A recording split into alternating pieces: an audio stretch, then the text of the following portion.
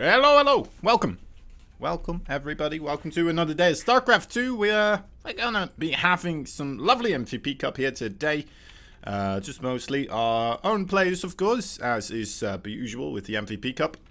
We'll just have our own lovely little stinkers. Trying to, well, see who stinks the least.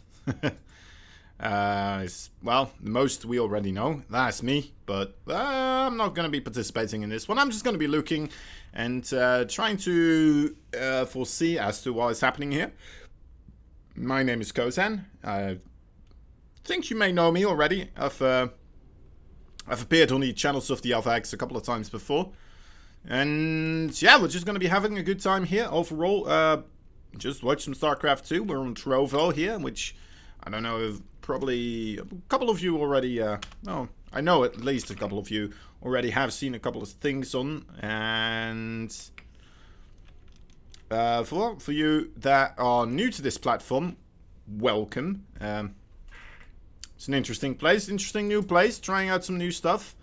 And maybe we can, you know what, be of support to Trovo. Maybe Trovo can be of support to us. Would be absolutely nice, of course. Always helps out overall. And we're going to wait and see if that is going to be the case, of course. Anyway, for today we have ourselves the MVP Cup. It looks like we don't have that crazy many people in the lineup today, but some pretty cool people nonetheless.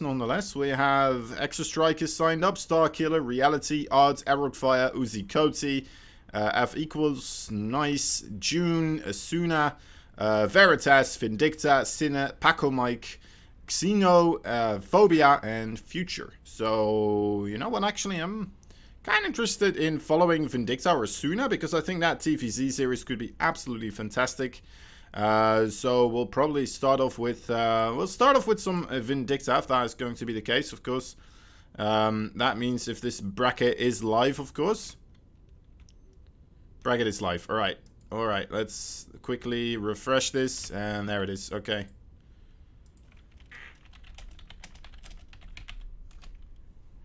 Let me try to get myself with Vindicta.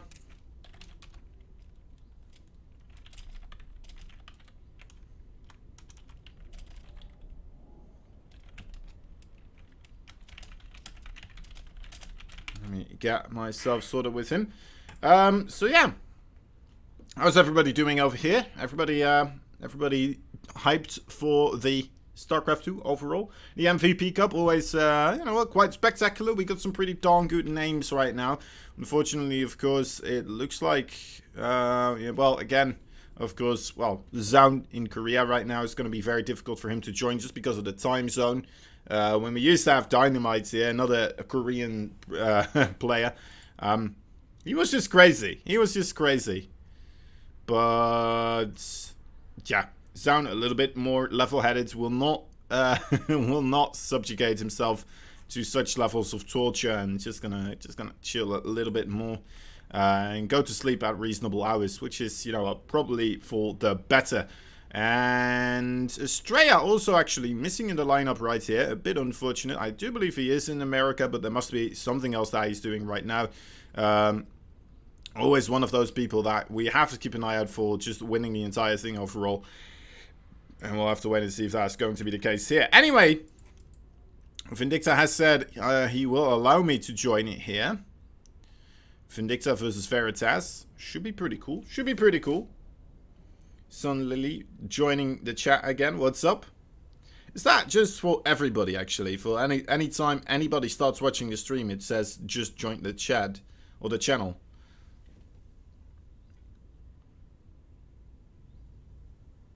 I think so, isn't it? It's interesting. I mean, as soon as you kind of get to the levels of around like 100 to 200 people watching, I'm wondering how busy it's going to be with just like people coming in and out.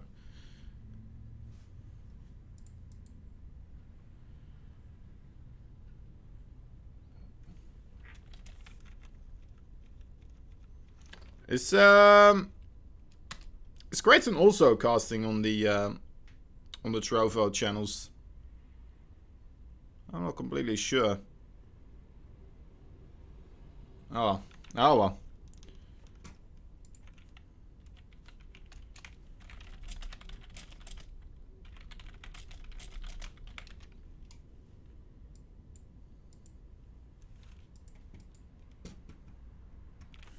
We'll have to wait a little bit. We'll have to wait a little bit. I'm just, Shazam already did. Ah, okay. So Shazam already linked the stream to the Team Liquid. Let's see if I already have permission for that, actually. I kind of assumed that I didn't, but we'll have to wait and see. Let me check out Creighton as well.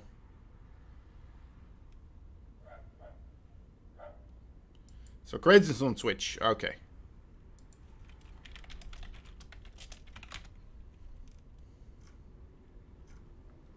Alright. Alright. Alright. Alright. Alright. Blah blah blah blah blah blah blah blah. Yeah. Looks like we're just chilling a little bit until that really starts to kick off here.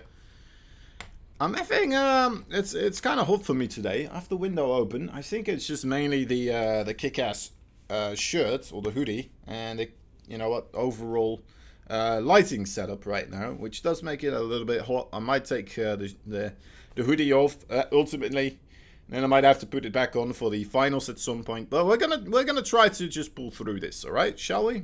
We're gonna try to represent Alphax the entire way. The pixelated dragon. That's right. That's right. Creighton's still looking for a lobby as well. It's always rough. It's always rough. And that doesn't happen as quickly as you'd like it to. Starkiller is here. What's up, Starkiller? That is fun, though. That is kind of fun that I can just call people out. And then be like, hey, what's up? How you doing? And then I figure out whether or not they've muted me. You know, that is that's the main part. The main reason why I would want to call them out. Alright. People have kind of starting up here. Not Vindicta though, yet. Not Vindicta yet. So that is a bit of a letdown. Asuna also already in game. Man, should have gone with Asuna. But anyway, yeah, we're hoping that we'll get to see Asuna versus Vindicta. Starkiller is going to have to be playing against Extra Striker. That one could be pretty darn cool as well, but I am kind of hoping to get myself in with Vindicta versus Asuna. If both of those advance, of course. I'm pretty sure they will. But you know what? Sometimes upsides happen, even in this little tournament format. It's only best of threes after all, so a lot of stuff can happen. But yeah, right now we are on the road to try and get ourselves sorted with this. There we go. There is the game being hosted. Game is no longer available. That is unfortunate. Did he cancel the game? I think he maybe... Let me try.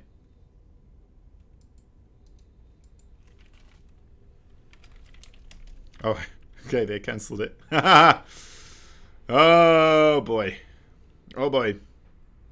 A special thanks to Sniper SC for his donation to the team, as we dedicate this MVP Cup to him and his kind generosity. I mean, Sniper has always been very generous overall, and the donation that he made was pretty darn nuts indeed. Helps a lot of the team out, and that's just awesome to see. You know, somebody helping out, you know, having so much passion for the game first and foremost, and then also supporting a team in that sense.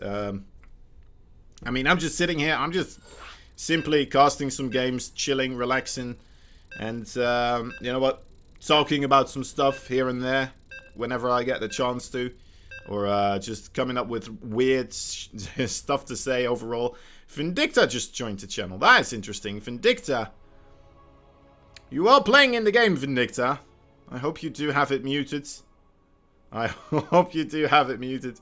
We'll keep an eye out for him. All right. Anyway, TVT, the best mirror matchup in the entire universe of mirror matchups, even in different games, right? Different games. Come on, what are we even talking about?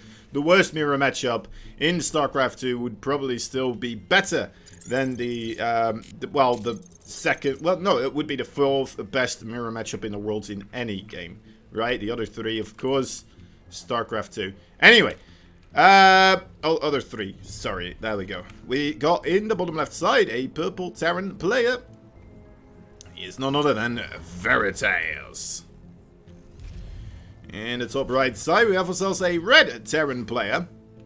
He is, well, I'd say he is a pretty darn good contester. Again, here to try and take the entire thing. He's been putting in a lot of work recently in his overall StarCraft 2 career. Not only just playing the game, but also he's been really trying to get his stream rolling. Really trying to get those hours in there. And you know what? I'm always impressed with people being able to put that much effort into their overall streaming programs. He's making YouTube videos. He's doing everything he can right now. Go check him out on Vindicta. I think it's just Vindicta on Twitch, right? Or maybe he's on Trovo now as well, actually. I think he also is on Trovo. Anyway, he is a Vindicta. Go check him out. Go check him out. And if you don't know where to find him, go message him on Discord and be like, hey, yo, where can I find your overall Twitch? There's also a Discord that Vindicta has right now, so you can check that out, and then I'm pretty sure all the information you would require every time he goes live, so he gets a little heads up there. He's trying to grow his Discord as well. He's a nice guy, you know. Give the guy some love. Give this professional StarCraft 2 player. Well, you know what? Overall, he does earn some money here and there from StarCraft 2, of course. Give this guy the love and attention that he deserves for all the effort he's putting in to the game overall. I would have said the same things for Sniper, of course, but Sniper, I don't think he streams. I don't think he has a Discord channel or a Discord's really that he's trying to promote, so it's kind of difficult to do.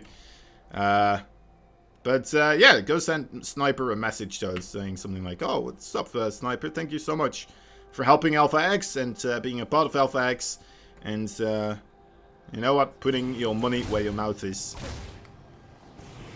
Alright. First Reaper here. Doesn't really want to stick around. Vindicta wisely backs up. Command Center for Vindicta a lot earlier, of course, did go for the single gas as opposed to the double gas here from Veritas. So a slight advantage already for Vindicta, but that could go down the drain pretty quickly if these Reapers and the incoming Hellion as well, of course, manage to do some damage. Lay down the fireworks and blow some stuff up here. Vindicta a little bit far removed from that ramp. Will probably still get himself a shot, or well, just one shot. Oh dear, that is unfortunate.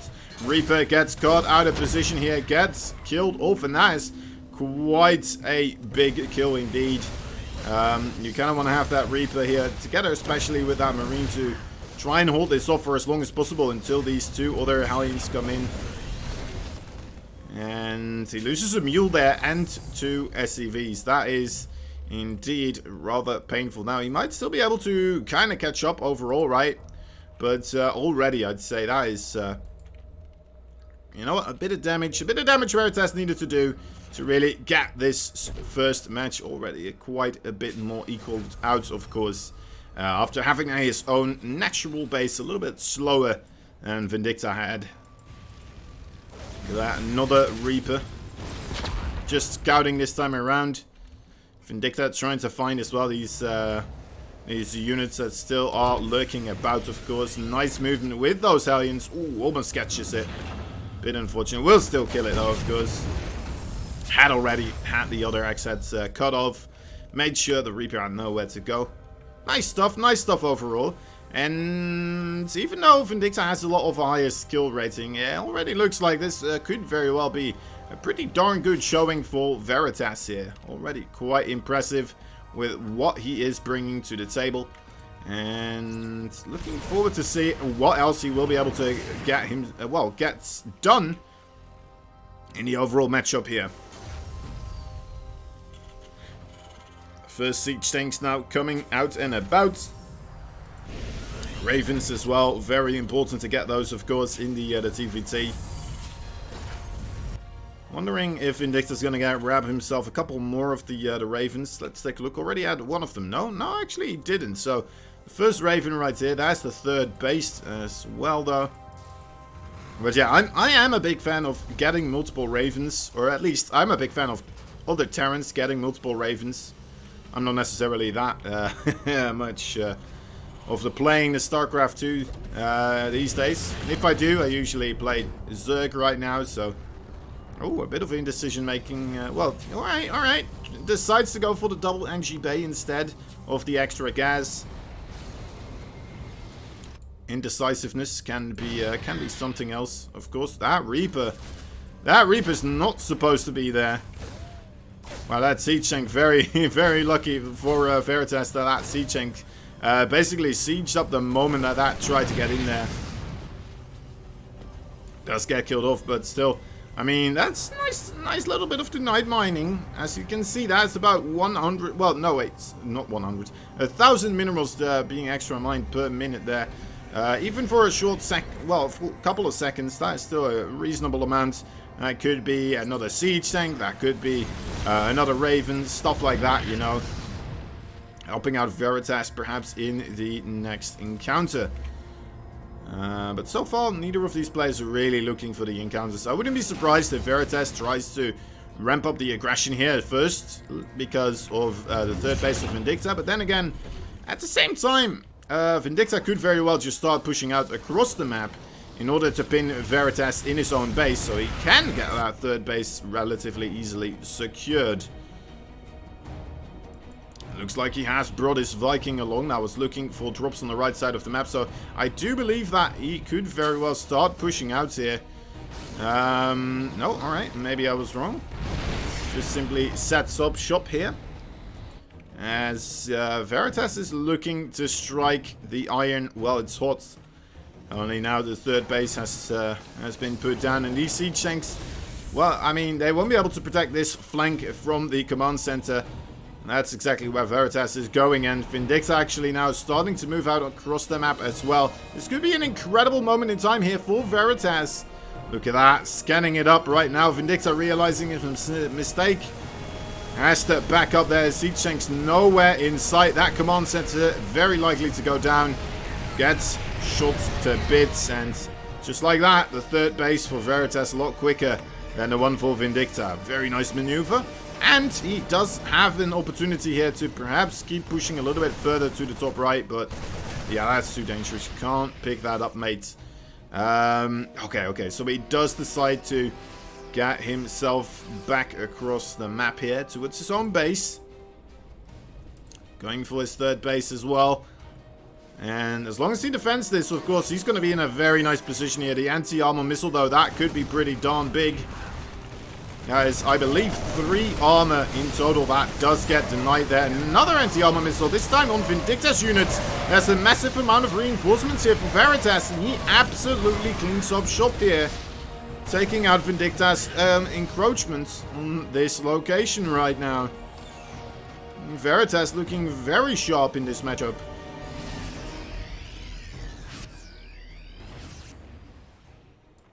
Veritas really making this a hard-fought battle for Vindicta. Now, he's still doing okay, right? Vindicta's still on a pretty reasonable army supply. Overall, his work is looking pretty darn juicy.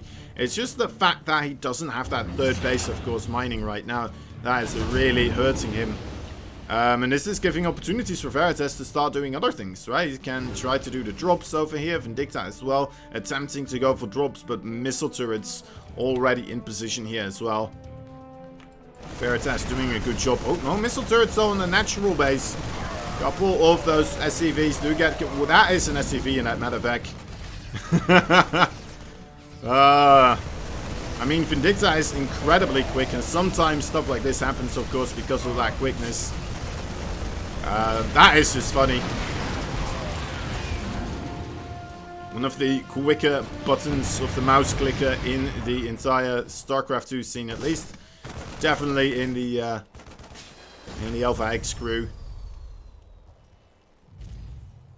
I know Cuddlebear once told me, like, I don't know how he does it. Every time I play against him, he's just so incredibly quick. And when I play that quick, after 1 or 2 matches, well, maybe not 1 or 2, but very quickly, my wrist will start hurting. And he just does it every single time, continuously, every single match. Mr. Miguel is just spamming out those keys, really getting the multitasking in. Oh, you're joking. Again, a little bit of an awkward movement here. Veritas finds this small cluster encroaching upon the natural base. There is a Liberator here set up as well. Vindicta really bringing the hurt now.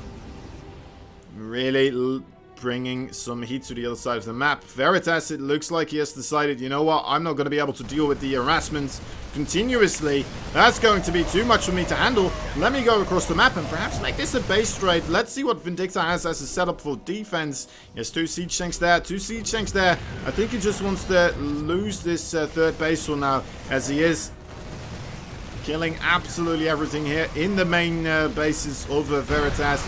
The natural, and oh my dear lord, STVs are being pulled here. Maybe a bit prematurely. Only losing 12 though, not as many as Veritas himself. Will Vindicta get himself into the main base? That could very well be a GG move. A check and a mate. As Veritas is trying to achieve some other location here. Oh, it's in range and vision of Vindicta now. And GG is called.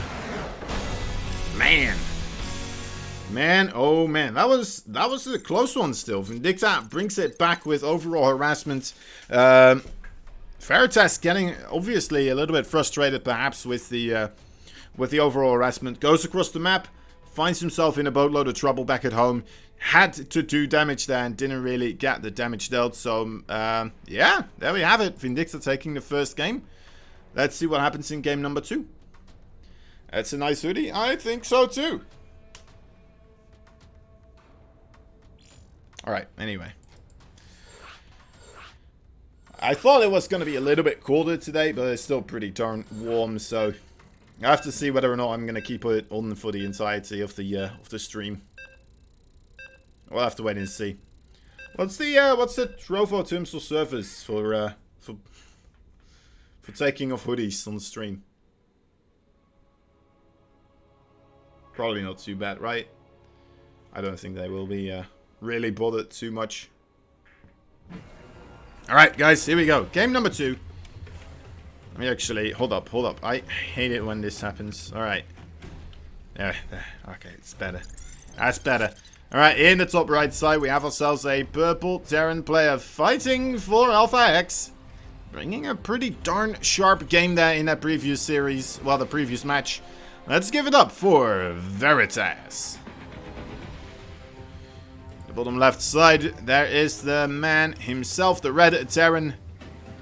Fighting once more to perhaps claim the MVP Cup this time around. He's gotten incredibly close a couple of times. Where it was like, you know what, he could very well take it. He's managed to beat, well, the other contestants for the first place already in the winner's bracket. But very often he just falls a little bit short. Actually, every single time he's fallen a little bit short here. And I don't know. I'm always cheering on for this man right here. He is Vindicta. Doing a lot of stuff with his streams as well, with his Discord. So go check him out, guys. Go check him out. I'm pretty sure he has the... he's streaming on Trovo as well. I'm pretty sure. We just saw him get in the chat as well. Let me see that one, actually. Got here a little bit earlier on. AX Vindicta. That's him. Go check him out, and, you know, next time he streams. And join his Discord.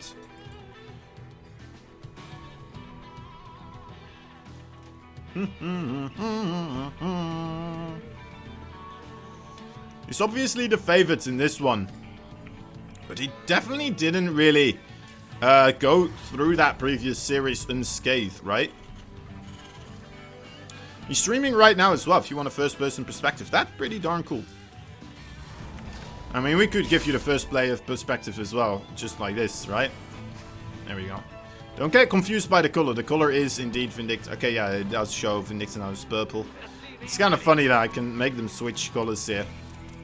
Look at that. How does he do it? How does he do it? Alright, anyway. Let's try this one as well. What happens if I do this and then... Oh, that's interesting. And then... Yeah, funny. Funny. Alright, anyway. Trying out new things, right? It's important, otherwise things get boring.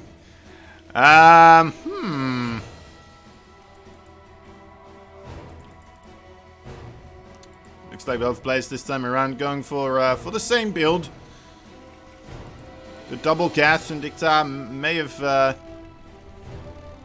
gotten a little bit scared of trying to do the quicker command center builds. Because of how he lost this previous third base. Now, a couple of things that probably could have happened right with those types of things is he could have taken his base later on. He could have let his army stay at home as well, right? Try and defend it, because mostly it came down to his siege tanks not being in position.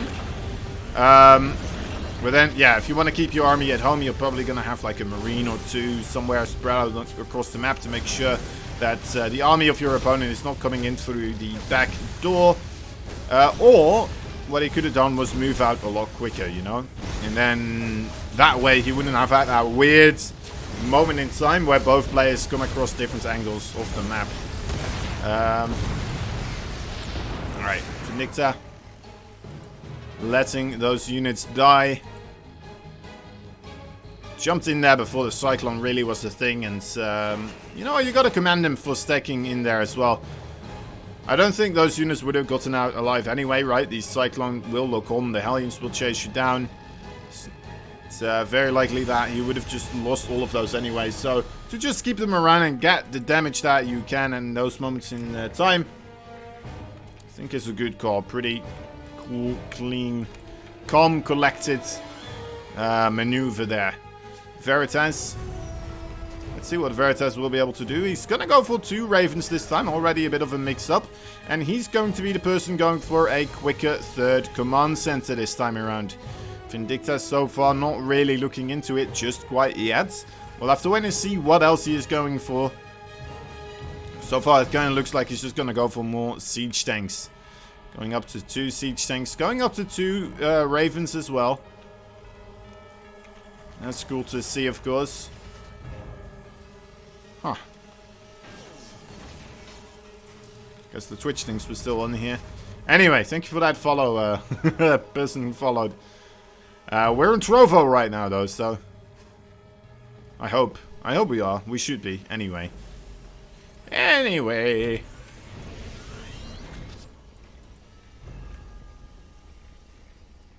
Alright. In comes the first aggression. 2 Cyclones locking onto a siege tank could be pretty good. Oh, great interference matrix, though. Really keeping that siege tank alive just on the edge right now. And this, well, another turret does come in, but that siege tank, I mean, that is more energy you had to invest that. Now it will not be used in the rest of the defense here. Cyclone in the top right, nice repair going on there, but still, this is a rather dangerous situation. He now has his own siege tank here on the high ground. That is definitely going to help out, of course. Vindicta, I don't think he will be able to get this, right? With the siege tank here, may be able to get the interference matrix, but, ooh, actually gets the kill there with the siege tank. And that's it. GG is called. Vindicta takes the series 2-0. That means we're well. Let's see the bracket actually before I go into any details. Let's see the bracket over here. There it is. Vindicta, Asuna. I'm really hoping we'll be able to get to see that one. Asuna at one point, I believe it was like 2 or 3 MVP Cups ago. Asuna showed up, and oh my god, the games were absolutely magnificent. Lovely stuff. Indeed, there we see Vindicta moving on forwards. Alright, anyway. We'll have to wait to see for Asuna in June here. Nice, unfortunately beating F equals as he joins in the channel as well. What's up, my man? What happens? What happens with Nice and you? What went wrong? What went right? GG indeed.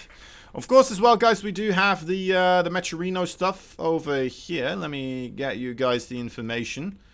It's the usual stuff. Just get yourself sorted out and do the thingamajigs. Contribute right over here with those codes. I'm going to show you right now. I think this is this one. It is. All right, so there we go.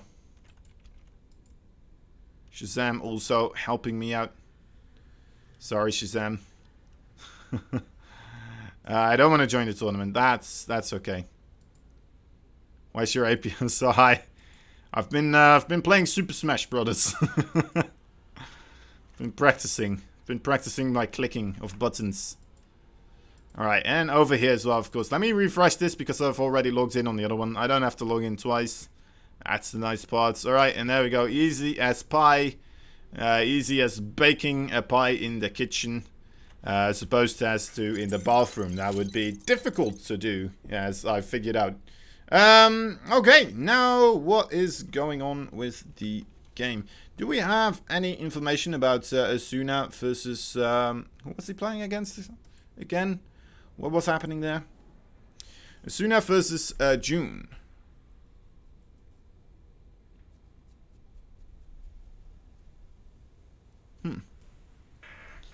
I don't know.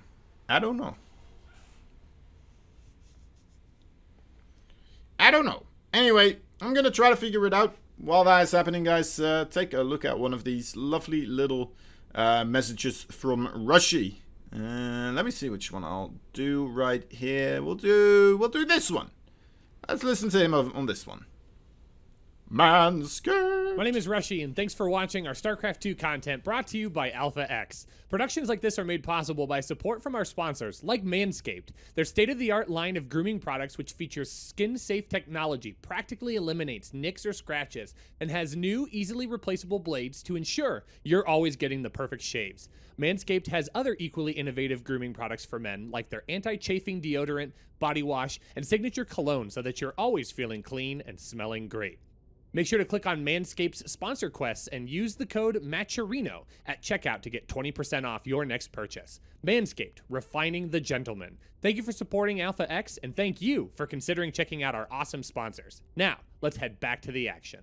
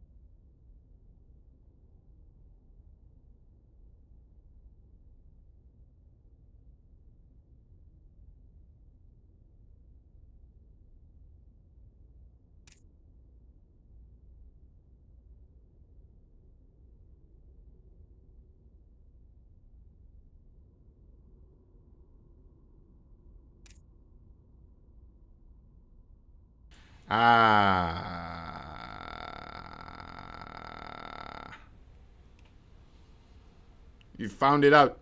I was checking if anyone was listening. I just want to make sure. This is good. Oh, I don't know what that was. That was weird. Definitely not on my end. No sir. No sir. All right. Anyway, I think I was eating some nuts. That's why. But yeah, those ads. The ads don't need to be played apparently. They are pretty darn cool. Rushy really putting in some effort there. Very clean, nice, good stuff. And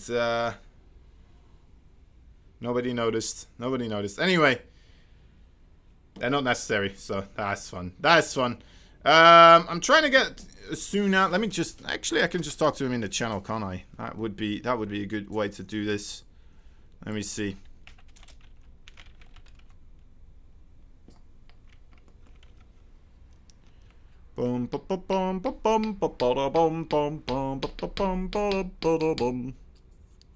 Just for these weird moments that intermingle the StarCraft 2.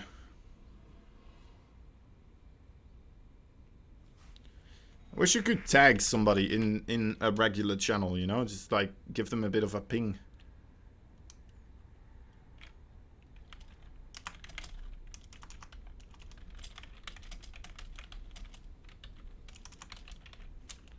Let's see. Let's see if this match for... Oh, yeah, it did. It did. Nice. Lovely stuff. So, we're going to be going into Vindicta versus Asuna pretty soon. And, boy, oh, boy. I'm looking forward to that one. Certainly am. It's kind of why we waited here. Cast on Fire. That's right. That's right. It's done. It's done, Vindicta. You're ready for this one? This is why, man. This is why I had to join you. As I'm hoping... I was hoping this would happen. We're gonna have a lovely series here. You're not ready. Well. We want to see some nukes fly. We want to see some... I've been promoting your stream, by the way. I hope I wasn't muted when I was doing that. Yeah.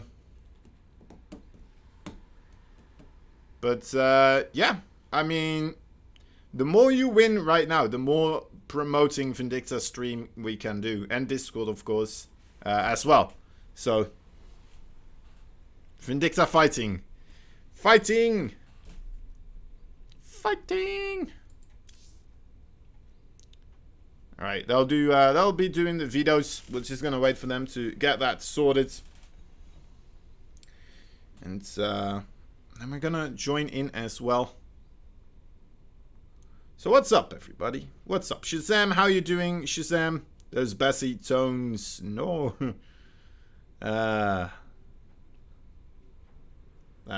Yes. Yes. Those tones filled with the bass. The bass. Do British people say bass, or do they say bass as well? Because I know bass is a type of fish, right? So maybe that's why they decided to keep things less confusing and then go with the American pronunciation. Yeah, Shazam, what is up? What's up, Shazam? Yes, yes, they do. Yes, yes, yes, Daddy. Yes, Daddy. Oh yes. Yes, Papa! Oh, fun time. Fun time! It's all part of the job. Of course, there's a 6-minute delay, guys, so... unfortunately, due to suspicious behavior.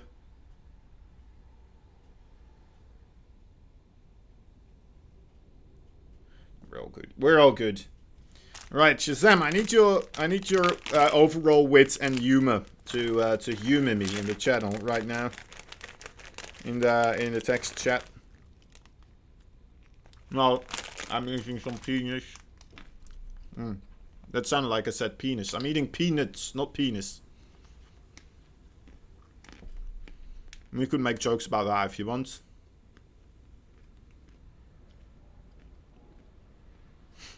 Just showering down.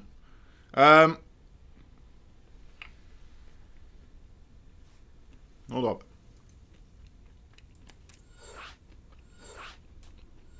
Too many penis. What did Sushi A say to Sushi B?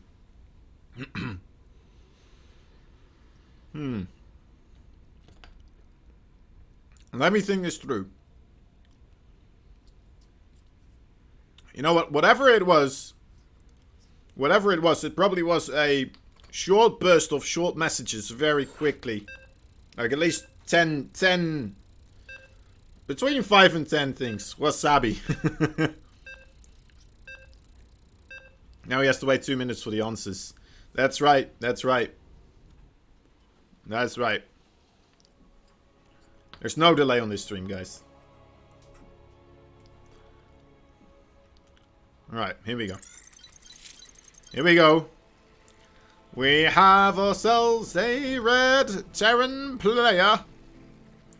Fighting for everything that is good in the land of the Terran folk. Will he be able to claim victory over the opponents? Right here. There he is. It's himself. The red Terran man and menace. And he likes to kick ass and play StarCraft 2 while he's doing that. Maybe the opposite would It's not exactly the opposite, is it? If you're playing StarCraft 2 and kicking ass, then the opposite wouldn't be kicking ass while you're playing StarCraft 2, right? I don't think that would be the opposite. The opposite would be slapping somebody in the face, right? Because the opposite of a kick would be a slap, unless if it's a back kick, that could be something else as well entirely, right? Huh. What is the opposite? You know what? I always have difficulty figuring out what the exact opposite of something is. I know from like a solid, it would be a liquid, or would it be a gas?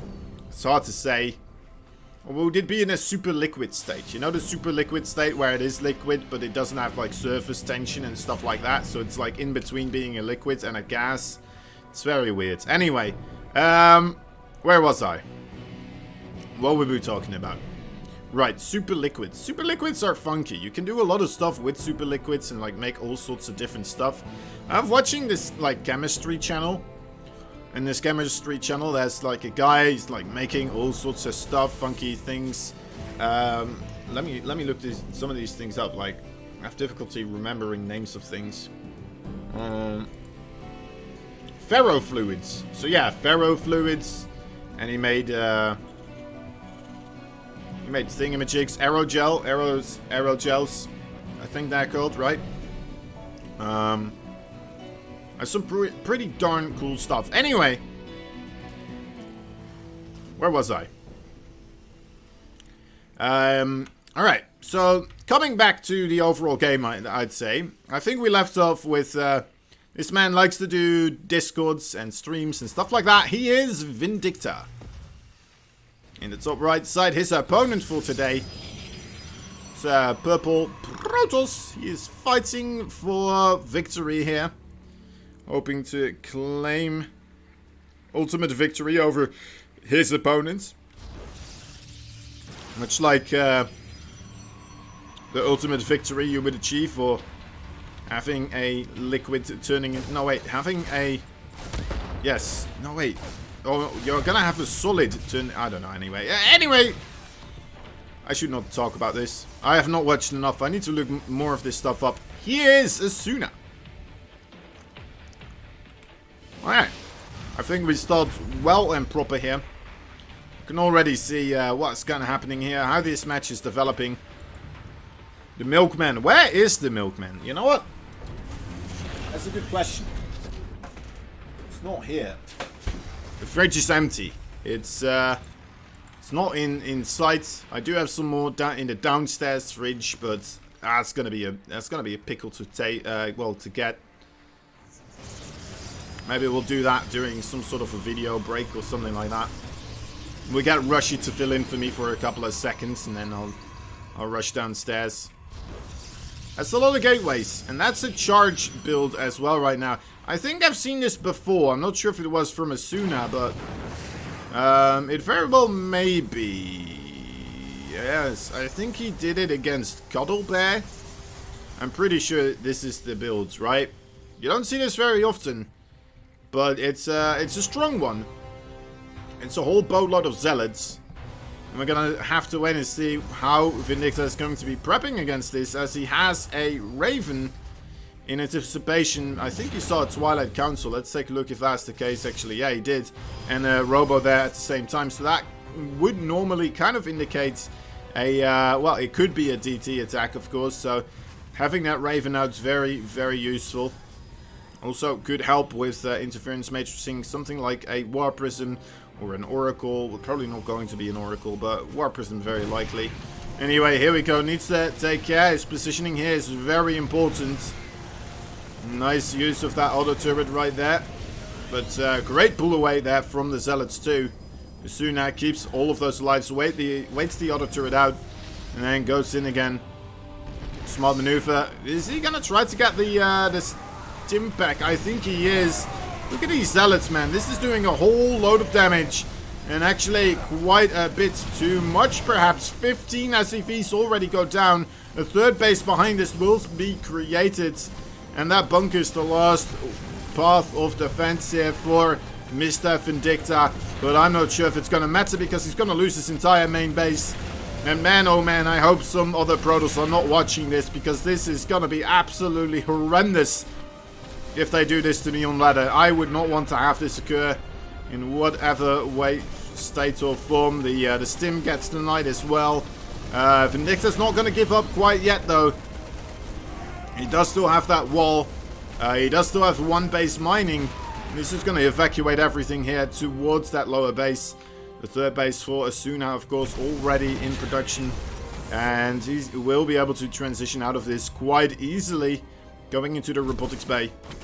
Didn't even make a second War Prism here, so these Zealots right now just kind of stuck, but at the same time, I mean, it's going to take so incredibly long for Vindicta to really have a force that can take out those Zealots without making use of a wall-off as well at the same time. So that's rough. That is rough indeed. Blink on the way now as well. We're going to see Blink Disruptors or something like that. That'd be pretty cool. Oh, gets that reactor for free. No problem. Well, I say free. A little bit of damage on that Zealot. And the great thing is you can just recall this out as well. Yeah, there we go. So as soon as you're like, alright, he might start to have enough right about now. It could get a little bit dicey. I don't want to lose these units for free. Well, for free. I mean, for just a single base. For a single main base, that is. Would like to be a bit more efficient. Well, then you can. That is allowed. That is allowed indeed. Alright. Colossus will be coming up. Extended Thermal Lance as well. Forge being created here. And come to think about it, actually, let me take another look at the brackets here. Cuddle Bear actually not in this one either. I'm quite surprised. Uzi Koti is here though. Uzi Koti now playing versus Nice. He might start to play against Art if he does manage to go through Nice there. We'll have to wait and see. Anyway. Oh boy, Vindicta going for the big push here. Does get spotted by the Observer. How many of the Colossi do we have? Just 2 will be available. Looks like we will have enough interference matrix for those, so it should be okay as long as Vindicta gets himself a good engagement here. He has Tim, he has +1, he has combat shields, and concussive shell almost about to be ready here too. Oh, that is a big stim actually. Will it be good enough? There's the interference matrix, only enough for 1 actually. The force field's helping out a little bit here against those Zealots. Nice Widowmine connection there. Does go onto most of those. Okay, another interference matrix is ready. Here we go. The Widowmines trying to inch themselves forwards. Oh, that's a lot of damage though coming in from that Colossus. Nice targeting that with that one. Not shooting the SCV, so really laying down the fire on the more important units right here. Vindicta, can he actually push through here? The Widowmines, oh, I don't think it's going to be enough. GG is called. And there it is. Cuddlebear is still recovering. What happened to Cuddlebear? He needs recovering. My name is Rushy, and thanks for watching our StarCraft 2 why content is Rushy back? Rushy! Productions. So always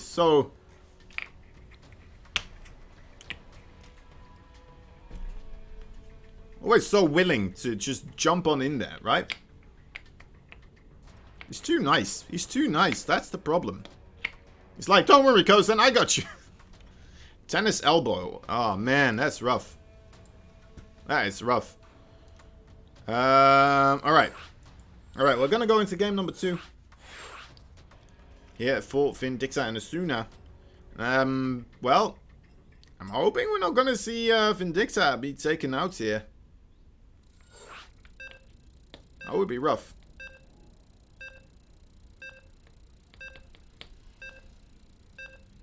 Bloop, bloop. But yeah, as we saw just there, Asuna definitely capable of bringing some craziness into the matchup overall. And if you're not suspecting something like that to happen, right? A ton of zealots just suddenly dropping on your front porch. Or, well, your back porch. Do people have a back porch? I suppose you do, right? If you already are calling something a front porch, by definition, I would say you should have something as a back porch. Are they the opposite? Probably not. Probably not. Alright. Oh, we're going in the wrong thing here. There we go. We're well and proper here again. Everything's good. Just a bit of misclicking on the buttons there from me. You know, it's been a while. It's been a while. These fingers need to be well adjusted again. Need to get themselves trained. For the ever so many buttons that I need to press during casting, of course. Also, I need to do the scores correctly as well. That's important. Otherwise, people might call me out for it, and I'm gonna look silly. Anyway, in the bottom left side, we have ourselves a red Terran player fighting for everything Terran. He is Vindicta. Top right, purple Protoss, and he is Asuna. 1 point on the board right now with a absolutely horrifying build. That's you know what? I feel like it's a little bit underutilized. You don't really see it all that often. It's one of those weird, cheesy builds, but then again, probably if everybody starts doing it, it's going to lose traction rather quickly. Because I feel like as long as you know that this is coming, you're going to be able to kind of deal with it rather nicely. Vindicta, I think he was more so being set up and trying to set up against a blink play, right? That's more so the thing people do. The blink play overall helps out a lot more against other harassments. For example, Widowmine drops. Liberators, anything the Terran can really throw at you at the early parts of the game. Banshees as well, all that good jazz. But yeah, even without all of that happening, Vindicta just playing straight up, felt like what was going to be a two-base timing attack, just didn't have enough to hold back all those zealots. Very terrifying. And as well, perhaps set up a little bit more so to try and take on the Blink Stalkers. Just unfortunate. Unfortunate overall. But this is his chance for redemption. Let's see what will happen. Actually, Asuna not doing the same build here. We'll be going for the Stargate instead. Huh. Apparently Asuna doesn't know about the Sea-Key, I think. You see that? Some probes were like, oh, let's go back to this base because this one wasn't ready yet. And then they have that order to go here. So even though there's a quicker way to get rid of those minerals that they have, they still think like, oh, let's go this way. What you do if you have those, if you have that happen, all you got to do is select them and then press the Sea-Key for the return. And they will, they'll be like, all right, let us look again at which nexus is closest. Saves you a small half a second, you know. Nothing crazy, nothing ridiculous, but still pretty darn important. Okay, you know what, Vindicta gonna bring in some nasty builds himself here. It looks like going for the Widowmines. I like the Widowmines. The Widowmines not as great against the Blink Stalkers as we've said, but not really what Asuna was going for anyway. And getting himself an armory as well, it's gonna help out even more. So should help against the Stargate too, of course. The Hellions here trying to get in. One of them does manage to do so. Let's see if he does get the scout off. Yes, he does. Very nice here. We'll be able to stay on his toes, realizing that there is, in fact, Phoenix on the way. And, yeah, there you have it, 2 Phoenixes. So it could be difficult to get those Widowmines into the right position. Immediately gets himself the factory on the tech lab. and tries to start prepping for this. Sends the medevac on the edge of the map, even more so, as far as he can to avoid the eyes of the prying Phoenix. So he will be able to get those Widowmines in there. And this could be tricky, honestly. Right? Okay, we do have a Robo Bay on the way, so that means a robotics facility is here as well. And he is getting himself the Observer. That's very important. We'll be able to see this as well. Already sends the Phoenixes this way. The boost is coming in, though. Let's wait and see how many kills these. Alright, well, nothing. Nothing. That's rough. That is rough indeed. Not a great moment in time here for Vindicta. Very unfortunate. That's a big investment, honestly. You get, well, you get the armory. Of course, the armory can be used for other things as well later on, but that's rough. That is rough indeed. Yeah, those 3 Phoenixes now gonna make it possible for Asuna to deny most of the air harassments. Vindicta, what is this happening right here? Sending across 7 SCVs right now, and this is a rather peculiar little timing attack. Just another argument to never go outside. That's right, Phoenixes. The eyes of the prying Phoenix. Sounds like an Indiana Jones movie, honestly. Oh god, that's a Colossus. Oh my dear Lord Vindicta.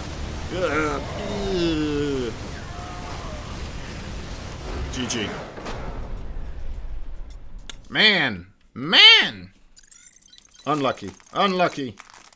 That Widowmine build would have worked out a lot better, I feel like, against the Zealots. And his earlier build with the Marines, the Siege Tanks. I feel like that would have been a lot better against the Phoenix, right? So, 2 of those times, kind of Vindicta not really making it work in that sense. And, yeah, unfortunately, we're gonna have Vindicta go into the loser bracket rather quickly here. And let's see, Asuna is gonna have to go up against Future. So, let's talk to Future and Asuna here. And see if we can keep ourselves on this pathway through the bracket. What's up, Devin? How you doing, my man? What's up? Having a good time, I suppose. I hope.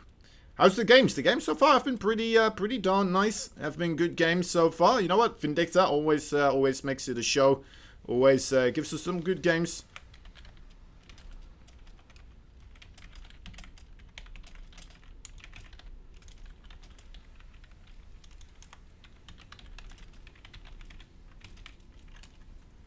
All right. There it is. They are already actually set up. That is incredibly quickly.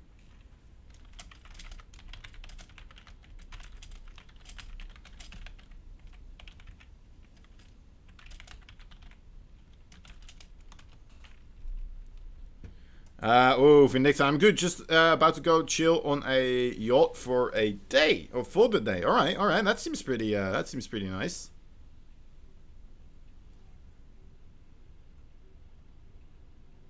I hope he won't play against me. Wait, he's up against Paco Mike? What's this about? Shazam. Shazam.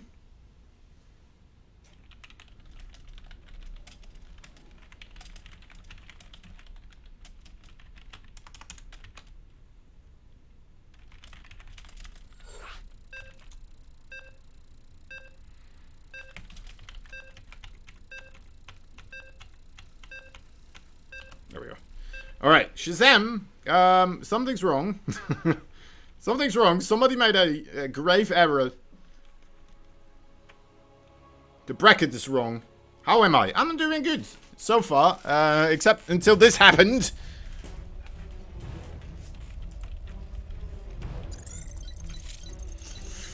Ruined the entire day. I think we're starting with a 0-0. We don't know. Someone get the admin. Oh, disgusting. You know what? Out of sheer revolt, I'm gonna eat peanuts right now. Take that! Haha! What do you want to do? Nothing. You're here to see introductions? Well, I'm eating peanuts instead.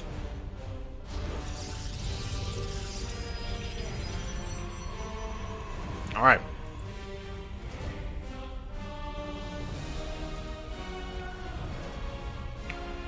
Oh, okay. That's out of the way now. Time to drink some water.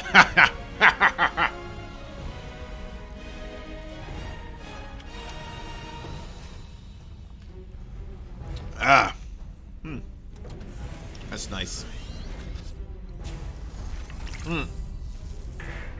Could I have done this in between games? Yeah, sure. Sure. Will I? Well, I mean, this gives me a good opportunity to just kind of talk weird stuff, right, as this is unfolding here. Anyway, I think we can get stuff started. I think we can. In the bottom right side, there's a blue Protoss fighting for Alpha X, and well, that's pretty much every single person you'll be seeing here today. It's none other than the Mexican Paco Mike.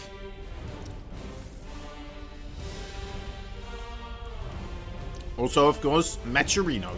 Go do the Matcherinos, guys. Shazam just put the links up there, so go check it out. Top left side, we have ourselves the one and only Red Terran player from Alpha X as well.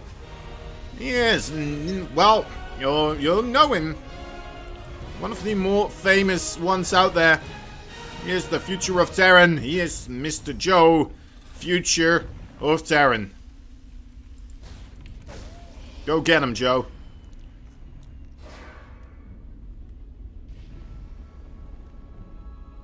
Every time I do think of G.I. Joe when this stuff is happening. Alright, Mr. Reaper Man.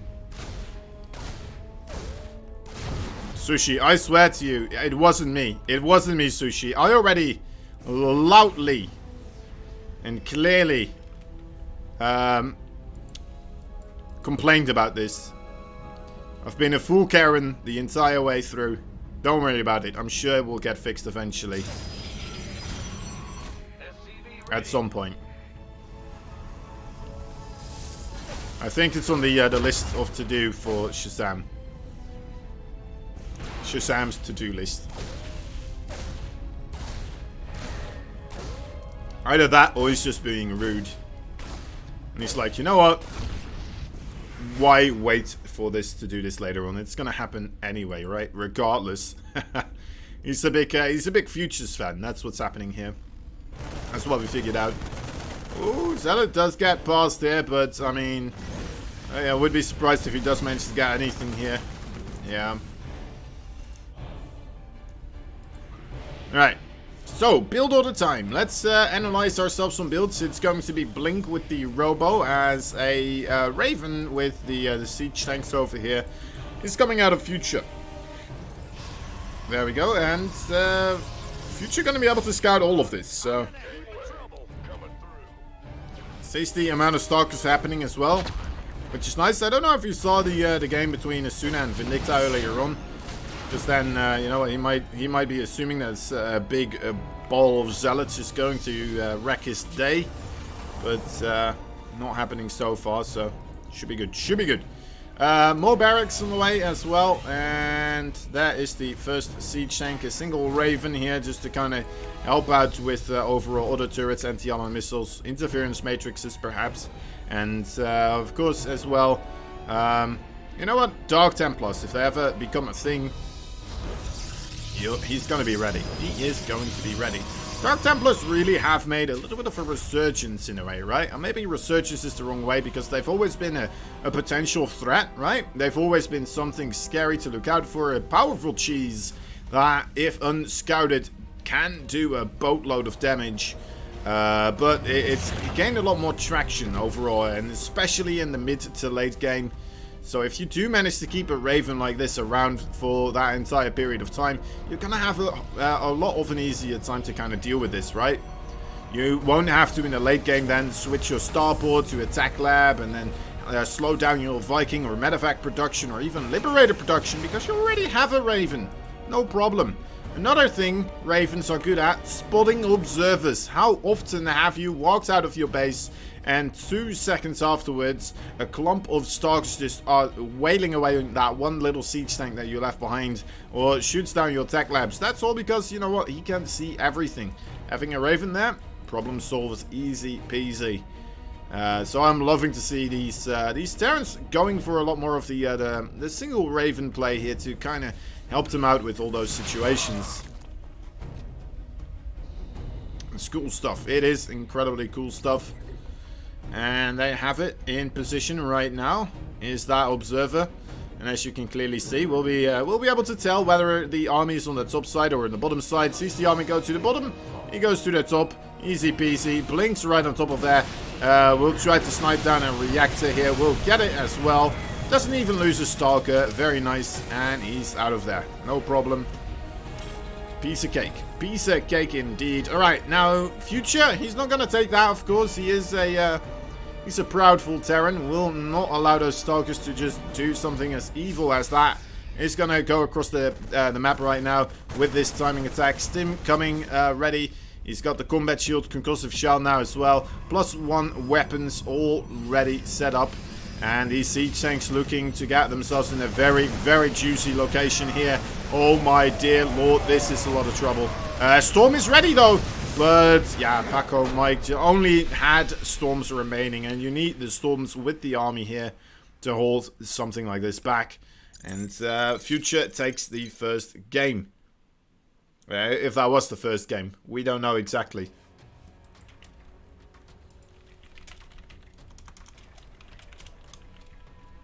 Let's see. Let's see if that was game number 1.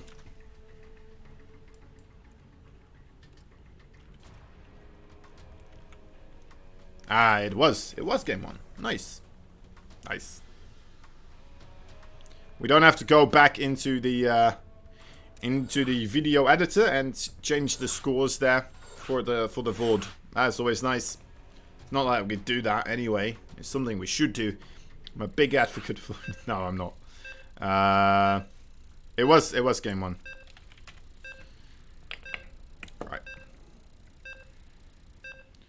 Alright. Alrighty. Alrighty, me mateys. It's funny that Shazam asked me the exact same question as I asked Future. Alright, here we go. Here we go, boys and girls. With another little fight between the Terrans and the Protoss. Between the red, between the blue, between the Future, between the Paco Mike, the American, and the Mexican. It's fun. They should do introductions like that a little bit more often. I think that's a good way to mix it up now and again. What if that's just going to be my style? In the bottom left, and in the bottom, the top right. In the blue, and in the red. I'm going to evolve that to my whole thing. I'm going to add little voices. In the top right side. In the bottom left. Make it something special. Right, yeah, we need this to get itself sorted a little bit again, though. That previous game, it's just a straight up push from Future.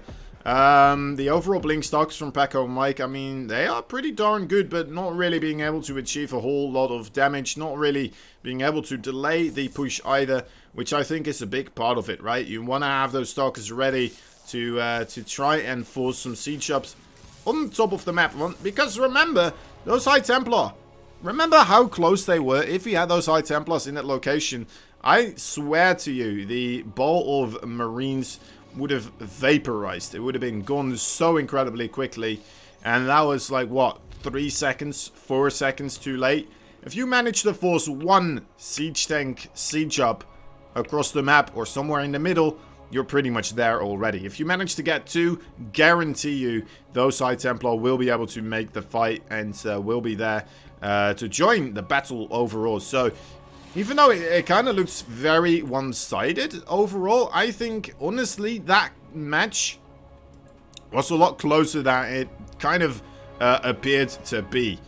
And that's always a good thing, right? That's always a good thing. Does give us a little bit of hope here that maybe Paco Mike this time around will be able to take this one, even with how that first game went. Future here very nicely, dodging the overall shade of the Adept here. Nice nade too, and is he going to get out of here? Oh, what a madman. What an absolute madman. Gonna use, once again, the cliffside here. And out he goes. Out he goes. Even gets the scout on the Twilight Council here. Lovely stuff. Lovely stuff. Paco Mike gotta be a little bit frustrated with that one. Alright, Future. Checking again. Just making sure everything is still there. Making use of his overall multitasking skills and abilities. Ooh, that Reaper got low. 1 HP there. That is as low as it gets. Would be funny if you just sent a probe right now out to this watchtower to get it. But a Stalker probably the better choice here. As he can't really get guided by a Reaper. As far as I'm aware. Man, imagine kiting a Stalker with a Reaper, but then only using like the Reaper nades, right? That was a pretty juicy kill on that mule right there. Hellion comes in again, reconfirms what is happening here, sees the Stalker count and sees the Robo as well. Sees the gas count over here, I believe, too. So you can kind of, you know what, infer that this will be the Blink Stalker play. You saw the Twilight Council upgrading as well. So all these things combined, you can kind of get a pretty reasonable understanding of what's going to be happening here in this game. And let's see. Yeah, there we go. Putting your units in the middle here, always a good option to do against those Blink Stalkers. You need to be close to either which way they can appear. Oh boy.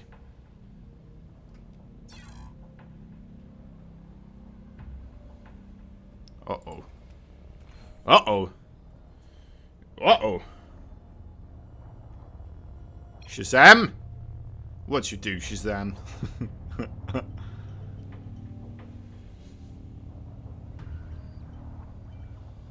I like to blame Shazam for everything.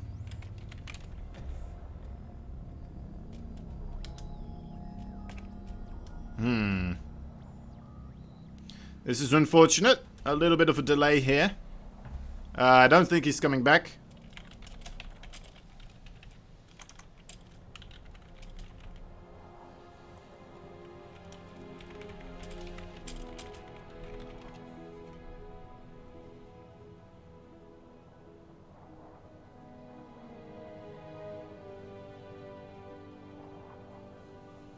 Nope. All right.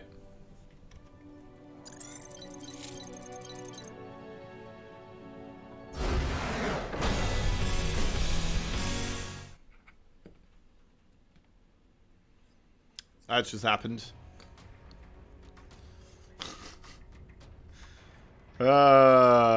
Unlucky. Unlucky. Let's hope Paco Mike's internet is okay. Let's wait to see if he's coming back online here. He's already back online, so that's a good sign.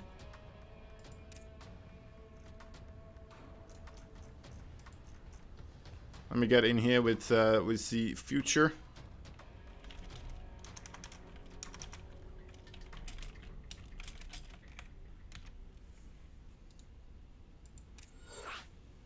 Get myself a ninja join in as well.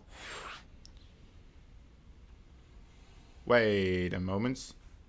This is not a resume from replay.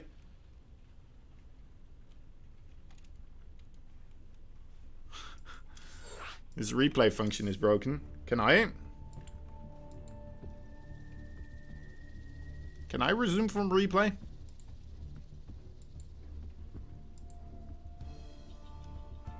How do you do this again?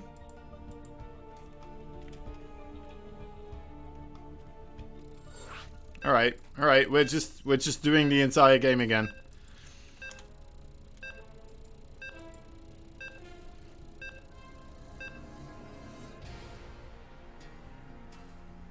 That's unlucky. That is unlucky.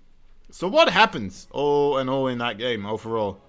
Nothing too crazy. I guess, you know what, the big deal was that Baco Mike got scouted by Future continuously, non-stop.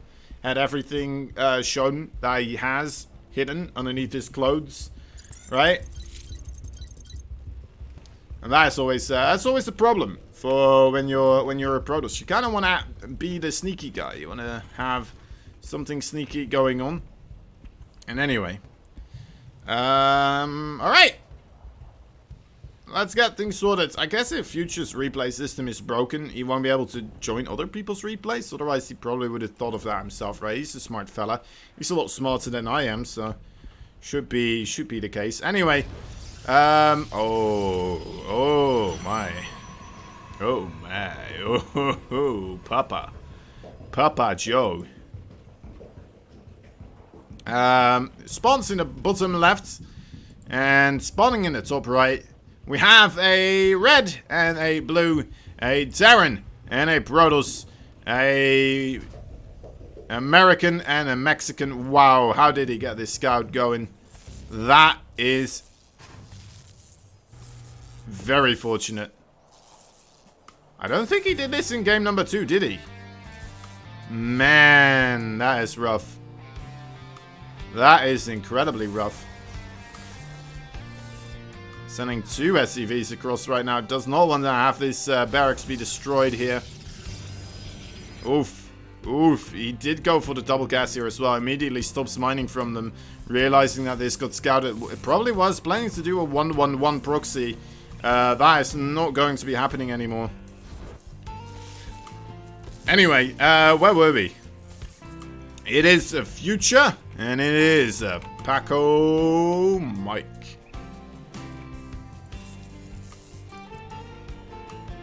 Alright. Oh. I was suspicious. A little bit.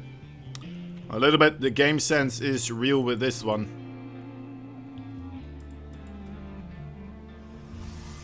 I'll have to wait and see if he's going to be able to push this one through, though, of course. As the barracks, it did still finish. The Reaper not really getting there a lot quicker than he would have normally, though, with the normal placed barracks. Still kind of in a bit of trouble here. Will not be able to get that bunker up either. Mr. Mike on top of the world right now.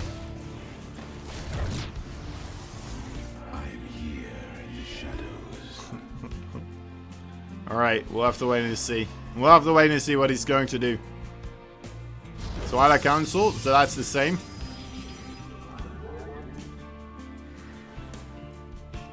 Looking for this, looking for that. More Reapers, I say. On the way. 2 of them might be able to get this Adeptorites here.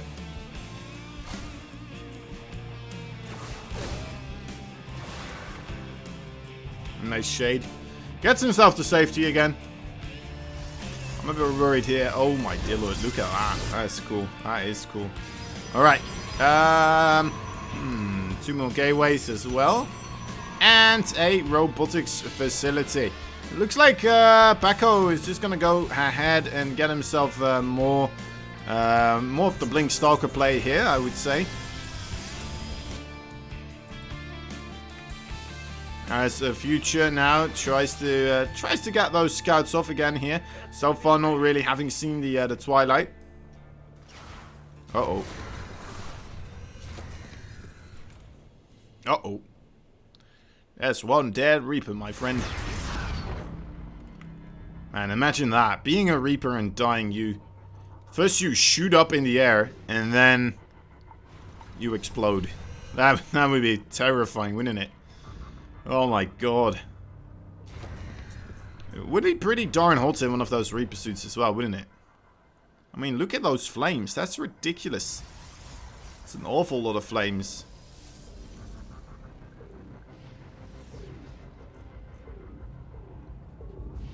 That's right, Rumsley. That's right. Alpha X on Trovo. Rolling with the Trovo. Third base for Paco Mike as well on the way. As he's just setting up with the Stalkers right now. Reaper for Future once again. Coming in for the Scout here. Still not found much of anything. Still hasn't found the Twilight. Still hasn't found the Robo. Still hasn't found the Templar Archives. Which are right over here. Together with the Robo. Reasonable amount of Stalkers right there to hold back any type of drop pressure. As we have Future, you know, being a little bit delayed with overall his army choices. Third base. Of course, kind of the cause of that one. Of those delays. +1/+1 already on the way though. That could be a nice little timing to hit here for Future. Let's wait and see if that's the timing he's going to be hitting. With what can he hit it even though, right? He doesn't have that many Marines. He has 6 Marines right now, 2 siege tanks. I mean, if those blink stocks were across the map, I feel like they definitely had an opportunity there to get themselves some damage done. 8 of them. I mean, you can get yourself on those siege tanks, right? Where are they even right now? Okay, they're on top of each other. So, this might be a scary place to jump in with a blink, but it's not unthinkable, right? Okay, this is a bit better now for Future, having them spread out a little bit. So you basically need 2 blinks in a row, right? You blink in, you shoot, shoot, shoot, blink there, and then shoot, but you're gonna take a lot more fire than just with the 1 blink. Okay, gets the Cyclone, gets out of there without losing a single Stalker here. That's very nice indeed. Recall as well, just to get himself back in time here. This Reaper actually comes in and picks off 2 kills right here. 3 kills, mamma mia. Oh, okay. Whew, not 4. That would have been ridiculous. That would have been silly. Alright, once again, Paco Mike going for the Storm upgrade here. Of course, we'll be having it this time around to be ready for any type of a fight. Not going to be a repeat of game number 1. And Paco Mike, let's hope he will have a bit of a more fortunate moment here. A bit more time of fortune with this upcoming game here. Robotics Bay and 2 fortresses on the way too. Really prepping for that late game, it looks like, together with that 4th base as well being created. And Future, yes, he had a very quick 3rd base, but the 4th base not getting created as quickly. Having said that, the overall income here looks pretty okay. Was a bit in favor for Paco Mike for a while there, even with the very quick 3rd base. Always funny when that happens. Okay, Future trying to get rid of all the vision of Paco Mike here on this side of the map. Because there is still that observer here, that pesky little invisible man. Being able to spot everything that could be coming in here. Couple of zealots as well, ready to do a counter aggression here. If he does see Future moving out through this way over here.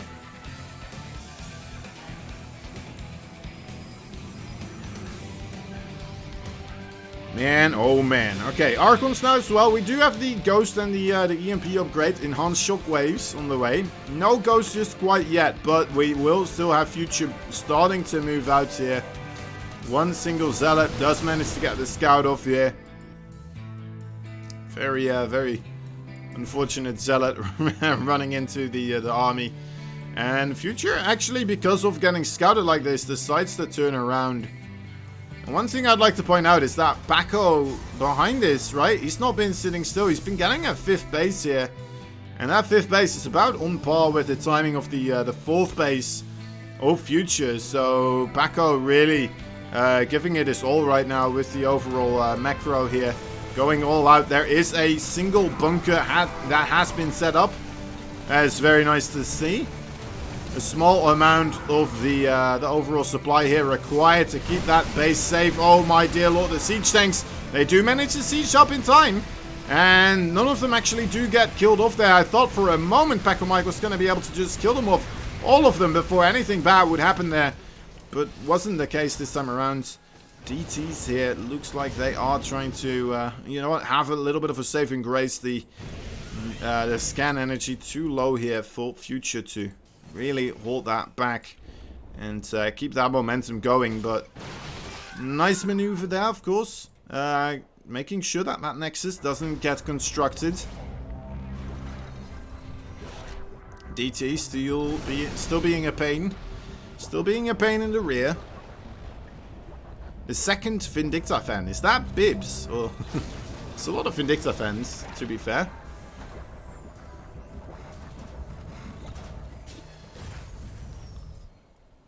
Alright, we'll have to wait and see. There's the Zealot train. The Soul train of Terran. I mean Protoss. Oh, okay, there we go. What do we have? Just a couple of ghosts, and for Marines that could be actually costly. Those ghosts, they do not come cheap.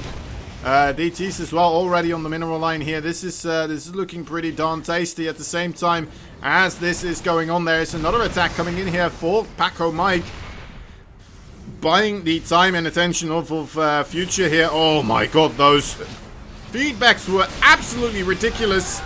Still a single or two EMPs landing though, ensuring that there will not be any Stormcasted here.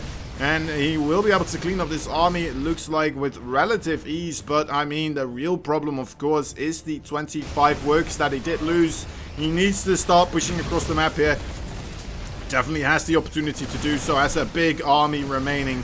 108 army supply versus about, well, 59. It's going to jump up immediately right now to 75, sorry. And, well, let's wait and see. There is the EMP hitting the Dark Templar. So they do... No, actually, they don't get refueled. They're still going strong here. Finally, a scan does go off, but that may be a little bit too little too late. Taking so much damage right now, but you know what? It still looks pretty good. Reinforcements for Future has come in, as long as he doesn't die to the Disruptor right now. Good reaction, doesn't take the hit. There is another Disruptor, though, on the prowl, looking for a good connection here. A Siege Tank versus an Archon. Oi, oi, oi, oi, oi. That is, that was close as well. And man, oh man. Paco Mike versus a Future here, getting rather close. And oh no. Oh, those Disruptors. Okay, one of them doesn't get the connection that they wanted to, but the rest... the other one definitely getting whatever he needed. DTs as well. Nice blink on top of this Bioforce and will be cleaned up, it looks like. Barely, right? It should get cleaned up. There's 4 Marines, well, there's 4 units remaining here. Pick up. Okay, no, just cleans up, actually. Oh my. Oh my, this is starting to steamroll, guys. About like 3 bio units of Future managed to stay in there and did manage to get themselves in a pretty good connection here with those probes, killing off a lot of those. Killing off the Disruptors. Very expensive army units right there. Full Paco Mike going down, and once again putting Mr. Future in a good position in this game here with a wonderful walk across the map there. Really keeping the momentum up high and keeping himself going there. Lovely stuff, lovely stuff. 4th base for Future now as well. Set up and ready to roll. As another army, another bow coming in here. There's not enough energy for the Storm, of course. The DTs, they who get scanned do get picked off. A couple of them deciding to turn into Archons as well. A good choice, but with the amount of Marauders here, I'm not quite certain that that is the perfect thing to safeguard the final defenses right now. Man, oh man, it's getting close. Actually, he killed off all the Medavacs, so I do believe that this will be the end of the aggression here from Future. A little bit overstaying is welcome there. And having those Medavacs at the forefront of the army, I suppose they do have the ability to tank a little bit of damage, but I mean, those flying units, you see it with Archons very often, right? Not just Medavacs, Vikings but also, of course, in PvC, Mutalisk and all that stuff, are Corruptors, anything that stacks up. Oh my dear lord, the Archon loves to kill it. It is very good at it as well, very proficient, and will pick them off incredibly quickly. And then suddenly, in this case, we were without any healing capacity for the Terran, which is what you really need for these bio units, right? Have ability, and they have an ability that kills them, for God's sake. So you really need to take that into account and be ready for some sort of a way to get them back up to full HP again. Alright, Future coming in once more. Nice EMPs. Landing on most of the bio here. Another one landing on the 2 High Templar that were coming in. But one Storm did look like that was just barely enough to once again force Future backwards. Had almost double the army supply just now, but just not having enough in this particular place to really push through there. It's a difficult place to do so, of course, especially without that many medevacs, and especially without any energy on them, I suppose, as well. But yeah, and then storms and stuff like that, of course, also always difficult to get rid of those. In we go. A small cluster of units here for Future. Actually, looks like they will be able to pick off a base here. Nice EMPs once again. I think Future should be able to hold this. This is a scary army still, though. Those Colossi, absolutely terrifying, especially with the extra gateway units here as a buffer. Future did kill off this base. He managed to put down some Widow Mines there as well. Now all he has to do is clean up the rest of this source. Actually came in from behind and cleans up 2 of the Colossi and a Disruptor here. Oh dear lord, a War Prism attack in the main base. Well, the natural base here for Paco. Future. Oh my dear lord. This is going quite horrendous all of a sudden. So many things happening. So many bits and pieces of the puzzle just being swung into the air here by both players. And we'll have to wait until the dust clears to really see who is going to be able to put themselves in the forefront of this battle. And honestly, it is very difficult to say right now. Definitely economically speaking, I mean, I say definitely, but I'm not even quite sure. Is Paco Mike in front? I don't think he's with that much, as he doesn't have that many mining bases. His natural almost out. His 3rd base very oversaturated. His 4th base as well very oversaturated. Lost those other 2 bases, and Future has those other 2 new bases on the top left side, basically, right? Really going strong and adding a lot of value. He still has a very strong army too, has the higher army supply. But he does have to push himself into this location here. These Widow Mines still going off, though. Killing off any probe that dares get near this place. And with Future just continuing on the pressure here on the right side, it becomes very difficult for Paco to clean these up, right? He can't just send his army over. He needs to send a Observer, and then he needs to send a, well, probably some Stalkers. Some Stalkers would be the best way, as they outrange the Widow Mines. Oh, this Disruptor on the bottom side here, that could be absolutely nasty AF. We'll have to wait and see, though. Oh my god, it's coming. Oh, only gets 2 units. That could have been so much worse, honestly. But, alright, Future was on the ball there. That was a worthy effort by Paco Mike. Lovely stuff to see indeed. And let's see, another fight does take place here. A bit of a miss micro there from Future. Picks up a lot of his units, which he really didn't want to in this case. He's going to try to get right on top of the Disruptors again. Oh, okay, does manage to get them. Nice EMPs on the High Templar. The Vikings kill the Colossus. And it looks like, once again, Future manages to just barely win this fight. And that is going to be the trigger for Paco to say GG. And Future takes the series overall. But that was one hell of a tough series to take the victory there for Future, it looked like. Definitely had to bring his all, I would say. And very well played there by Paco. Giving one hell of a show versus Future. And Future, as we all know, I mean, he's a tough nut to crack right now. He is a very strong guy. We'll have to wait and see if that is going to you know what? We'll have to wait and see if he's gonna be moving that pace forwards in the loser bracket. But well played by the Future. Congratulations to him. Moves on to the next match in the winners bracket. Still has the chance, of course, to get himself into the finals for, well, the grand finals with the 1 extra point on the boards as an advantage. Alright, Future versus Asuna will be the next one I'm casting here. Future versus Asuna. Because we are, you know what, we've had some pretty epic TVPs so far. Why change it up right now? Asuna. Is Asuna going to be doing that Zealot build again? That is the real question here, of course. Would be pretty darn cool to see. And while we wait for them to do the vetoes and all that good jazz, let me, guys, bring you up with this one. You can visit the Matcherino page for our event and contribute in many different ways. 1. Free coupon. Click Contribute, enter the specified coupon code to contribute a predetermined amount of money to the prize pool. 2. Free sponsor quests. On the right side of the screen are various actions supported by sponsors, including retweets, Twitter follows, surveys, among other things. Click into these boxes to complete the action and add the attached prize contribution to the pool free of charge.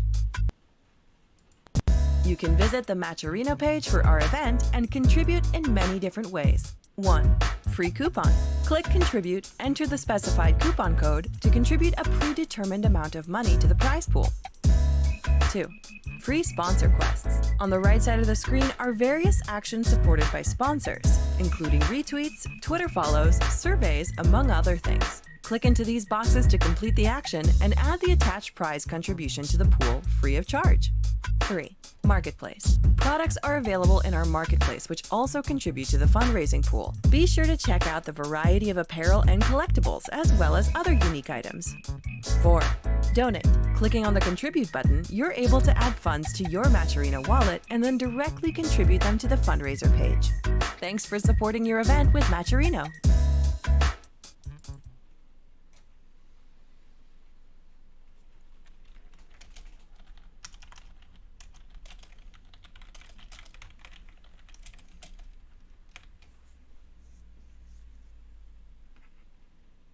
Alright. Hey, I'm back. What's up? How long have I been back? I don't know. Just a second, right? Just a second. Hey. Asuna and Future. Let's see what they will be bringing here. Man, imagine. We've been talking about getting some more of this, like this stuff going. We were thinking of getting yourself talking about the MVP Cup, right? Because a lot of the other players that we have on our roster, they're having to compete with some pretty terrifying names, right? Estrella, Future, just some guys that Massa as well, of course. These guys that tend to win a whole boatload of the MVP Cups. It is incredibly difficult for people to compete with them, as they are the cream of the crop, basically, especially in the NA region. And outside as well, like they can bring a game to pretty much any player right now, and we've been thinking about getting some other stuff going as well, to kind of facilitate some other places for these players to really get their shine on, and of course as well we have debated to get some stuff going for. Because we are picking up here and there some Korean players. Maybe if we do get ourselves some more Korean players. Maybe now, because Estrella, of course, isn't in Korea either anymore. It's a little bit less likely that we'll do this stuff. But overall, it would be pretty cool if we had the opportunity to do something similar for the Korean side of things as well, right? I mean, we have Zaun, we have Ragnarok. I wouldn't be opposed. Just a little Olimo League. Alright. Here we are. We're in the lobby. Asuna and Future. Waiting for their time to shine. Let's see how this will unfold. We're on Average Dream again. Remember the last time we saw Asuna on Everdream versus Vindicta? I believe this is actually, on this map in particular, I have seen him do this build very often. Very often, a high percentage of the time. And I'm talking about the Zealot builds, right? That Zealot build, that is just rather disgusting if you don't see it coming. We'll have to wait and see what's going to be happening here. Future asking if everybody is ready. And I'm going to wish them some luck and some funds. Because I'm not going to need it right now. I'm not going to need it myself. Some fun would always be appreciated, but I don't need the luck, and it's more so in their need anyway. Anyway, Future, Asuna, hit us up. Hit us up with another best of 3 here, and make it the best of 3 we could ask for. Obviously, they aren't listening to me, but if they were, that's what I would ask. And then they would be like, for fuck's sake. I mean, we're just gonna play the game. We're just gonna try and win. We don't really care for entertainment value that much. We just wanna get the victory, all right? You know what? I'm gonna have to agree with them as well. But anyway, in the top right and in the bottom left side, in the red colors and in the purple colors over here, we have a Terran and a Protoss. He is Future. And the other one, of course, is Asuna. Let's wait and see what is going to be happening here. Asuna as well, checking the sides here. Wants to make sure he's not being proxied. Maybe he did watch the other series. I mean, he had the opportunity, though, to do so. Played his matches versus Vindicta a lot earlier than when Future played versus Paco Mike. And I had the option to watch those games unfold. And, well, seeing that proxy Rex, it's a wise choice to let your probe scout these other locations as well. Which you probably should do in any case, right? Does definitely help you get a higher win percentage overall. So you're prepped in case there are the proxies. You can just move across the map as well, but that doesn't tell you as much, right? As to just kind of move out of your way over here and then perhaps find it straight up. It's always so much better. Anyway, SCV here coming in for the scout as well. Let's see what he sees. Nothing out of the ordinary. Alright, that is always good to see. Yeah, we'll be able to leave here. Let the Reaper do the rest of the scouting. That's what he was made for. After all, and off he goes.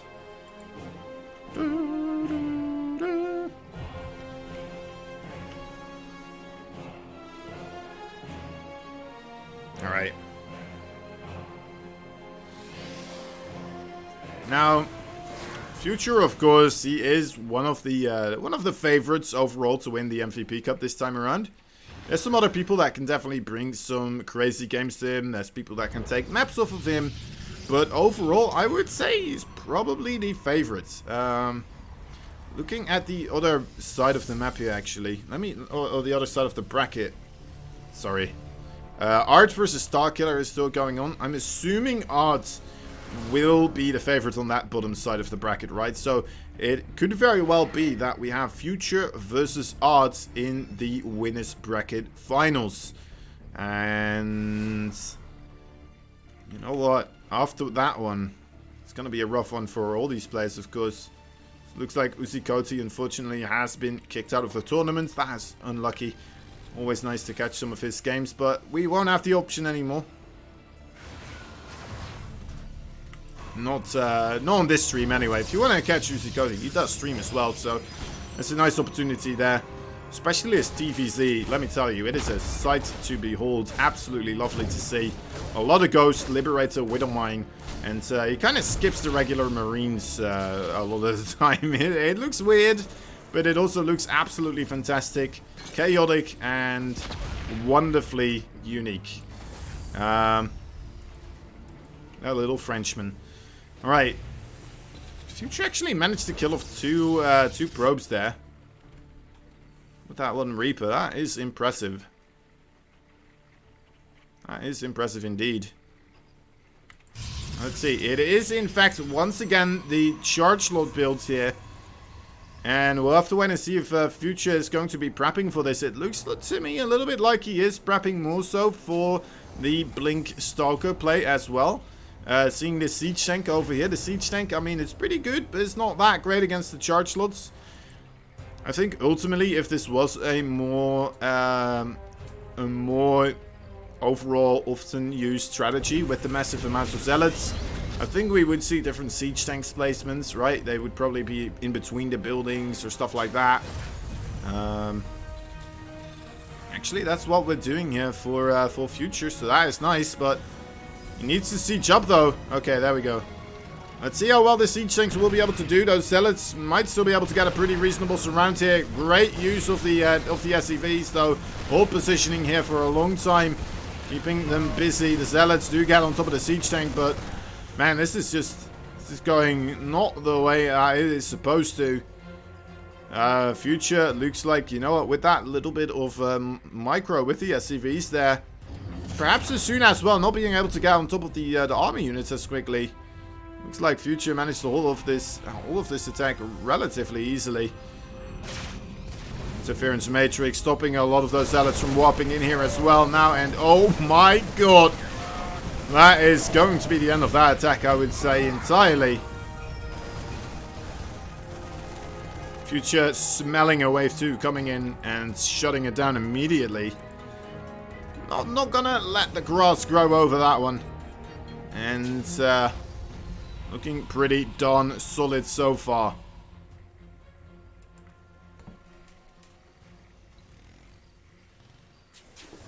Wow. Future is an absolute beast, isn't he? Just crazy. The overall finesse that we saw, the prepping for the possibility of this as well. I don't know how often he plays versus Asuna, but it did look like he kind of was anticipating that it could also be... Oh, that would be nasty. It could also be the Zealot attack, right? Which we see from Asuna very often. I mean, they are team members after all, but how well would they know each other here? Oh boy, this could still... Oh my god, that Interference Matrix again here in the nick of time. Being able to shut this down. Are you kidding me? Are you kidding me? I honestly thought that was going to be a problem. No sir. No sir, not whatsoever. It's going to be the opposite of a problem. It kind of was nice actually, because now there was a bunch of zealots just warped into the main base of Future, very easily killed off as well at the same time. And that means there's less zealots over here to help out in the defense. Does it matter though? I'm not completely convinced. I think it will actually. Oh my dear lord, everything is dying. And wow. Yep, alright, just keeps going. GG. Man. Future with those interference matrices. He really does know the future, doesn't he? In many different and ways. Go. Oh wait. One, oh dear lord. Free coupon. I need to be more on my toes with that one. All right. Man, that was a great one there from Future. I don't know how he does that type of stuff, but man, how he was just like, all right, well, I can see how far the zealots are warping in. I'm gonna get like 2 or 3 more energy, and that's all I need for this interference matrix. As long as I don't panic and throw down an auto turret, I should be okay. And I'm going to be able to stop all those zealots from doing anything.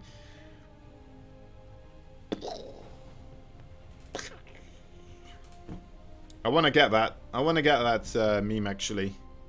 I don't know if I'm allowed to, but I think I might be, right? The man exploding head man. I want to get that in a short format, a movie format, and then... play that on stream sometimes when people are making a big play. Oh, and then I'm gonna put it on like 20% transparency or something like that. Maybe 30, 40, and then whenever something cool is happening. That would be nice. That would be nice. I need this. I need this in my life. And then you're gonna see that man in mid-game. Sushi's gonna kill me if I do that, but it might be worth it. Alright, anyway. In the top right side, we have ourselves a red Terran. In the bottom left side is the opponent, the purple Protoss. And the Terran, of course, is called Future. And the Protoss is going to be called Asuna. And this is their story. And how their story unfolds is it's entirely up to them. and in the makings of their opponents here, of course, as well. I'll have to wait and see. I'm just here as the intermediate for their experience towards the experience of the audience, to allow as many people as possible to kind of partake in the overall experience of StarCraft 2. Explain it a little bit here and there wherever I can, where I'm not lacking severe amounts of knowledge overall. I'll do my best to kind of keep people up to date. We don't have Game Hearts enabled. That isn't a nice thing, but you know what? We don't need it here because these games were pretty darn nuts already, and I'm hoping we're going to be able to get another one of those in our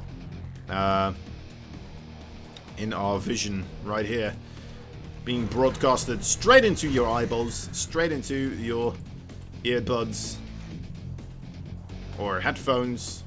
Or just speakers, if you're, you know what, having a rough time with your ears and things specifically being put in or on top of your ears. And that could be your choice of audio. All right.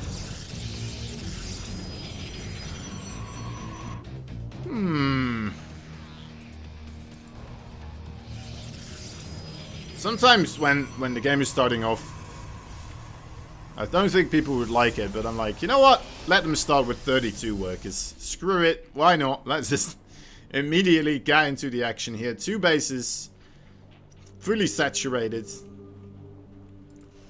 Already the main tech down as well. Just get it started. Get it rolling.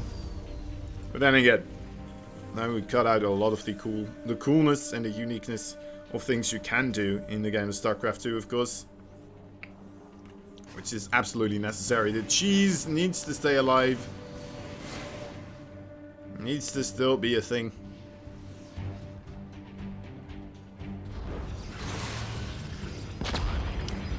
Ooh. Interesting nade there. I don't think it's quicker, right? Going for the nading yourself forwards rather than just moving forwards. I don't think it is. Am I wrong with this? Vindicta should know. Is it quicker to walk a Reaper or to nade a Reaper? Oh, interesting. Interesting question. Right, so Future, I don't... Well, let's see actually. What did he see that Stargate being built? He did not. Okay, well, now he did.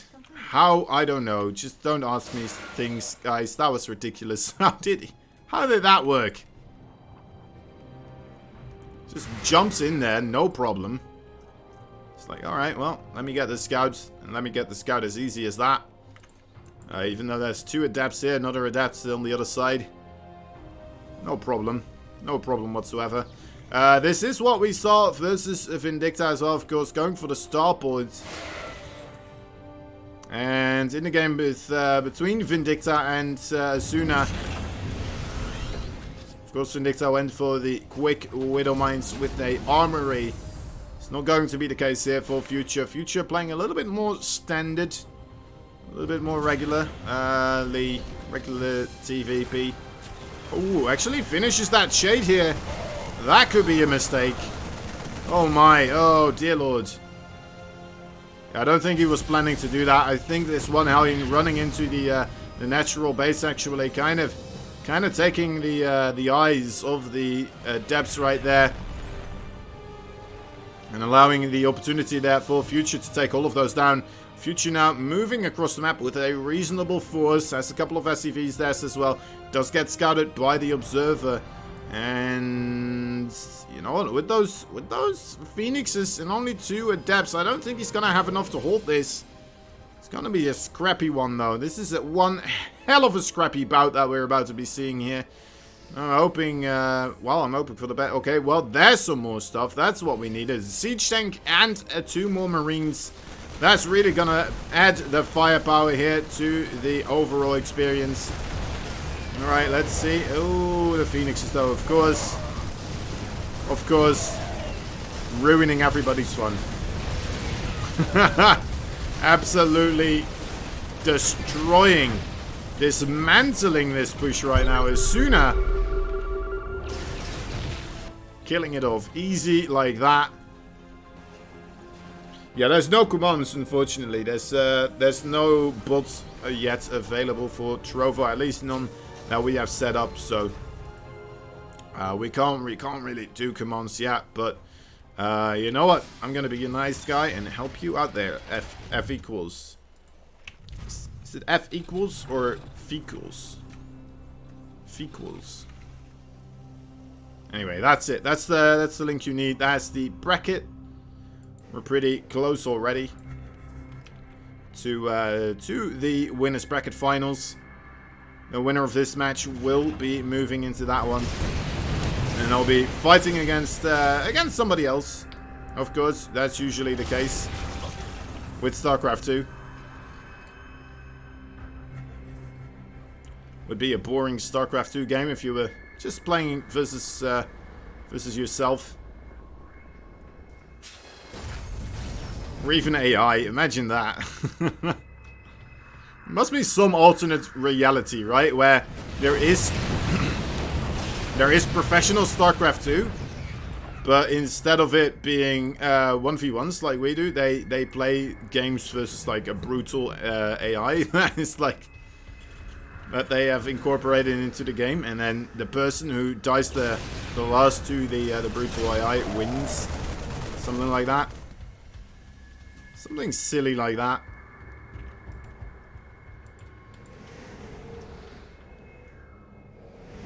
They're all just turtling at home. Abusing the AI. And this sounds like a fun alternate reality. But the one we're in, probably a little bit more fun to, you know what, stay tuned to. One that you, you know what, you can watch multiple StarCraft 2 events without getting bored. Phoenix is doing a pretty good job so far. Actually, also going to be able to target down one of those Medivacks. Almost two, actually. That's some pretty reasonable damage right there. Some workers, some units. And keeping most of these Phoenix alive as well. What will we be able to see here from Future? So far, not really getting himself across the map too much. And I mean, I don't blame him with those Phoenixes. The last time he did do this exact thing, of course, got absolutely trampled. Siege Tank got picked up, Cyclone got picked up, and the Bio was just kind of standing there trying to just shoot down the Phoenixes in order to safeguard their buddies and save the day in that sense. But yeah, it's always rough to see. Anyway, Asuna here, gonna grab himself the 4th base location. And both of these players starting to really prep for the late game here. +1 air weapons as well being created for Asuna. A bit surprised that we're only seeing this now. I guess he wasn't going for a mass Phoenix, but this is still a large amount of Phoenix, right?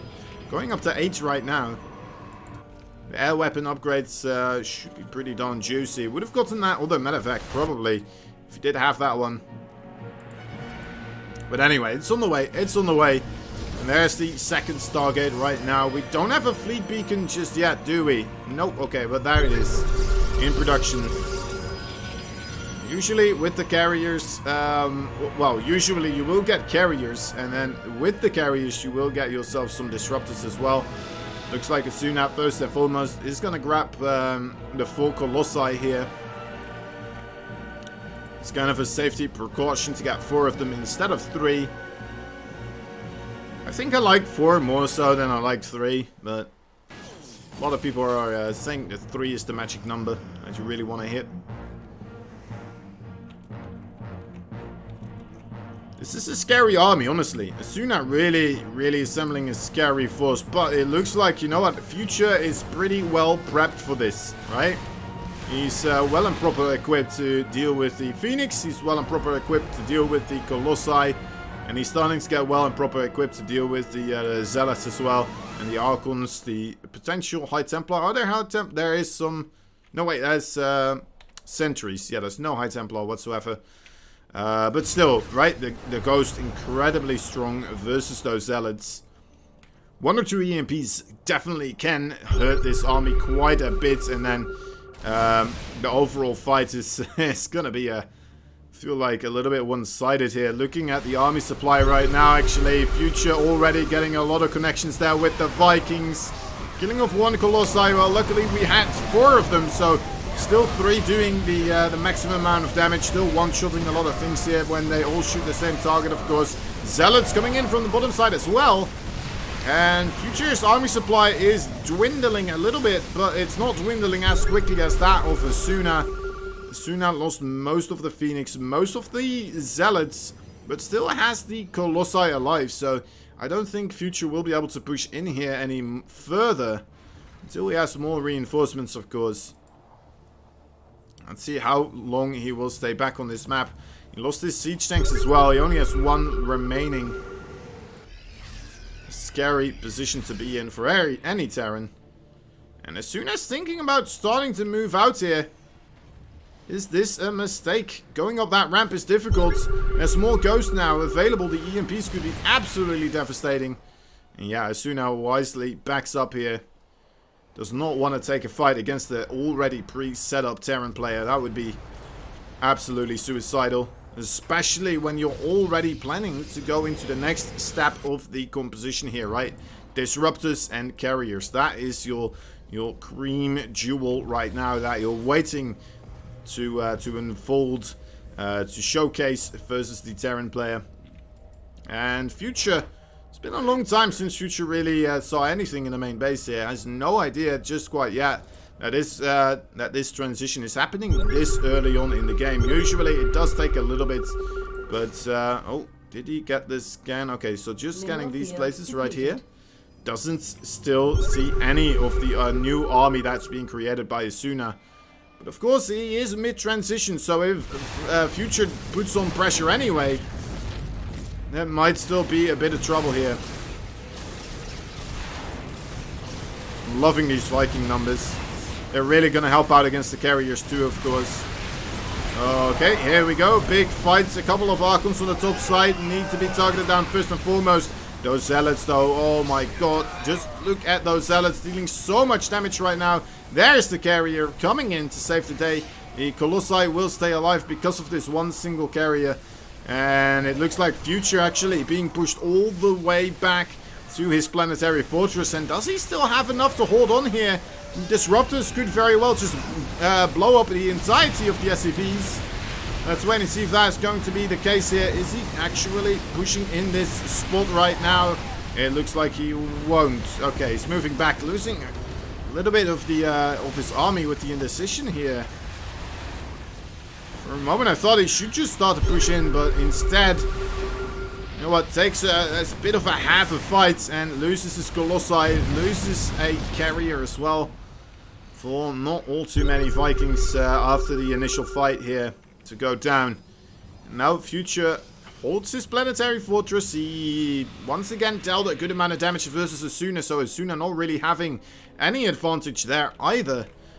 Income-wise, well, we can't really see the income graph, so let's take a look at this one. Looks pretty equal, actually. Not much of a difference there. Both players on full bases. Upgrades. Upgrades are slowly really turning into the favor for Future here. We'll have to see if that is going to stay the course, of course. +3/+3. It's not ready yet. That disruptor shot, absolutely massive. That may have just bought Asuna an opportunity here to start pushing into the planetary. Instead, Asuna going towards the left, wants to avoid the planetary, it looks like. And I don't blame Asuna, because that is just a whole boatload of extra firepower, of course, that you're just going to have to take into the equations here on whether or not you're going to be able to take the fight over there. And I don't think he will be able to. Oh. Alright. Asuna. I'm liking Asuna, man, right now. Bringing a really, I mean, already giving Vindicta one hell of a rough time and taking him out. And now versus Future as well. Truly putting a Future on a rough patch here and there. Making life really difficult for him. Future's gonna have to try and figure out how he's gonna deal with this. So far, his solution does seem to be a lot of Vikings here. It's gonna get him a little bit closer to his solution. First, those carriers, of course. Still Colossi as well, here and there being created. But mostly the Disruptors now to facilitate a safe space for the carriers. And still being able to send in some Zealots here and there to kill off some SCVs. 16-minute game, only 9 SCVs died, 1 single probe. Impressive stuff so far. +3, almost ready for Future, and it looks like he wants to hit the timing here with that coming in. A wise move, as the +2 air weapons is about to finish as well here, though, for Asuna. There is some massive EMPs, lovely spread on the army of Future so far, but I don't think he has anywhere near the numbers that he really needs to clean this up. The Vikings still doing a boatload of damage, though, wants to clean up those carriers, and does clean up most of those. Will he be able to clean up all of them, though? I think, you know what, he's gonna clean up all but 1 here. Oh, misfiring there a little bit. Okay, does still get those. And you know what? Asuna, again, takes a brilliant fight right now. Really putting him ahead on the overall resources lost tab here. Has a 2 times as big army count right now on the army supply. And, whew, man, oh man, Asuna really bringing some very, very stellar play here to Mr. Future himself. The man we all thought was going to breeze his way through and get himself into... Okay, that's a bit unfortunate. praising Asuna, and then suddenly, you know what, there's a bunch of Zealots being blown up by a Disruptor there.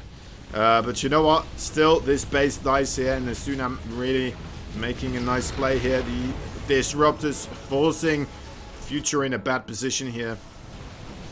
And I'm not sure if Future's going to be able to recuperate anymore. At least not without taking a boatload of economic damage. Already losing 1 base, and might lose another one relatively soon here. Alright, Asuna coming in here with a good old 30 extra army supply here. Future, though, has still a nice concave. How many Vikings are we talking about right now? It's only 8 of them. And that's a rough deal to try and kill this army with. Oh, coming in a little bit desynchronized here. Doesn't get disrupted so far, though. But, I mean, what can he do? GG is called. Asuna takes game number 2 in, you know what I would call a bit of an upset. A bit of an upset. Asuna, what a absolute brilliant match right there. And Future not really being able to find a proper response. And gets taken out in that game right there. It's not over quite yet, guys. We still have a 3rd game between these two, luckily for us. And we're going to be able to see what they are going to bring in that one, of course. And what's up, Sniper? Sniper, my man. We've been praising you throughout the tournament, of course. The man of the hour, the man who made a lot of Alpha X possible. And overall, just, you know what, probably the biggest supporter that we have. I'm pretty darn sure that you are. I'm wearing my Alpha X Sniper hoodie as well, of course. This is your hoodie. Man. What's up, dude? What is up? A wonderful guy. Wonderful guy with a boatload of passion for StarCraft 2 and a boatload of passion for Alpha X. And, I mean, hats off. Hats off to him. Alright. Alright. Let's see. Future versus Asuna. Game number 3. You joined at a good time here, Sniper. These guys have been bringing some darn stellar play so far. And I'm very much anticipating a great game number 3 as well. Game number 1, we saw Asuna with his patented Zealot aggression. Right? The Zealot dropship basically coming in hot. Whopping in a boatload of Zealots into the main base of Future. But Future had a good, well-positioned siege tank. Nice control on the SCVs. Great all-position micro. And really bringing the pain to that build. Showing well, at least me, really, how to hold something like that without just losing absolutely everything immediately within the first 2 seconds of the Zealots charging in. Alright, anyway. Yeah, and then, of course, Asuna taking that second game right there in a absolute wonderful macro game. Very quick on the army transition, and worked out. Asuna taking game number 2 there. The purple Protoss right here. In the bottom left side, in the top right, that's the other man we were talking about before. It's not Sniper, no sir, but you know what, pretty darn good as well. He is the red Terran player Future.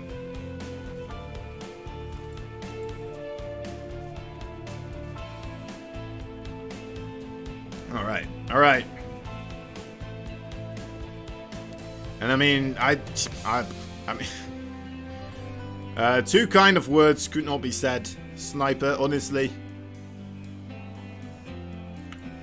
You are very welcome.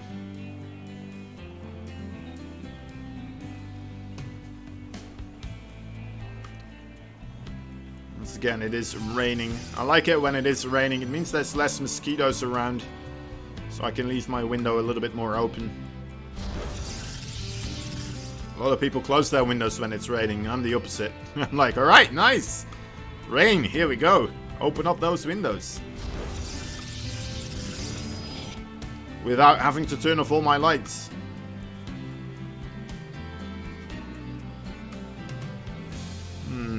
So far over the rainbow. Future and Asuna are still fighting. Fighting to gain the dominance here. And move on through into the winners bracket finals, of course. Where there will either be Nice, I believe, or Art. Did I see that correctly on the bracket? I think I did. Let's wait for this Reaper dance to kind of finish off here, and then we'll be able to. I'll be able to alt tab quickly and check that out. See what's happening here. Ooh, doesn't wanna show. That Reaper knows though where the tech building is being made, and that's already a bit of an advantage, of course.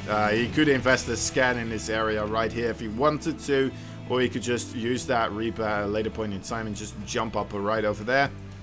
And probably still get this scout going. Look at that. Lovely stuff. Hiding the Reaper in the little smoky area. Right there. And there it is. Alright. Good scout. Sees the Twilight and gets the heck out of there again. Oh. Ooh, that got close. Let's see what he did see, though. I don't think that much, yeah. Adapt vision, not all that great. Not going to be able to really see much of anything so far.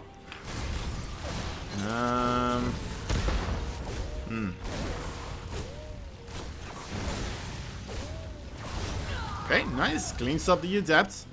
Doesn't lose either his Hellion or the Reaper. Bit of mistargeting, I suppose, from the Adept overall, but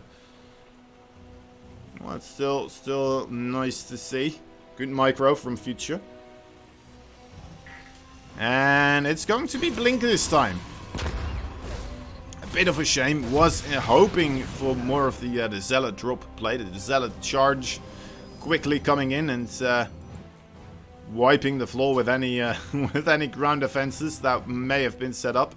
But once again, it looks as well like Future is adamant about making this building setup, so he has a place for a siege tank to sit over here-ish, right?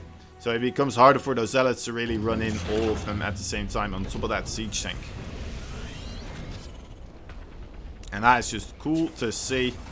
It'll be even cooler to see actually a little bit of a space between the starport and the factory right here, which is what we have. And then you put a siege tank right here. If you could, alright? Probably didn't look like you could.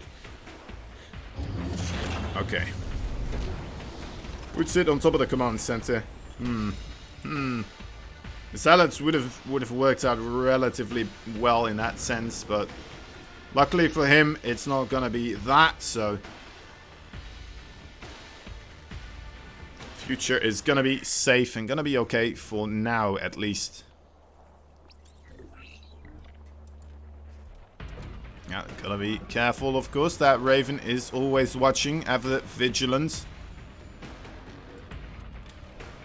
So we have Asuna just kind of ramping up the amount of gateways that he owns.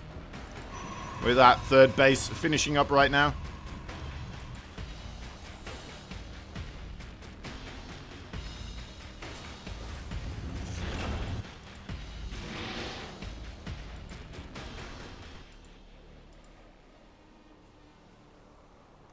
Let's start some slight poking with 3 Stalkers, it looks like. Won't probably get much of anything. I think these are just here to get the scouting information. Perhaps pick off an unfortunate matter of fact movement, something like that. Nothing really more. Keep tabs on Future and where he moves his army to.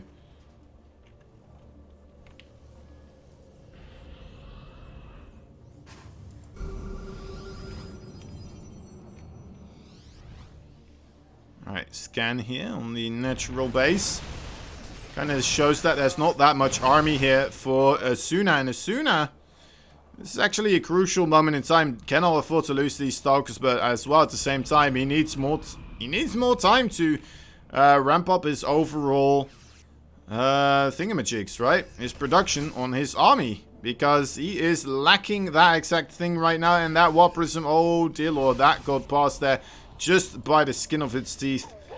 Very, very fortunate. These Medavacs are going to be able to see it though. Again here, Future not being able to deal with it. Massive anti-armor missile though.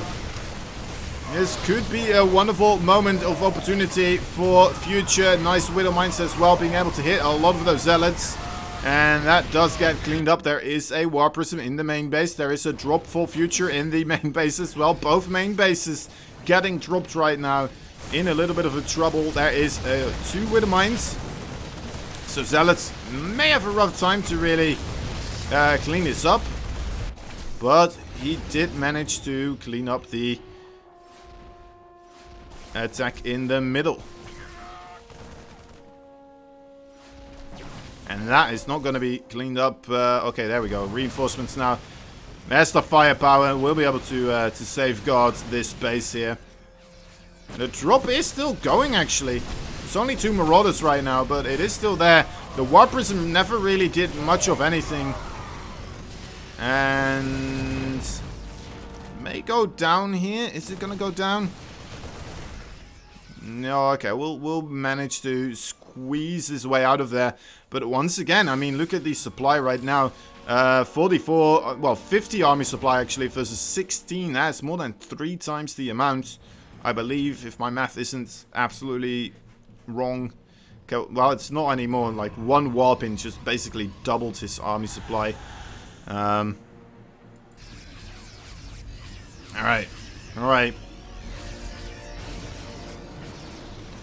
Future's still in a good position, though, right? Has that 3rd base up. Has a very good, healthy work account as well. And upgrade-wise is looking juicy too. Having the +1 weapons, getting himself the +1 armor as well. This could be a problem if there wasn't already scouting Liberators here. You don't see these Liberators being used like this that often, but hey, this is working out rather nicely. As both players now starting to prep for the next position of this game. Storm on the way and the Ghost on the way as well.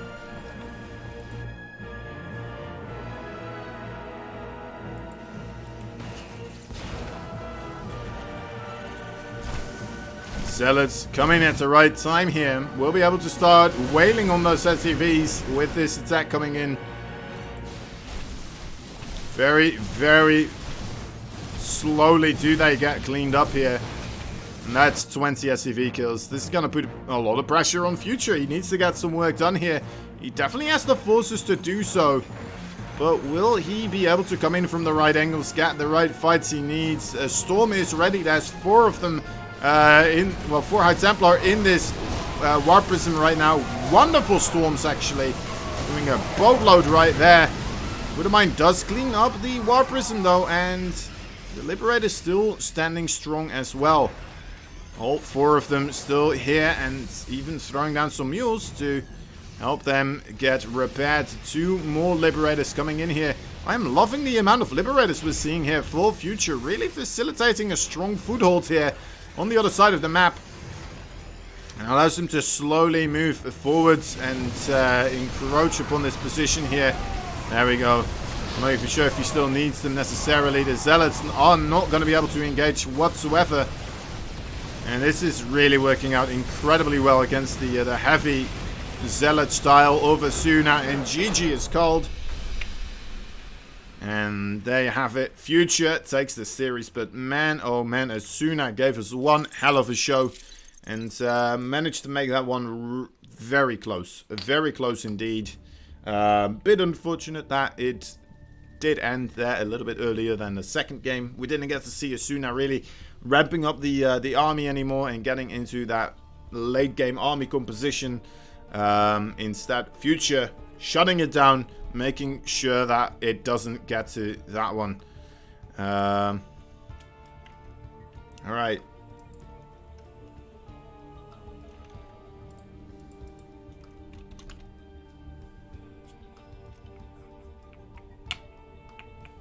Alright. Apparently we are giving Nice a walkover. Wait, why? What's happening? I think Shazam is pulling my leg. Right?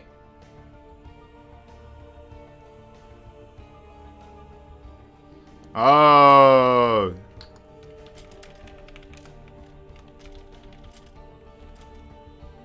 Art's playing in another tournament. Yeah, I thought he meant he was giving a Nice the walkover versus Future. And I'm like, but what?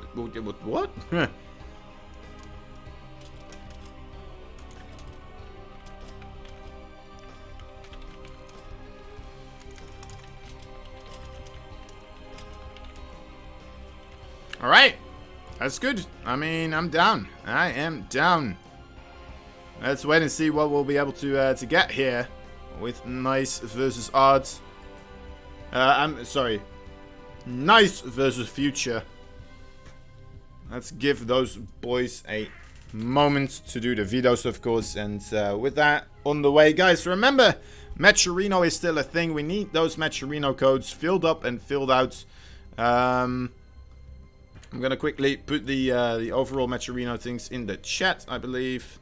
That is not the Matcherino codes. That is the brackets, in case you were wondering what the bracket is. Those are the Matcherino codes. Now, if you're wondering how to do those Matcherino codes, I believe it is Rushy that will be able to tell you. You can visit the Matcherino page for our event and contribute in many different ways. 1. Free coupon. Click Contribute and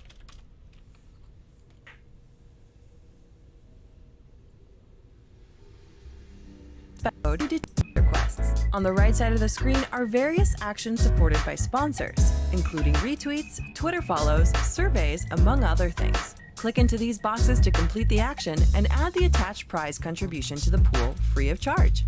3. Marketplace. Products are available in our marketplace, which also contribute to the fundraising pool. Be sure to check out the variety of apparel and collectibles, as well as other unique items. 4. Donate. Clicking on the Contribute button, you're able to add funds to your Matcherino wallet and then directly contribute them to the fundraiser page. Thanks for supporting your event with Matcherino.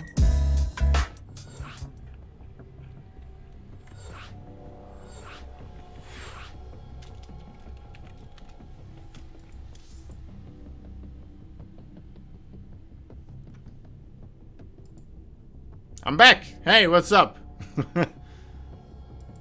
Still gotta get used to the videos ending at some point. Which makes sense! But then I'm just sitting here like doing something else entirely. Well, not doing anything mostly. Alright, Future versus Nice. Should be pretty darn cool.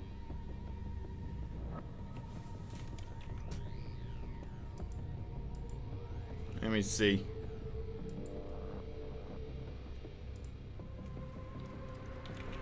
Is this actually... Did I miss something here? Hold up.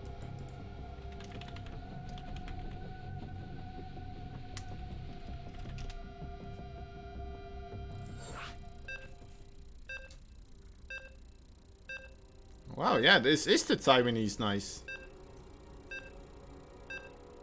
He joined Alpha X yesterday. Did he now? Did he now?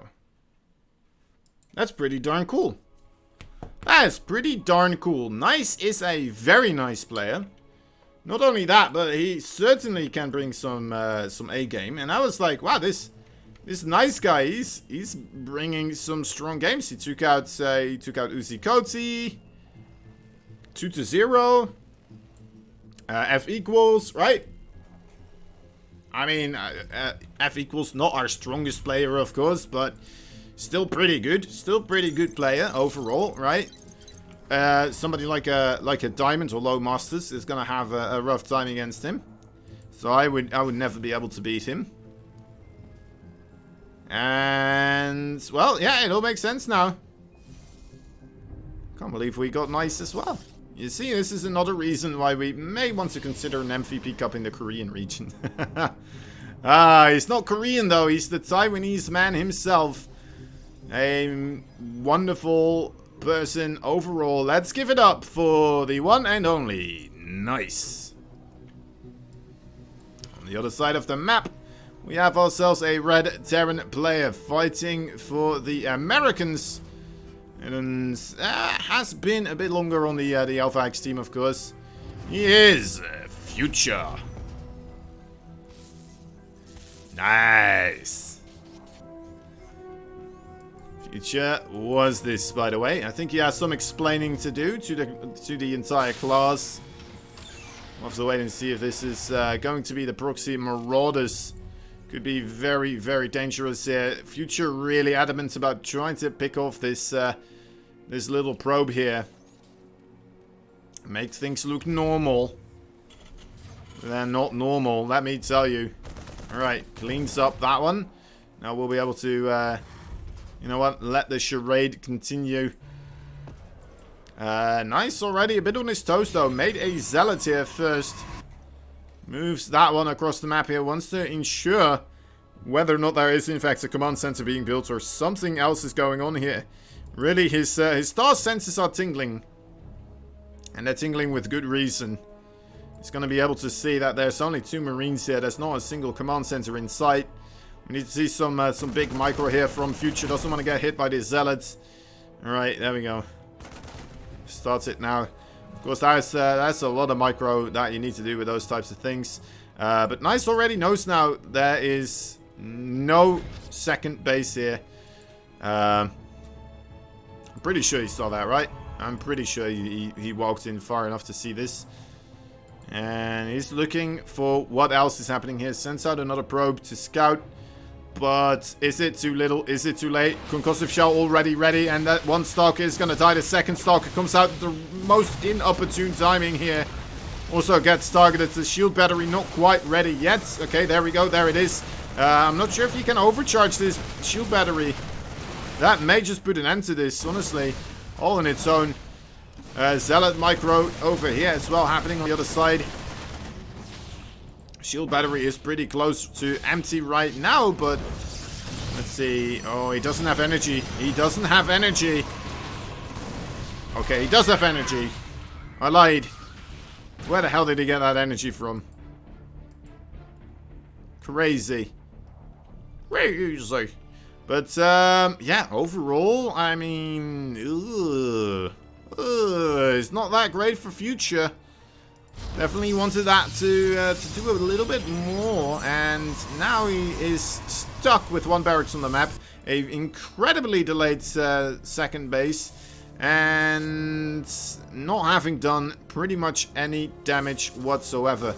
The SCV, ooh, just barely staying alive there as well. Getting a little bit delayed at 2. 1 single adept. lucky adept, man. Holy moly, Nice is doing a wonderful job so far, though. Really holding this off very easily. It looks like I thought for sure that was going to be a problem. But, you know what? shield battery there in time, nice and early. Saving up the energy that he needed to, and oh my dear lord, that is where the stim is. Oh, Future. Alright. Come on. Yeah, there you go. That stalker should not be allowed to leave anymore. Does get picked off. This is still a scary amount of bio, of course. But with an Immortal here as well to target down Marauders, that could be enough, honestly, here for Nice as well. The problem with this build as well... Oh, there's the SCVs. There is the Troublemakers coming in right now. Stim just about to finish up here. 8 seconds away. There was no force field on the ramp. It doesn't look like Nice was really expecting this. He should have another overcharge available.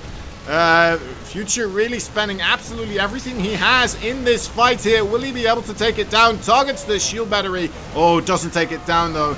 Okay, now he does. And there is another pylon available, powering up the other shield battery though, so that's a little bit fortunate. Here we go. Okay, no, the War Prism comes in, and does he have enough? It's getting really close here. The War Prism micro everything that he needs, and yes, it is. GG is called. Apparently there were SCVs dying as well at the same time. I'm not sure if it's worth looking into this. Wait, oh no, wait, that's just at the front. Right, he pulled the boys. I'm an idiot. I'm slow, guys. I'm slow in the head sometimes. I haven't had a good night's sleep for 3 days. Alright, anyway. GG. Nice takes game number 1. Giving a strong showing here in the first round. That we got to cast him. That is very cool. That is very cool that we get to see some nice... I get to cast him sometimes in the Path of Star. Very often he does get invited by those guys as well. But yeah, Nice doing a good job so far. What's up, Mage? Mage is here as well. Is that the Mage? The man, the myth, the legend. Noise. The Chinese caster, the player, the everything in between. How you doing, my man? How you doing?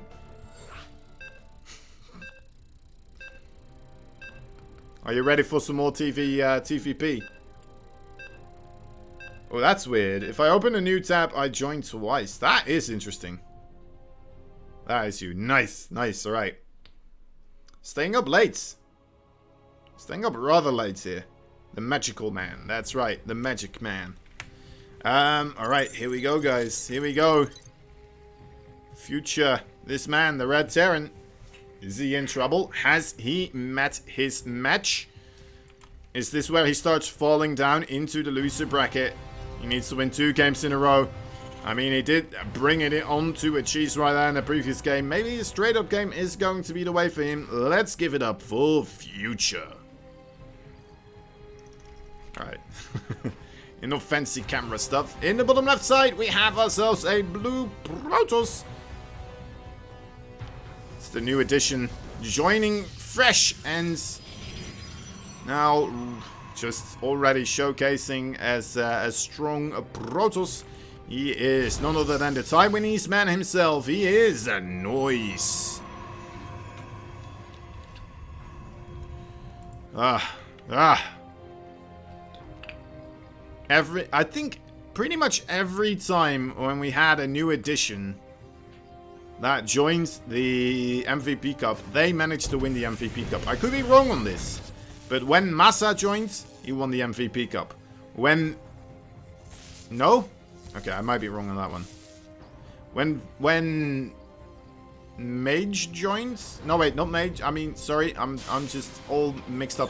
When Dynamite joined, he won the first one he joined. When... it happens very often, overall. It's a good thing we're not giving out swords, because we would go bankrupt very quickly. Sorry, I'm sorry, mate. You were still in my head. I always think of you, you know? That's the problem. That's the problem. Who else? Who else? Let me think this through a little bit harder. There was someone else. There was someone else. I think Future as well. I might just be thinking of Future. I think Future as well joined and then won the entire MVP Cup. Most valuable Protoss. Is it though? Is it though? Vindicta. I mean, previous winner, I think Massa and Future pretty much continuously were right there. Rocking the boat. And Arts probably too. You know what? I think we can just, at least, you know what? Some of these Terrans can count their lucky stars. Zaun is not here, participating as well.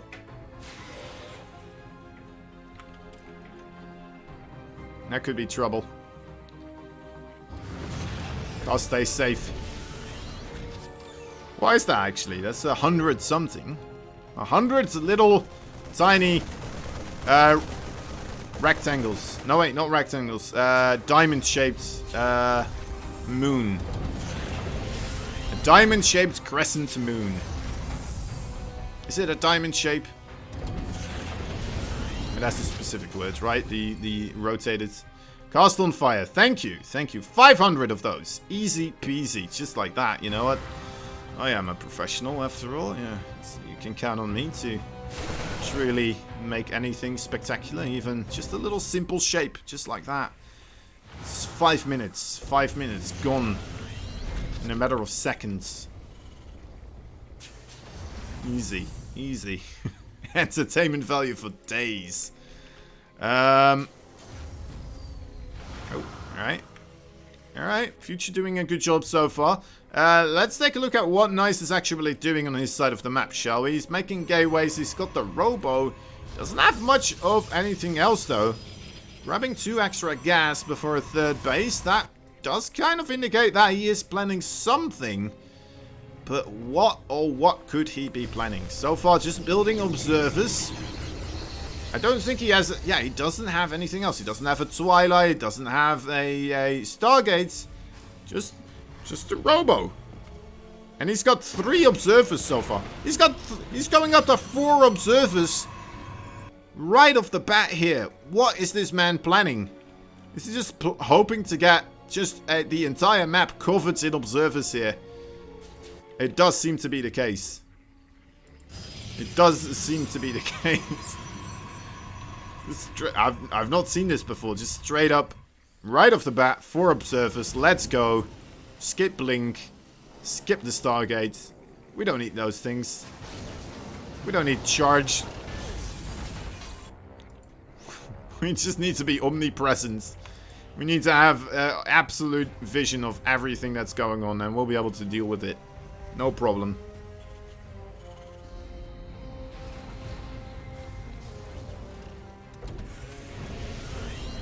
Alright. Alright. Coming out right now. You know what, the fun part, I'm not sure that Nice saw this. I think, okay, well, looking at this army movement, I believe he may have. Gonna send the you know what? Need more scouting information. Send out the hallucinated Phoenix. There we go.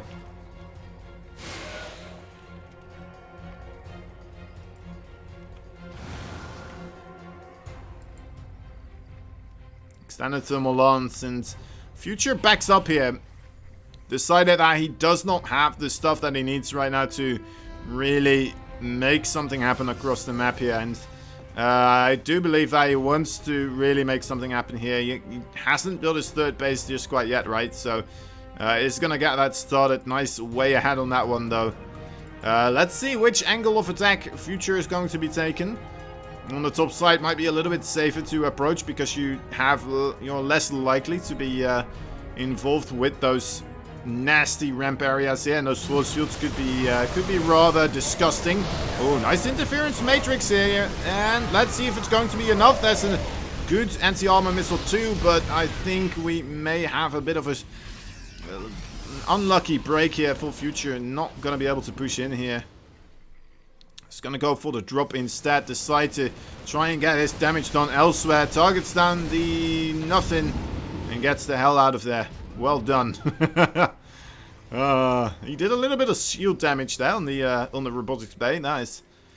That's of course nice. Might be able to pick off one of the 12 observers on the map here. There we go.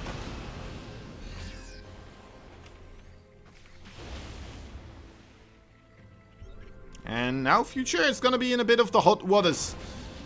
His command center here needs to finish up. Does manage to do so just in the nick of time. And maybe Future, I mean, he is in a pretty reasonable position to get himself a surround going. But he's fighting at the top side a lot earlier than the rest of the forces are there to accompany this. And now coming in from the right side, so not really shutting down the retreating path for the Colossi here as much as I would have liked. And well, does still clean up the Zealots, does still clean up the Immortals here. Maybe one Colossus will fall as well. Okay, maybe he'll get both. He gets both. Okay. That's nice. Will he get more, though? It's debatable. He's doing good so far. I mean, these low amount of Marauders with the Medavacs here. Doing a really good job so far. There's just not enough firepower to really shut down the healing potential of those Medavacs right now. With just a single Colossus and those Marauders being spread out like that. But now with the edit in... Oh, please don't lose that. Oh, yeah, okay. At least it's not the one with the 2 Marauders. But yeah, anyway. Not really having the firepower to shoot those Marauders down easily.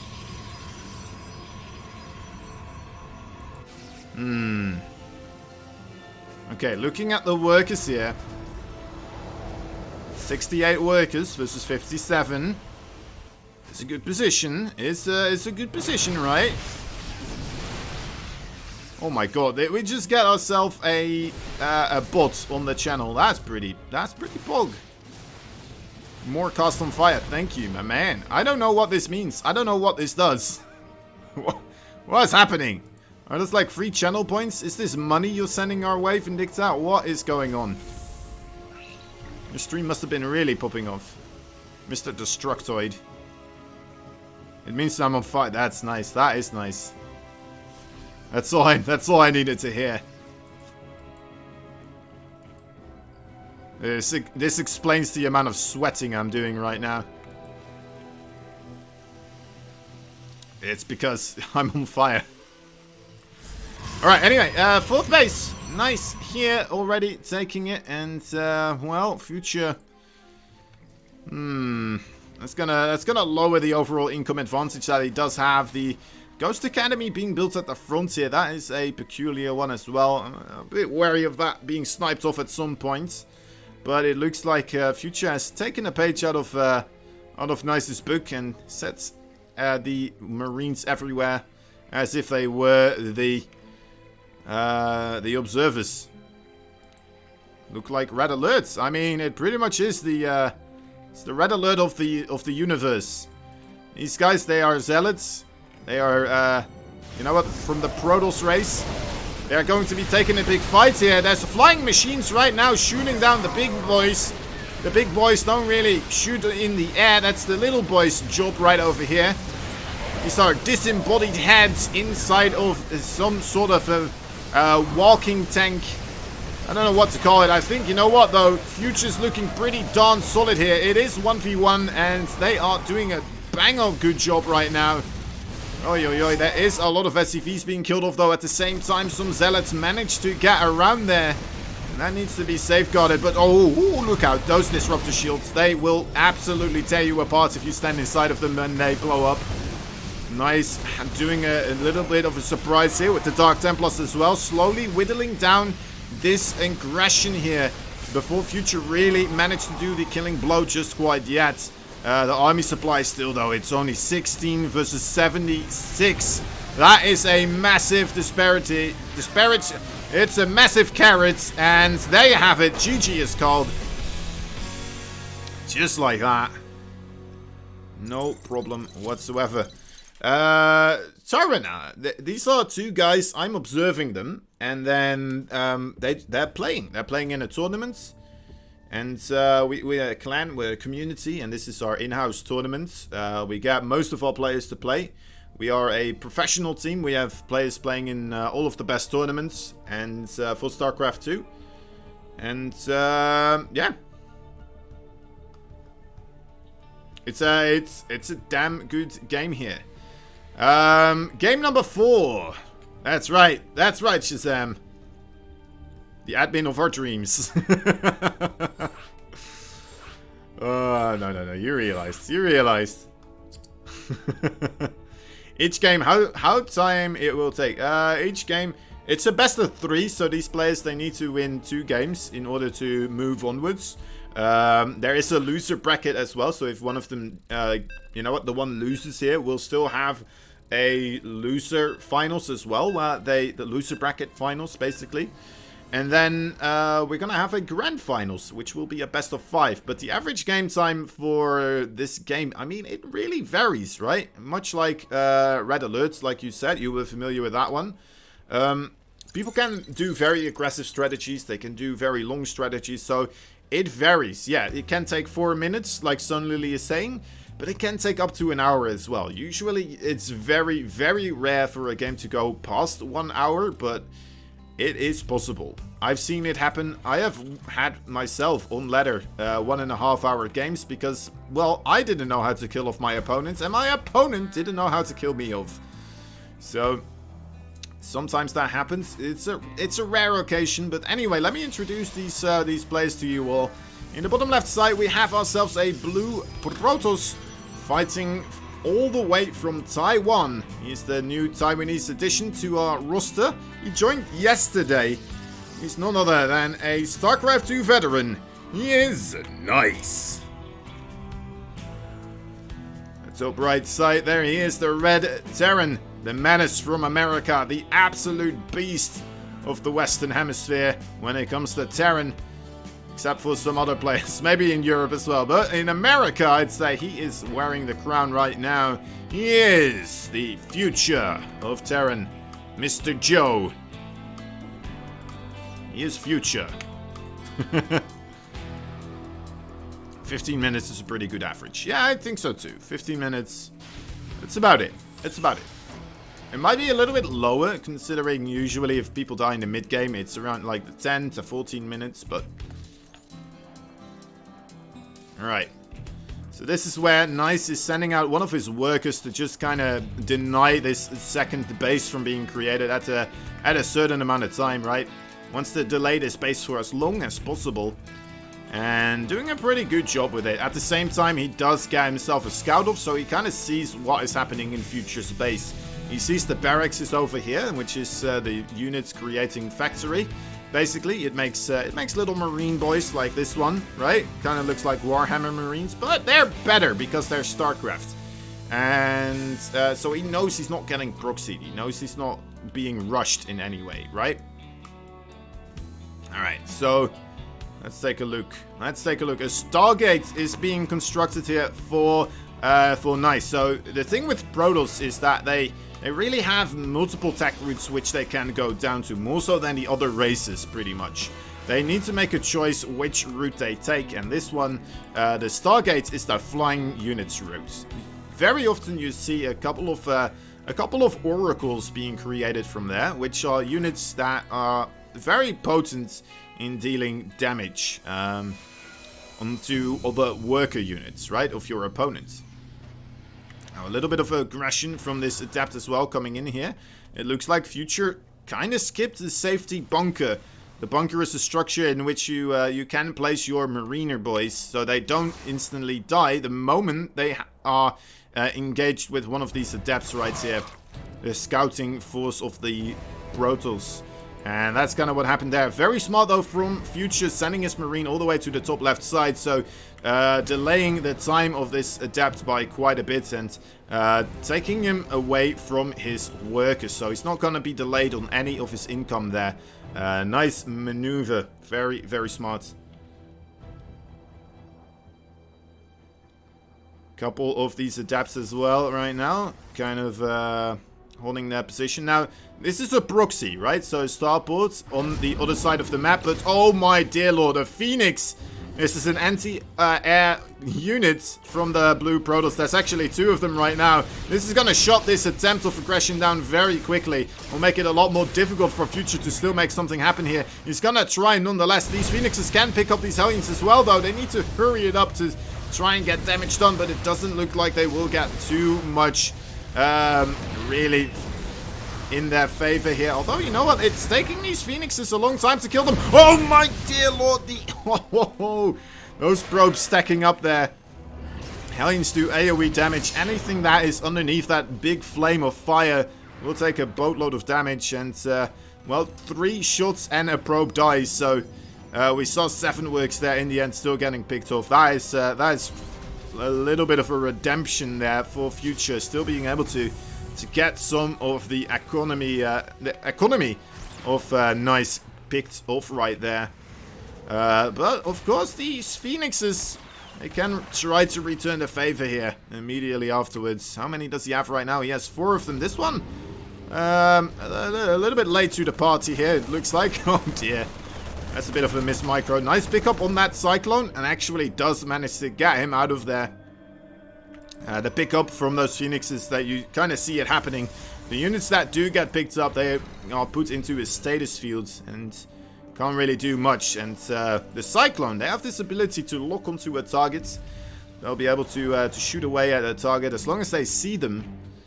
And if you pick them up, that kind of negates that effect. So a very quick part there on Nice, being able to stop that from happening.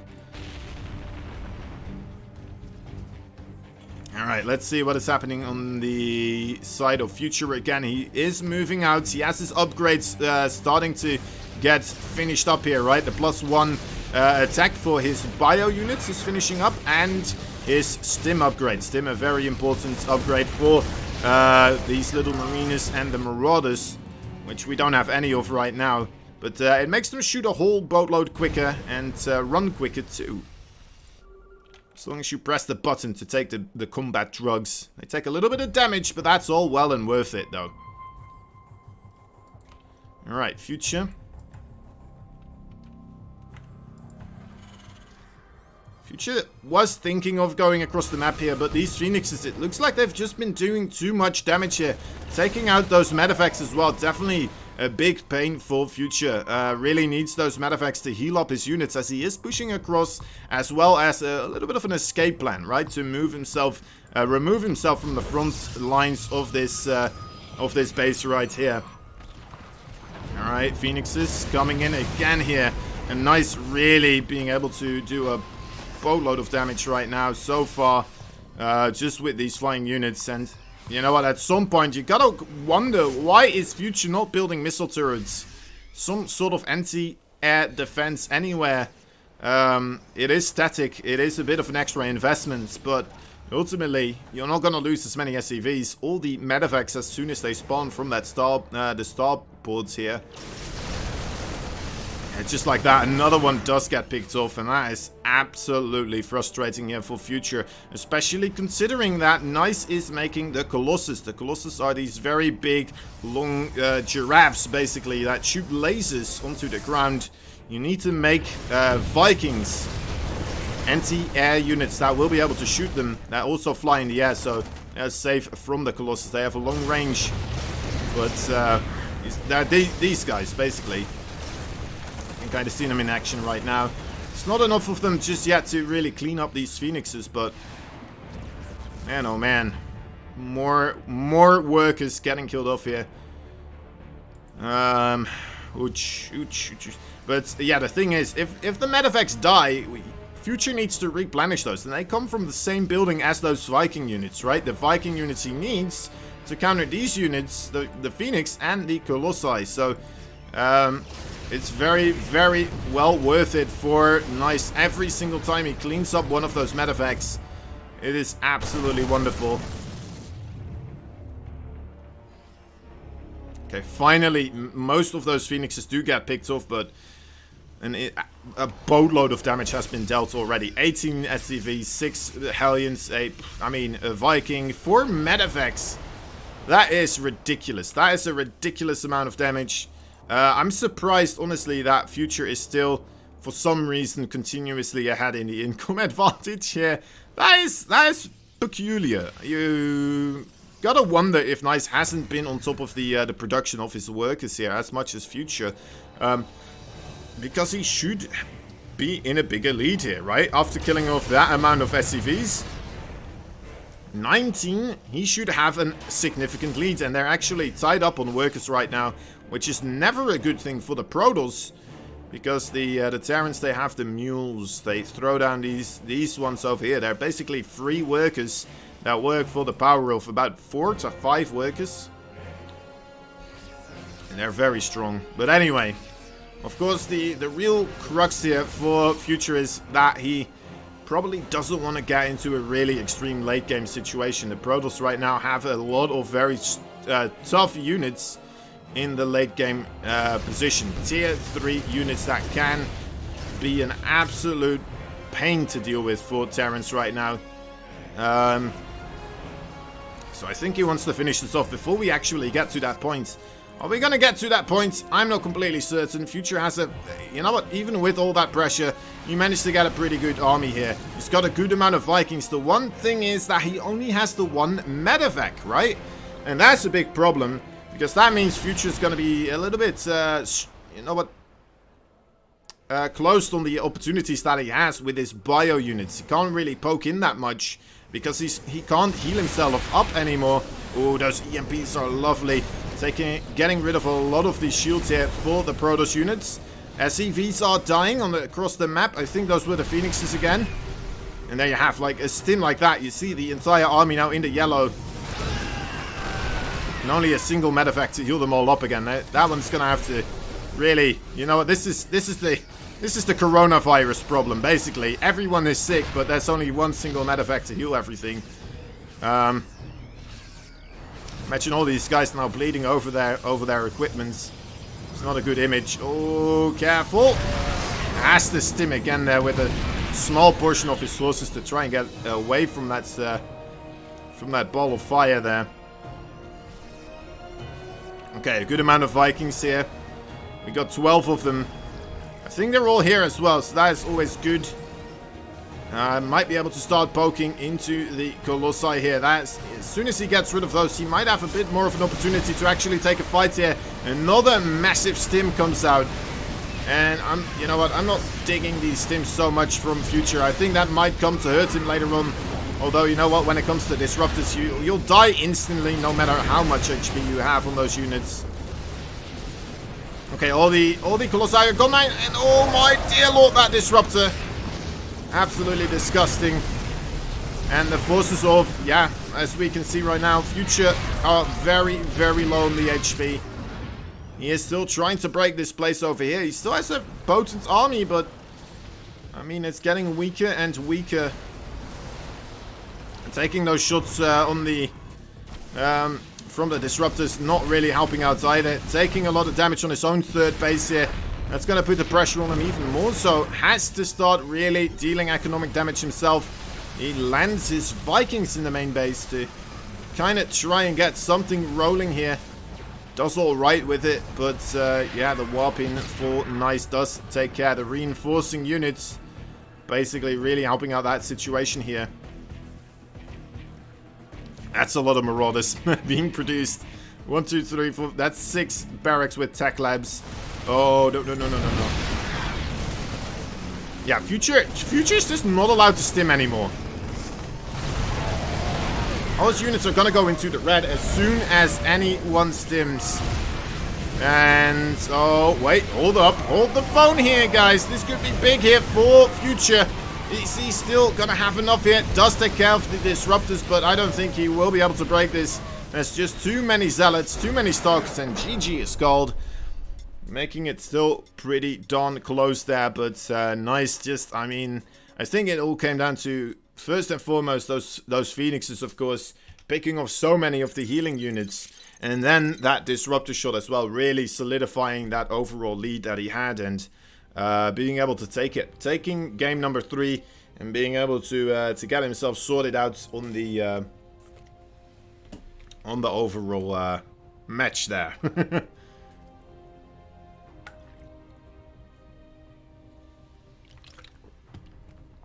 We should switch to player cam. Yeah, sure. Sure thing. Alright. So guys, with this now, you know what, on the way, we're gonna be waiting for the next one to load up, which will be, let's take a look. Future versus Nice. We've just seen that one. And it's going to be the losers bracket finals. It's going to be Asuna versus Future. So they're going to be doing the No, wait, actually, it's not. Wait, we're still versus Art and Vindicta, so... I see, okay. They are mid-match. Ah, so Art did come back. Okay, that is cool to see. Art versus Vindicta. Alright, so I'm gonna put you guys on a quick, little bit of a brief Matcherino thingamajig. A little video right there. It's the female version of Rushi. I don't know exactly who it is, but hey. It's a good video. Alright, go watch it. I'm gonna go take myself a little bit of a toilet break, and I'll be back with some more StarCraft as soon as I can. Alright, be right back.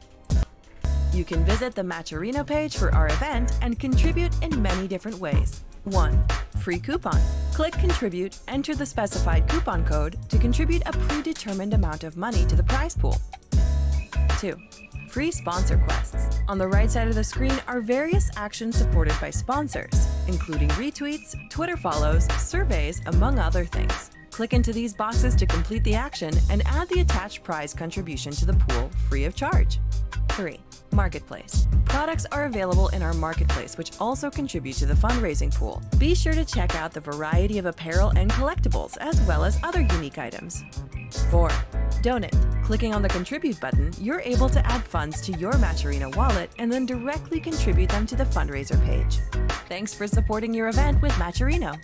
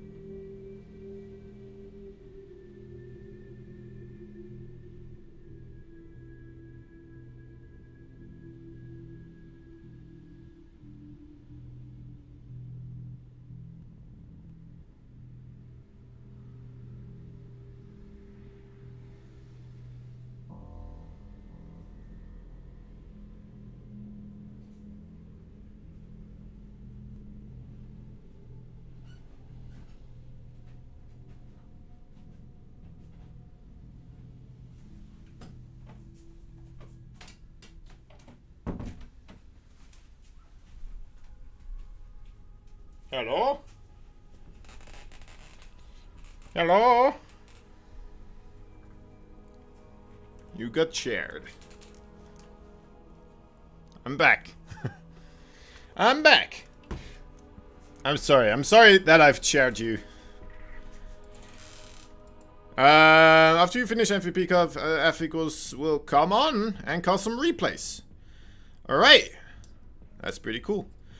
So, guys, after this entire tournament, there's going to be more StarCraft 2. It will be casted by F equals, a wonderful man in the StarCraft 2 department, a great caster overall as well, and he's going to be casting some top-notch Korean plays, and you know what, look forward to that as well.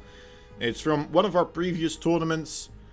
Definitely go check it out afterwards as well. But I'll remind you guys at some later point. All right, just in case if you guys need that to occur, right?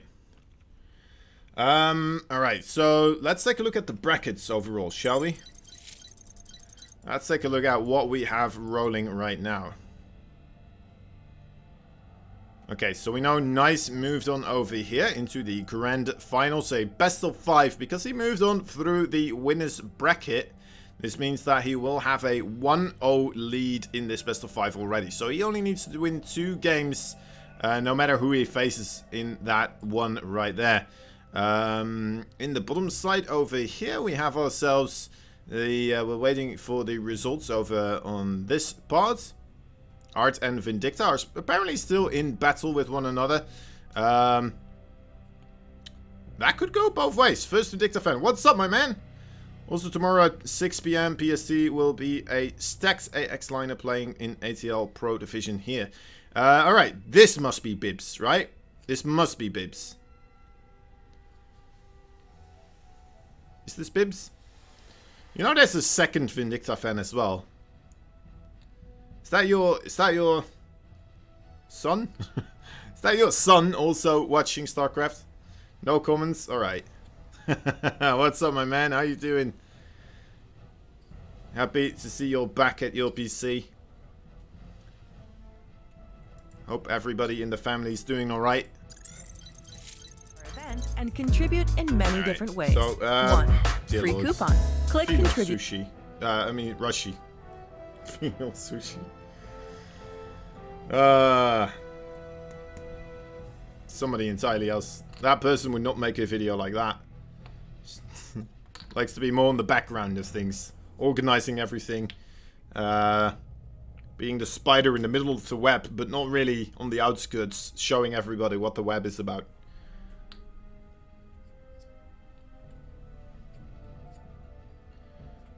Alright. So yeah. What's up? What's up? Let's have a talk. Let's have a talk about something. Do we need to discuss something here? Is there anything that needs... Oh, wait, they're done. Art just went offline.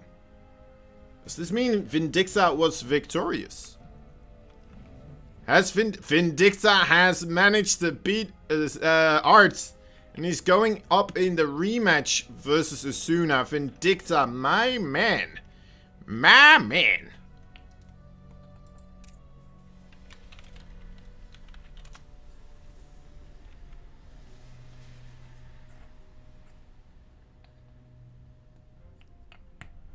Manages to take on Art right there. Art, if you guys are new here, one of our best players actually for the MVP Cup. Usually one of the one of the favorites. A wonderful guy overall.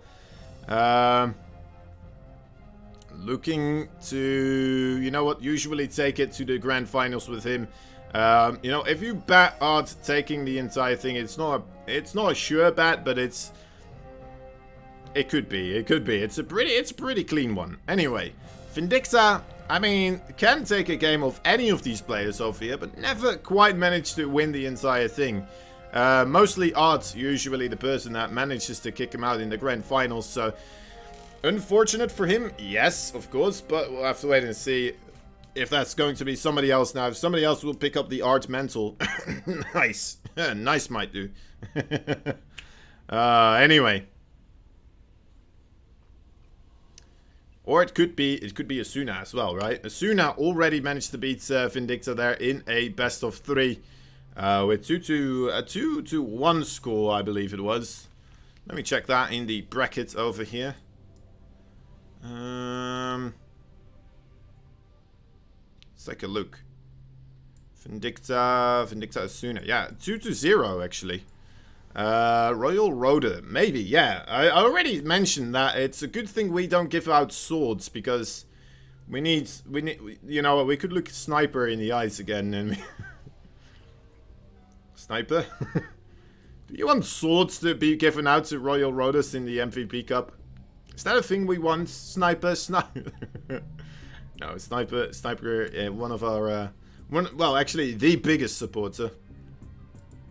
It's probably not a good idea to ask him for swords as well, because that is just gonna would be cool, but we don't want to bankrupt you, mate.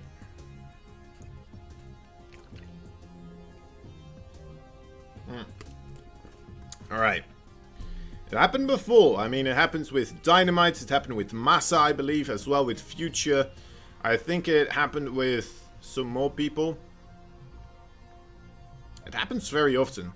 Nerds don't need weapons. I mean, you say that, but then again, I mean, the nerds, they have most of the RP stuff, no? That's mostly weapons. All this cosplaying, it doesn't need to be a real sword as well. Like, it could be a cosplaying sword. Maybe that's going to be cheaper. Future has not won yet. Really? Huh. I thought Massa won the first time he played as well, though. Like, he came in and he started, he just won the entire thing.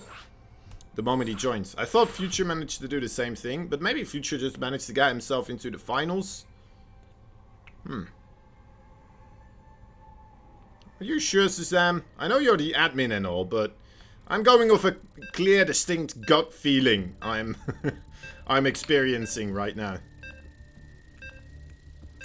not really a sincere memory, but mostly just a visceral, emotional response to the idea that Future did win the first time he joined. So,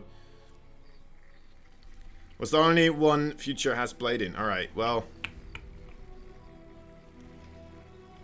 I don't want to talk about this subject anymore. Is this in fact a best of 3? I think it is, right? In the bracket, it does say it's a best of 3. I'm used to only having a single best of 3 in these brackets, or at least in a loser bracket. But it looks like we have 2 of them now. Was that a mistake? Was that a mistake, Shazam? Because we may end up with more StarCraft here, which isn't a bad thing. It's a best of 3. All right, nice. Nice. It's not a mistake. Nice. All right. It's been this way for months, has it? Really? I don't know, man. I have a clear, distinct, gut, visceral, emotional feeling right now that says that it wasn't a thing.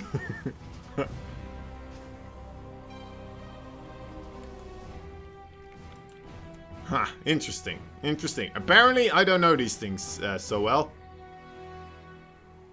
Oh, well. Well, I mean, you were the champion last time, Shazam, so you should know these things. Anyway, in the top right side, we have ourselves the American. He is the Red Terran player, fighting for Alpha X, as most people here are. He is Vindicta.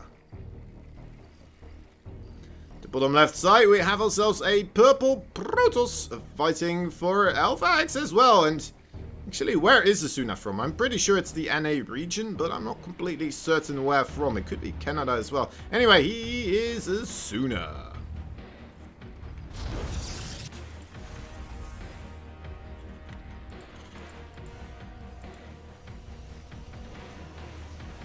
That's good. That's good. It's gonna be forever, Shazam, so I'm gonna be pretty forever. I will be pretty. I'd have to start first. But then, once I am, it's not getting rid of.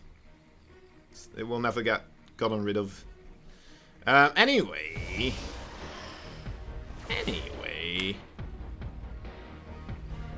Bit of Reaper Adept dancing here.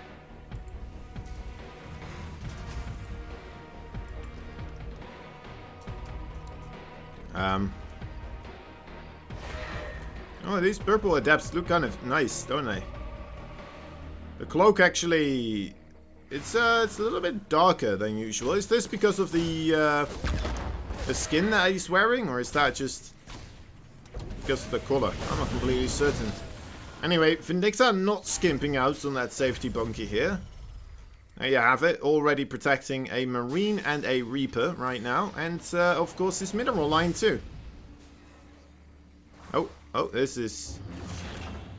Alright, does get past. I guess, you know what, he does need to get himself the scout, right? He needs to figure out what is happening. He needs to see, what does he need to see? Okay, so he needs to get right over here. So where he needs to get, there's 2 stalkers in the way though. That could be a problem, and it looks like, you know what, ooh, nice getting extremely close here. Has the Hellion now as well, that's gonna help out. Alright, let's see, he's gonna nade right over here. Or there. Okay, he didn't need to. And there we go. Now he knows. Now he knows what it is, and might even be able to pick up a couple of those probes. Oh, look at that. Good shot from the Hellion there. 1 more. There you go. 3, 4. 4. Oh, almost gets 4. There you go. 4 kills right then and there. Easy as it is. There's actually another hole over here as well. It's funny. Alright, anyway, yeah, Vindicta getting a good bit of aggression there, right? 4 worker kills. That is absolutely lovely. For especially, you know what, just a scouting force. 1 Hellion and a Reaper. Don't often see those getting full workers. And getting the information that he needed, right? Seeing the Twilight, seeing the Robo. Wonderful stuff, wonderful stuff. And now we'll be able to kind of start prepping for this, right? Already has the siege tank in a good position here. already having a Raven as well for a potential DT follow-up, or of course picking off observers that love to hang around in these locations right over here to make those facilitate a pathway upwards for the Stalkers.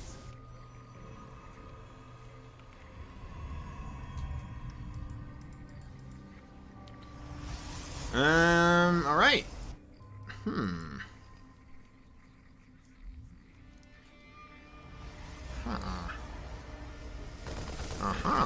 Yes.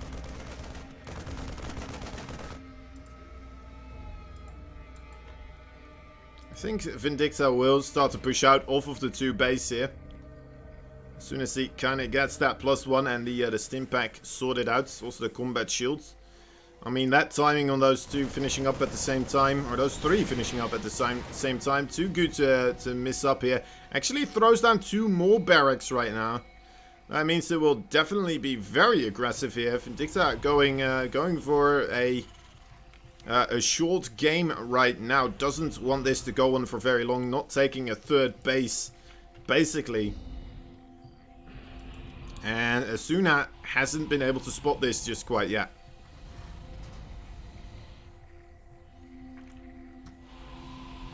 Let's take a look. This is when he will start to move out. Asuna. Having those Stalkers ready on the other side of the map is very important. You need to see this this army moving out. And you want to see when this happens, of course. Now, these 2 barracks, they won't be here in time for this army, the initial move out, but they will be there to facilitate a... oh boy, this could actually block in some units over here, I think. We'll have to wait and see. Alright, anyway.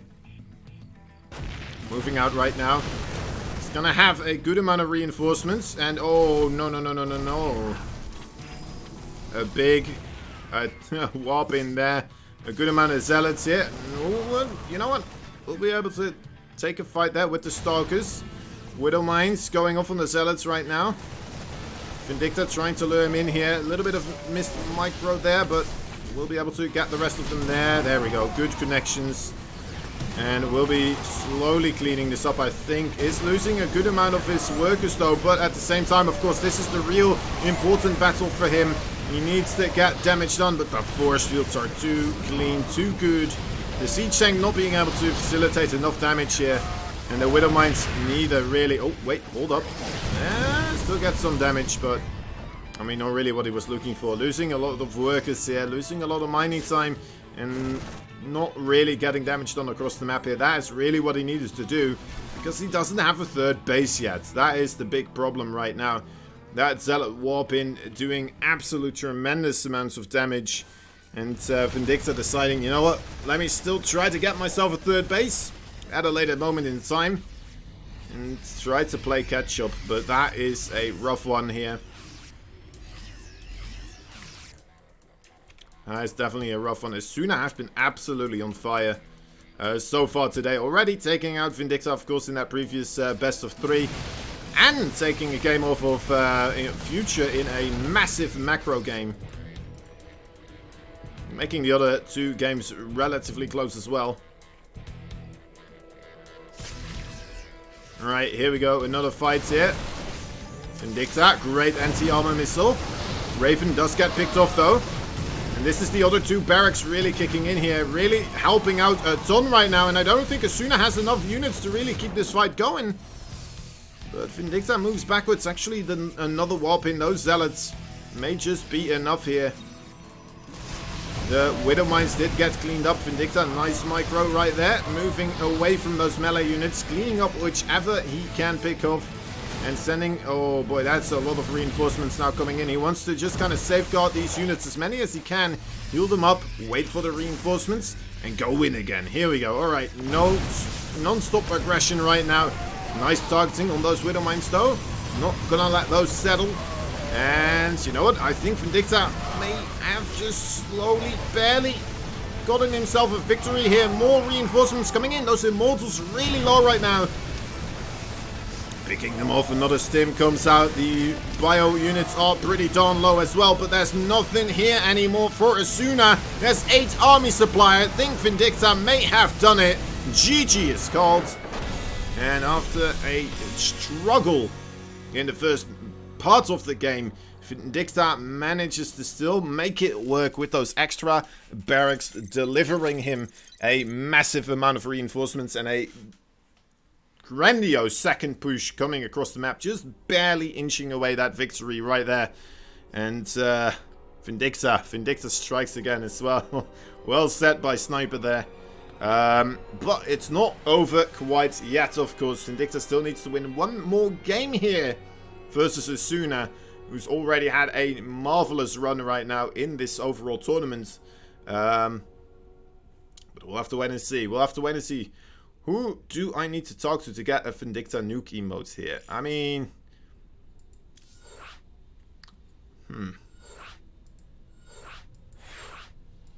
I don't know. I'm not sure.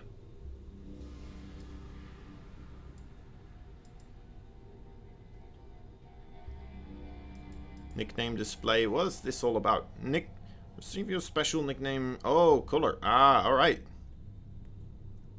You get higher resolution, live playback, subscription renewal. Interesting.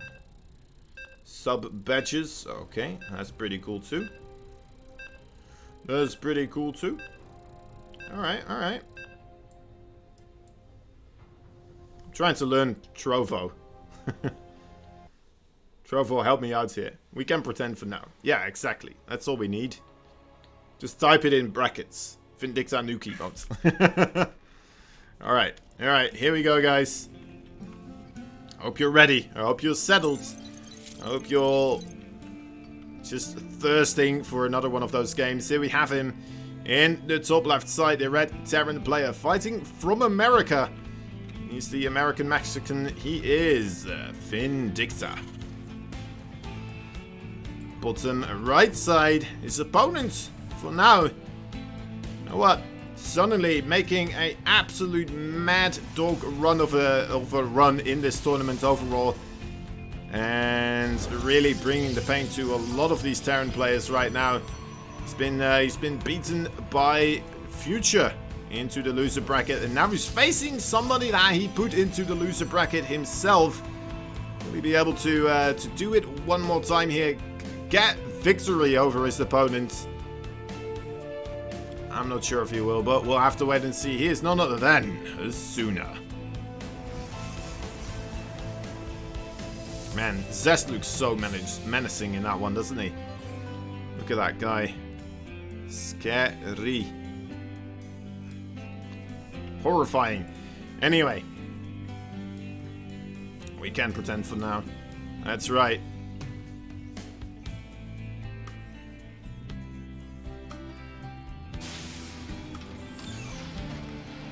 It's not what I wanted. Camera movements. Anyway,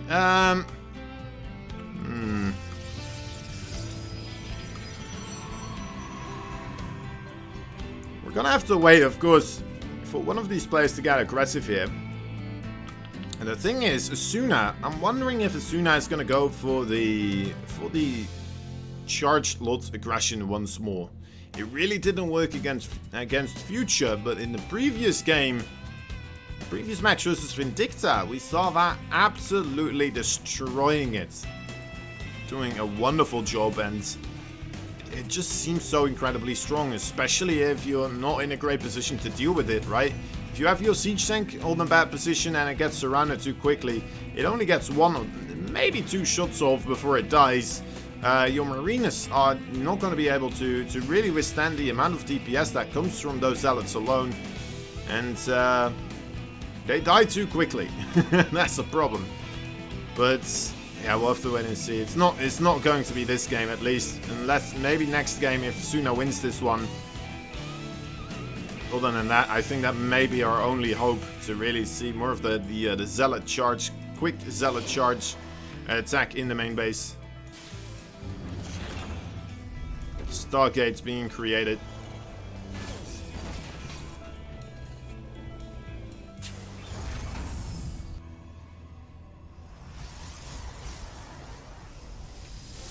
Let's see, once again, the Phoenixes, I would imagine, yeah, there they are. Vindicta going for more Hellions this time around, actually. 2 Hellions on the way. I'm wondering if we're gonna get 2 more Hellions here. It looks like we might. This could be a good bit of aggression here with the combination of a medevac. Ooh, look at that. You know what? That's actually the speed zone doing a good job there for Vindicta. Speeding up those Marines, being able to pick up that Adeptor right there. It works a lot like creep overall. As soon as you leave the creep, you go slow, of course, but the people chasing you will still be able to get a couple more shots off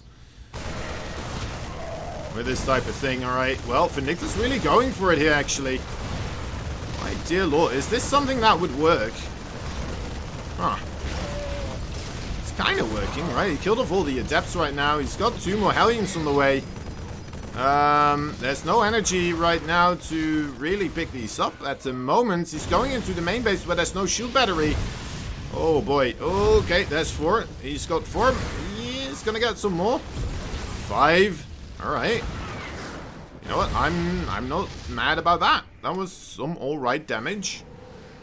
That was some pretty darn clean damage, actually. Yeah, 100 extra minerals lost and 100 extra gas here. Being killed off for Asuna. That's a solid start for Vindicta. Being on the same work account now as well. Getting that 3rd base up sooner as Asuna as well. And yeah, there's not that much energy on these Phoenixes now either, is there? Oh, still trying his best here a little bit. But Vindicta's ready with the Cyclones and the Vikings.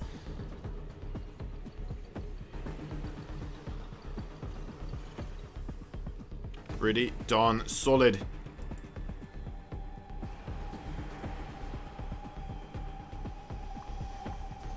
Don's it here now as well. What's up? The #1 esports cheerleader.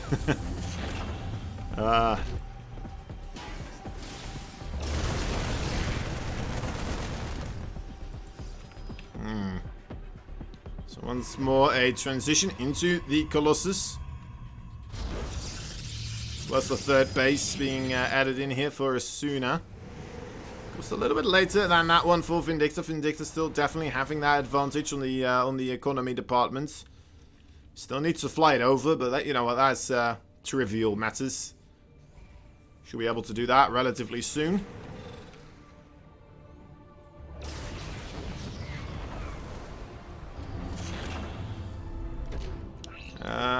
Yeah. I was about to say this observer might be in a hairy situation pretty soon with that watch or the missile tower finishing up right there. Repositions there, very, very well awareness from very good awareness from Asuna.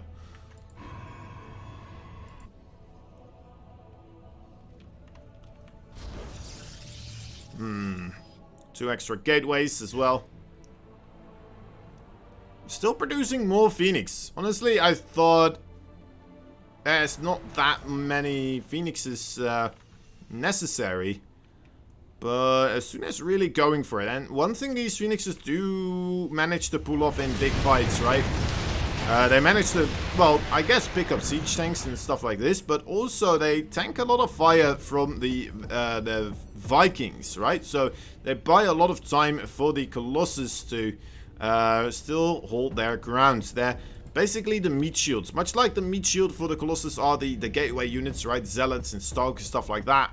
You have the Phoenixes as well as the meat shield in front of the Colossus to hold their ground against the Vikings. Vindicta does have a YouTube channel. That is right. He also has a Discord. And he also has his Twitch. He also has a Trovo. So, you know what? Go check those out. Support this man wherever you can. I know he's actually trying out Trovo quite a bit at the moment. It's pretty cool to see. Trovo helping out so many of the streamers on that platform in that way.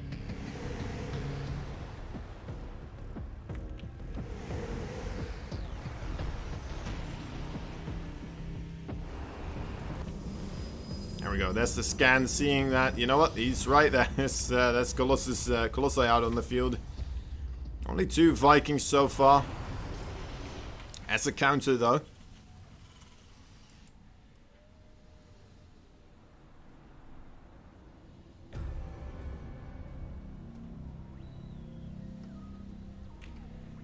Moves out.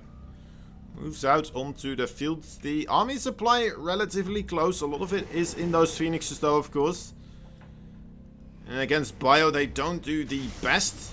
But against those siege tanks and against those Medivacs Vikings, I think they should do pretty darn good. If they get caught out of position, though, of course, that's never a good thing for anything. I don't think that will happen too much. Oh, Vindicta here. Tanking a bit of damage from those Colossi, trying to take the fight here. Has his units on top of the speed zone here. Taking a lot of damage, and yeah, well, you know what? Yeah, it's rough to call. Kind of an equal fight so far. What happened to the Phoenixes? The Phoenixes all vaporized, actually. They're all gone.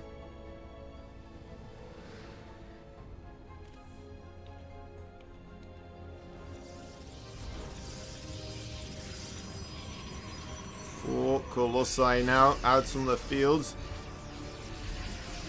Actually, 5 of them. Wow, we went up to 5 this time around as soon. I'm not sure if that was a mistake. Usually, people like to stick around the 3 to 4. 4 already is a bit of a safety number where you have 1 extra in case one dies. But 5 of them, that's a lot of lasers that are gonna be shooting here. He's also remaking the Phoenix here, so Asuna really enjoying the overall Phoenix compositions. Clearly. Vindicta, he needs to show us what he did to Arts. I mean, it was a long game versus Arts as well. He still managed to win that one. And I think he really put himself in a good position here as well, right? Look at the incoming advantage overall. Having that 4th base so much more quickly. Had that 3rd base a lot quicker as well. And now a 5th base already on the way too. One of the most terrifying things, though, of course, is that there's carriers now on the way, right? Asuna mid-transition. Gonna have those disruptors and the carriers both combining into an absolutely terrifying ball of power for the Protoss here. A single Zealot being a little bit fortunate, or maybe unfortunate, depending on who you'd ask. As soon as say fortunate, and well, he himself would probably say, well, that was unfortunate. I immediately got killed on my first assignment, my first field day out. I told my wife I would be back before supper, but you know what? That's not going to be the case anymore. Well, actually, he's the Zealot, so that is the case, isn't it? He just gets teleported back to Aya. Right, let's wait and see here. Nice 2-pronged attack from Vindicta is being set up. I think he just spotted the carriers overall, though, so he's taking a bit of a step back here to adjust some of his stuff in the home base. Look at that, taking the air weapons level 2. He's getting himself the Yamato cannon as well right now. So just doing some macro back home, but still being ready to take this fight here. The Vikings doing an alright job so far. There's only a single carrier remaining. And that's going to be a rough time here for the Colossi, as now a lot of Vikings have free reign. I think this is the problem with getting this amount of the Colossi. You just don't have enough of the meat shields either, right? Especially 5 of them. That is a lot of supply. That is just right in there. And a lot of the overall forces as well. Resources, I should say. Okay, Vindicta just needs to be careful now against those disruptors, I'd say. As long as he doesn't die to the disruptors, he should be good. He kills them. Kills off the Zealots as well. And I think there it is. GG. Vindicta reclaims a victory and has his revenge against the Asuna. Very well done. In another best of 3. Takes him down 2-0. And that is, you know what, the more important best of 3 that he did manage to win there. And yeah, congratulations to him. He's going to be moving onwards to the loser bracket finals versus Future, a TVT series, which will be coming up shortly as soon as these guys have done their vetoes. Man, it's very relaxing, actually, not having that many European players right now in this one. I'm sorry, Odds. I love you, buddy, but, I mean, I don't have to switch servers ever, which is very nice. It's just relaxing time overall. Alright, anyway, everybody, welcome to the channel. I don't know how much you guys know about StarCraft 2 or maybe AlphaX in general, but well, we're doing an in-house tournament right now. We're having our best players duke it out, and yeah, I hope you're having a good time so far. I mean, StarCraft 2, the most competitive 1v1 game in the entire world. It's absolutely insane if you try to play it. I mean, be my guest, it's gonna take you a long time to really get to a level where you're like, you know what, I can be proud of what I can do in this game right now. I mean, some people never get there, honestly. Some of the best never get there. Right, anyway. We're just gonna give these guys another moment. I'm gonna have myself some peanuts while we wait. As I guess you guys are gonna listen to the Matcherino thing again, alright? So, we'll be right back.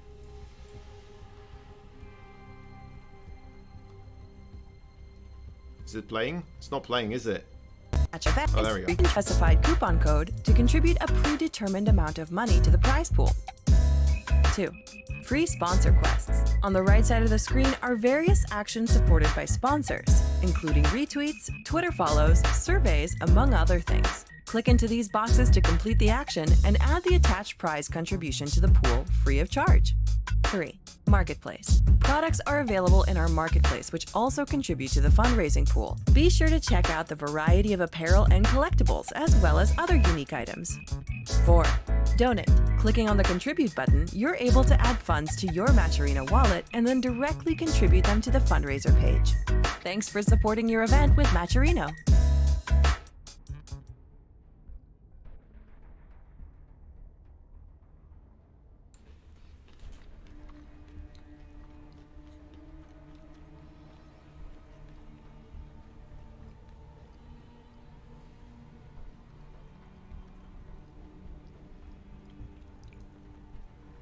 Okay.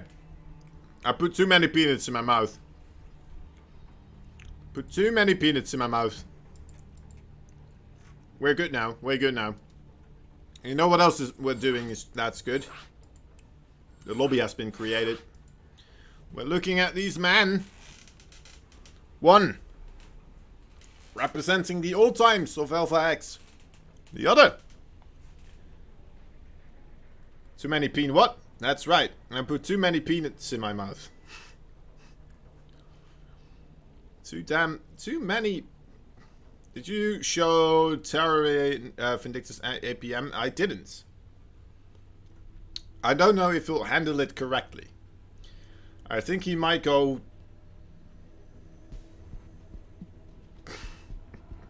Because that's what I do. Gasp, exactly.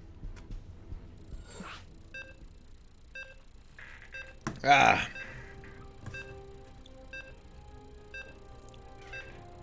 Alright. It is very impressive. Honestly, I don't get why Cuddlebear got the tennis arm and Vindicta is still going strong. I mean, what's up with that? Is he just doing some sort of special movements with his wrists or something every day? Does he just have a better kind of warm-up system? I don't even know. Alright, anyway. We'll show some first-person perspective in this game. All right. We'll show us. We'll show the new man some first-person perspective in the bottom right. No wait, in the bottom right. Ridiculous. Oh my dear lord. I'm so. All right. In the bottom left side, we have ourselves a red Terran player. He is fighting for the Americans. He is Vindicta.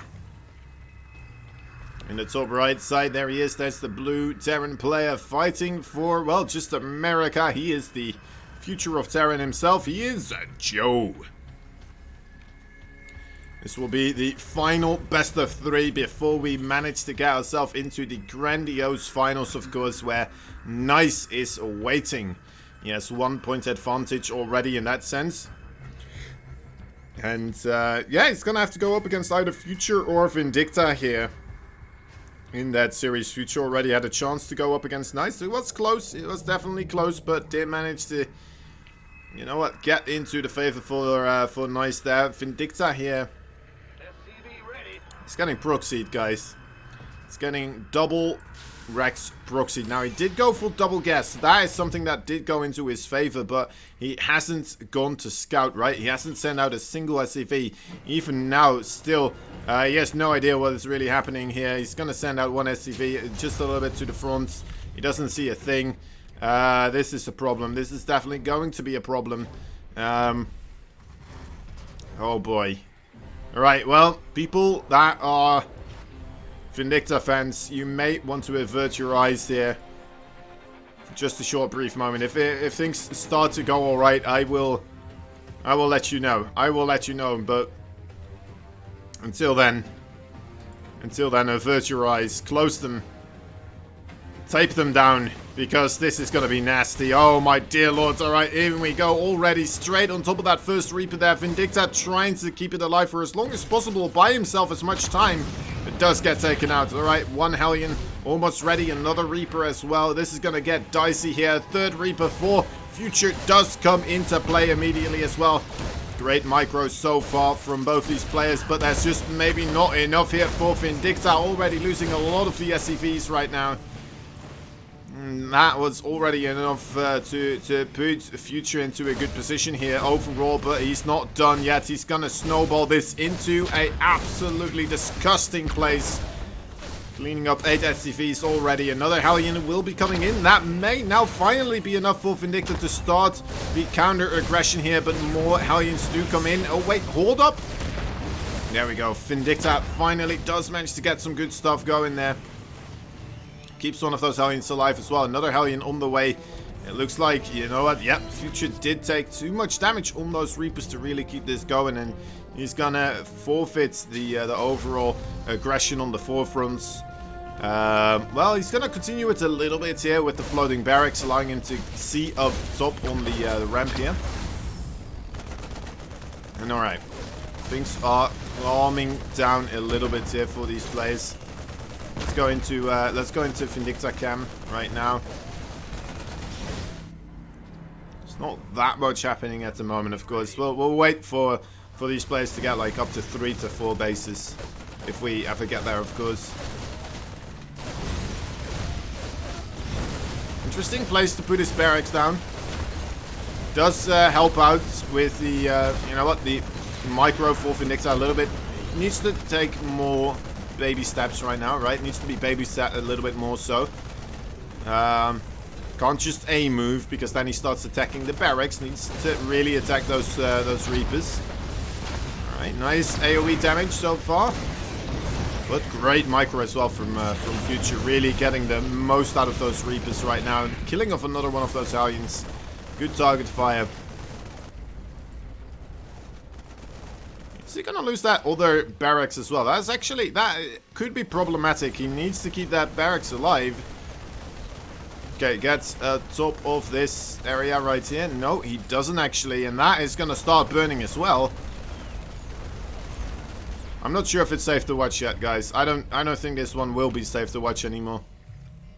Oh wait, he's going for 3 command centers. Interesting. Alright. Oh, but you know what?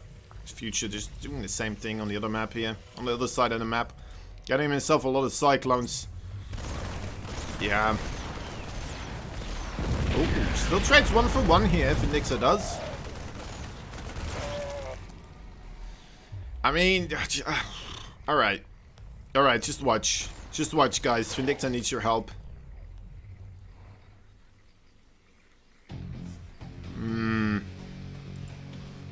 Another base for Vindicta. There's a Raven as well being constructed. Oh, dear lord.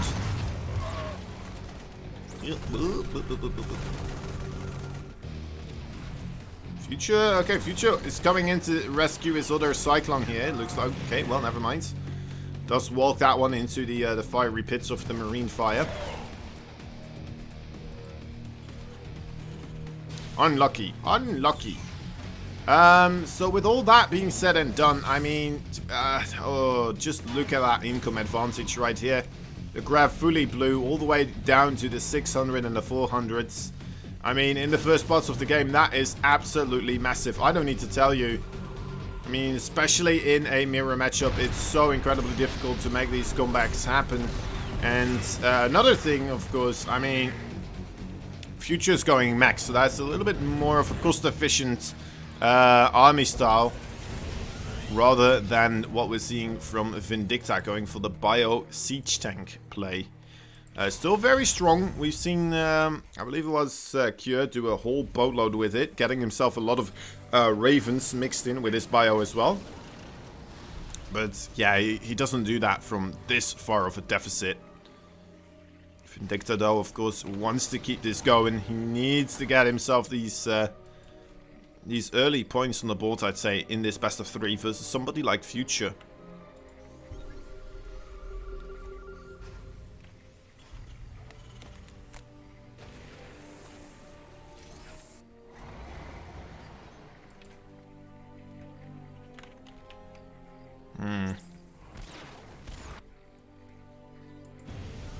So Future has a lot of anti-drop play already on the field. Managing his Cyclones very nicely.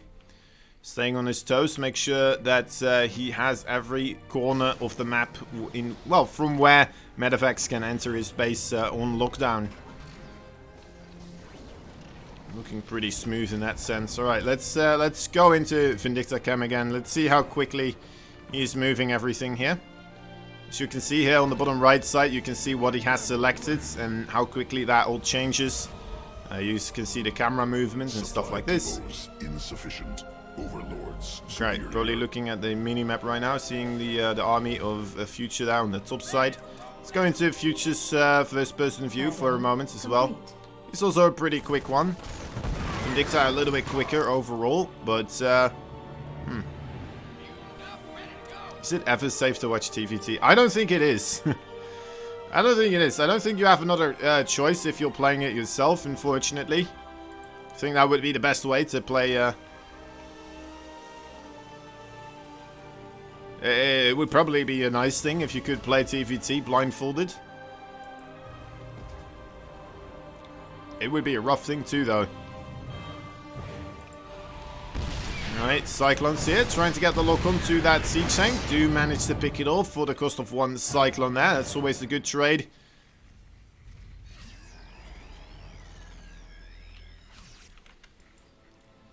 Oh,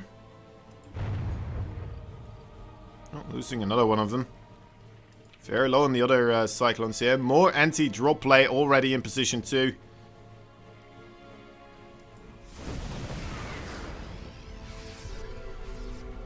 There's Captain Canuck. What's up, my man? What is up with you? My dear lords. Future's really making these Cyclones pay for themselves, isn't he?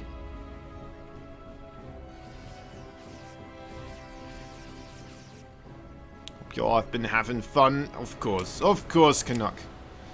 How could we not? It's StarCraft 2. It's our favorite players, the Alpha X players. All our favorite boys. Trying to beat each other in a video game. Nicely coming in right here. Ooh, needs to be careful. Siege tanks for Future are not that far removed, but this is a very important moment in time here for Vindicta. He has managed to catch up a little bit here, economically speaking. Army supply as well in his favor, but the overall value of his army supply is not that fantastic, of course, because he's fighting bio versus mech. Now, this sieged up position is very important because he needs to keep this 4th base up and away. He cannot afford to have this 4th base mining right now. And oh my dear lord, Vindicta's going in for the absolute kill of a lifetime. Does he have enough though? Takes out all of the siege tanks right now. Still has siege tanks down below here as well. And that was an absolutely insane fight here for Vindicta. He's moving on forward, still having a lot of marauders here. No siege tanks in siege mode anywhere. in sight for this 4th base. And that is pretty darn amazing play here for Vindicta. Looks like he took a little bit of a gamble there, but jumped into that siege tank fire line there at the right time. Fantastic. Cleaned up a lot of those siege tanks. Great anti-armor missile as well.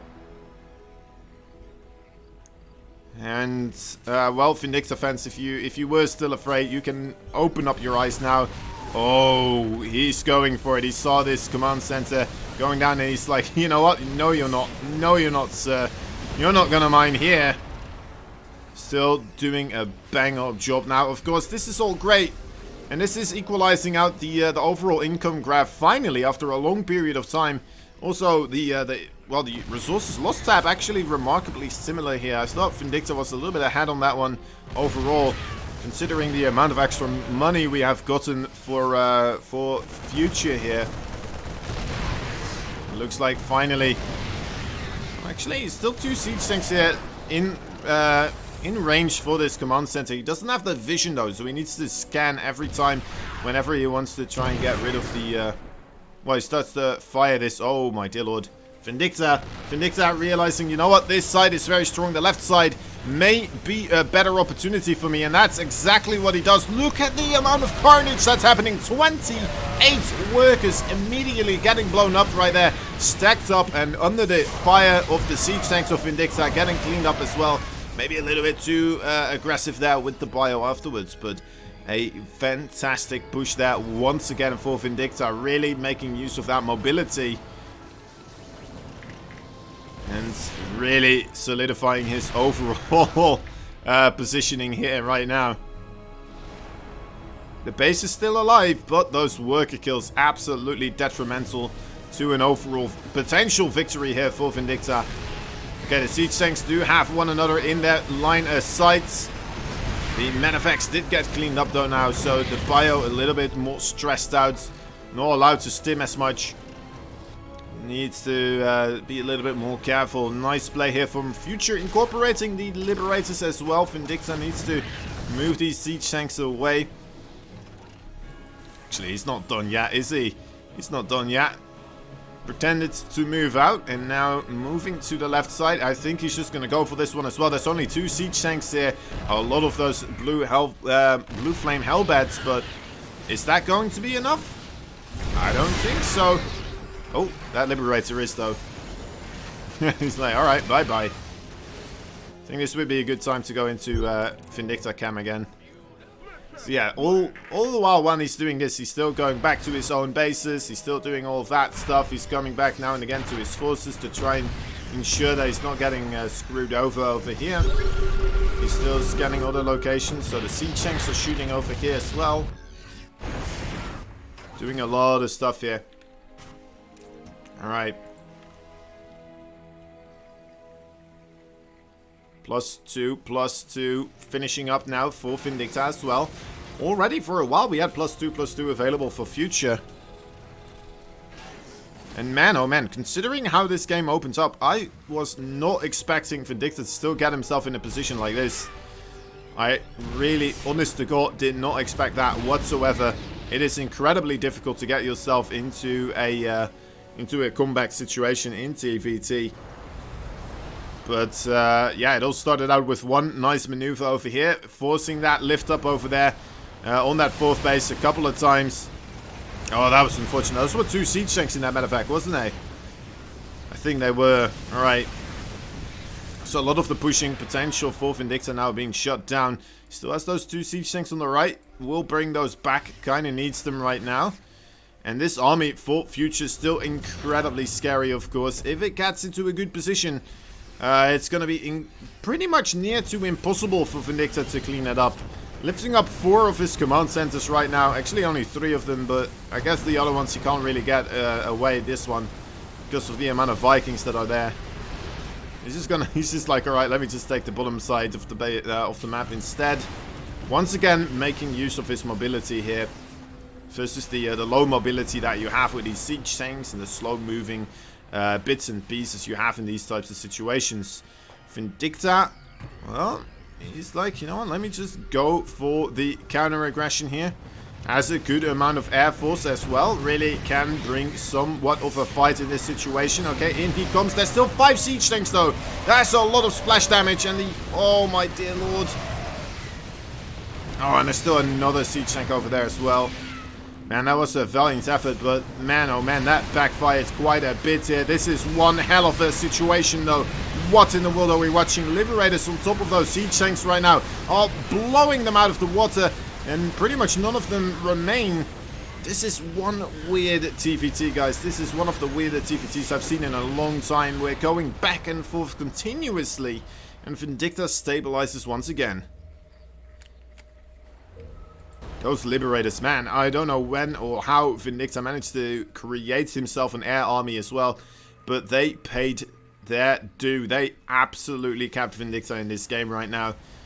And managed to make this playable again. Future still ahead though overall. With the upgrades, with the army units, with the worker units as well. Vindicta needs a couple of more great moves to get himself back into, you know what we saw as a good position there. Alright, gotta be careful. Cleaning up a lot of those siege tanks there with the Liberators. That is very nice. Taking the bottom right side base here. This is very awkward, having both players expanding towards one another. Not something you see at all times, but it kind of makes sense in a TVT in a way. It would make more sense if both players were going for mech, a very defensive style, then it's very short of a distance to start pushing into your opponent. Oh, he found out about the base. And that is one dead base. Yeah, you're not going to save pretty much any of this. Vindicta is going to try to set up shop though on this side over here. A lot of Liberators trying to get rid of those Thors, but the Thors are too quick, too nimble on their feet. Often do you hear that sentence? Not that often, I'd say. 21 workers do get picked off. Liberator range paying off here for Vindicta as well. And to be able to start pressuring this this previous third base for future as well. Gonna kill off one more SCV. 7 SCVs there for the price of, what was it? 24, 20 something. Man, oh man. Once again, worker count tied up a little bit here. Except for we just had future tick up with like 5 more workers because he has a gazillion command centers. 5 orbitals actually. That's a big deal. 5 orbitals, making 2 extra over here. That's a whole lot of extra mules. That's a whole lot of extra scans. That's a boatload of extra abilities that he has available right now. And because of that, just a better economy too. Okay, Vindicta is making the transition into the full-on air army. And the reason why, one of the reasons why his air army was doing so well is that he did get himself the +2 air weapons. And, you know what, future kind of not getting any of those types of upgrades right now. I'm surprised we haven't seen any battle cruisers just quite yet from Vindicta. I suppose against the Viking amount for future, that is a little bit scary to do. Man, this is rough. This is so rough seeing these Liberators trying their best to set up on top of those Thors, but not really being able to do so quickly enough. You know what? The Thors actually taking the fight now, though. Are these Vikings going to land? Are they? No. Okay. Moves back here. Oh, 2 Hellbats. There's a couple of Marauders here. There we go. Picks those off. This is such a weird game so far, but you know what? I think Future is solidifying his lead here. After the kill on the bottom right side, I think slowly but surely we've been seeing the downfall of Vindicta once again taking place here. Oh, nice targeting on that Liberator right there with the Thors. This is just a incredibly rough fight right now for Vindicta. And GG. There we go. Man, oh man, but that was one hell of a show. Vindicta really making it close still, even though he got that far behind in that late game. Oh, in the early game. Man, oh man. Yeah, Vindicta actually on 433 APM. I know, that's nuts, absolutely nuts. Let's see, like, yeah. Look at this graph over here. Right? Oh, thank you. Ridiculous. Ridiculous. Alright. Death Aura. Death Aura will be game number 2. It's a relatively small map. There's 2 bases with extra gas available, right? The purple gas will be very, very useful if you do manage to get yourself a good mech army going, and you do manage to get yourself that base secured, of course, as well. It's not unimportant. Alright. Alright. Alright. Here we go.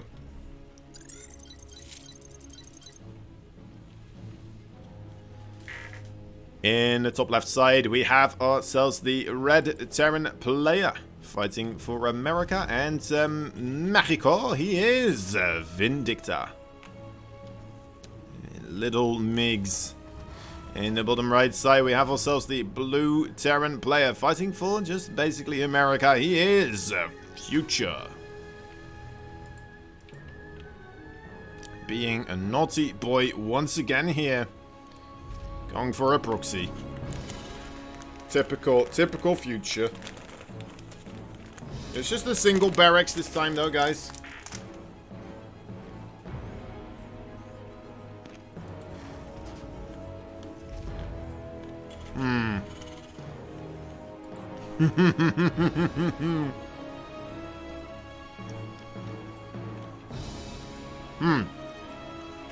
The wrong time to partake in some peanuts.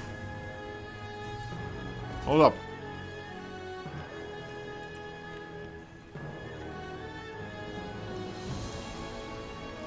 Alright, there we go.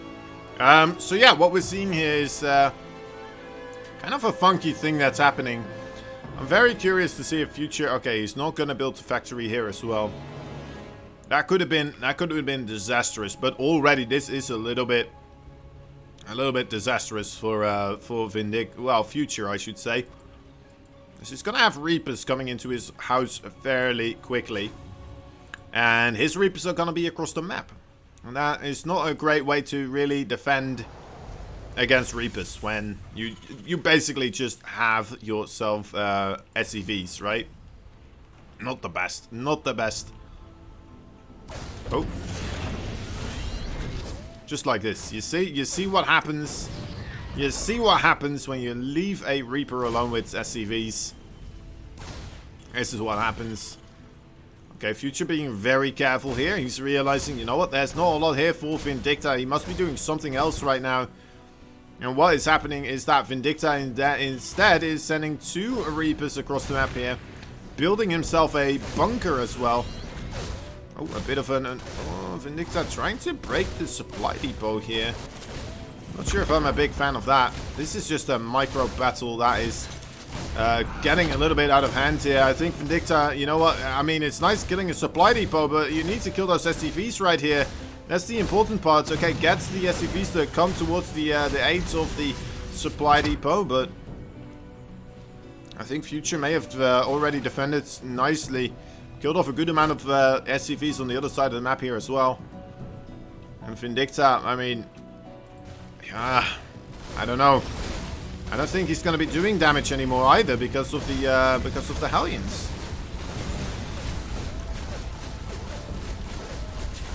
Does look like he will pick off that supply depot.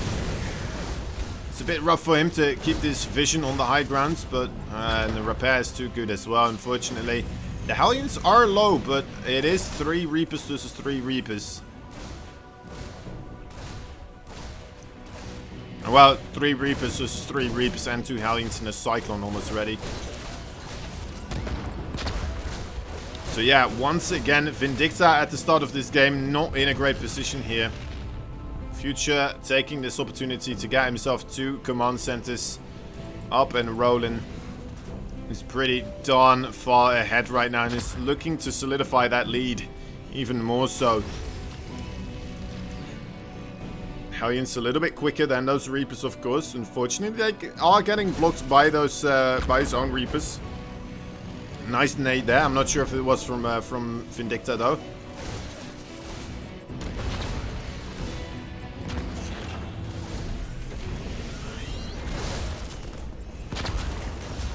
Alright.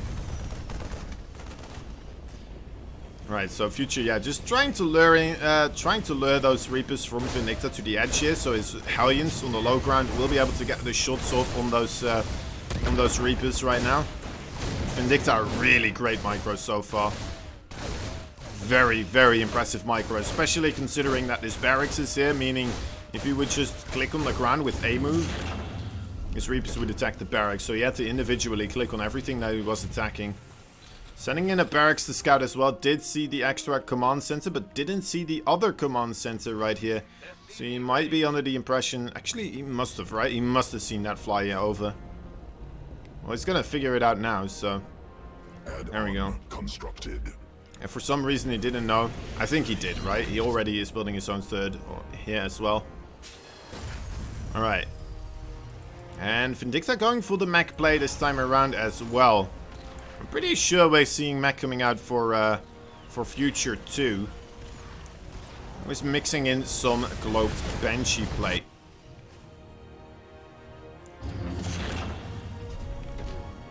Still no starports available though for Vindicta. Oh, sending in those Reapers. They do scout the Banshee, so that is nice. We'll be able to ensure, you know, well, kind of start protecting himself for that one.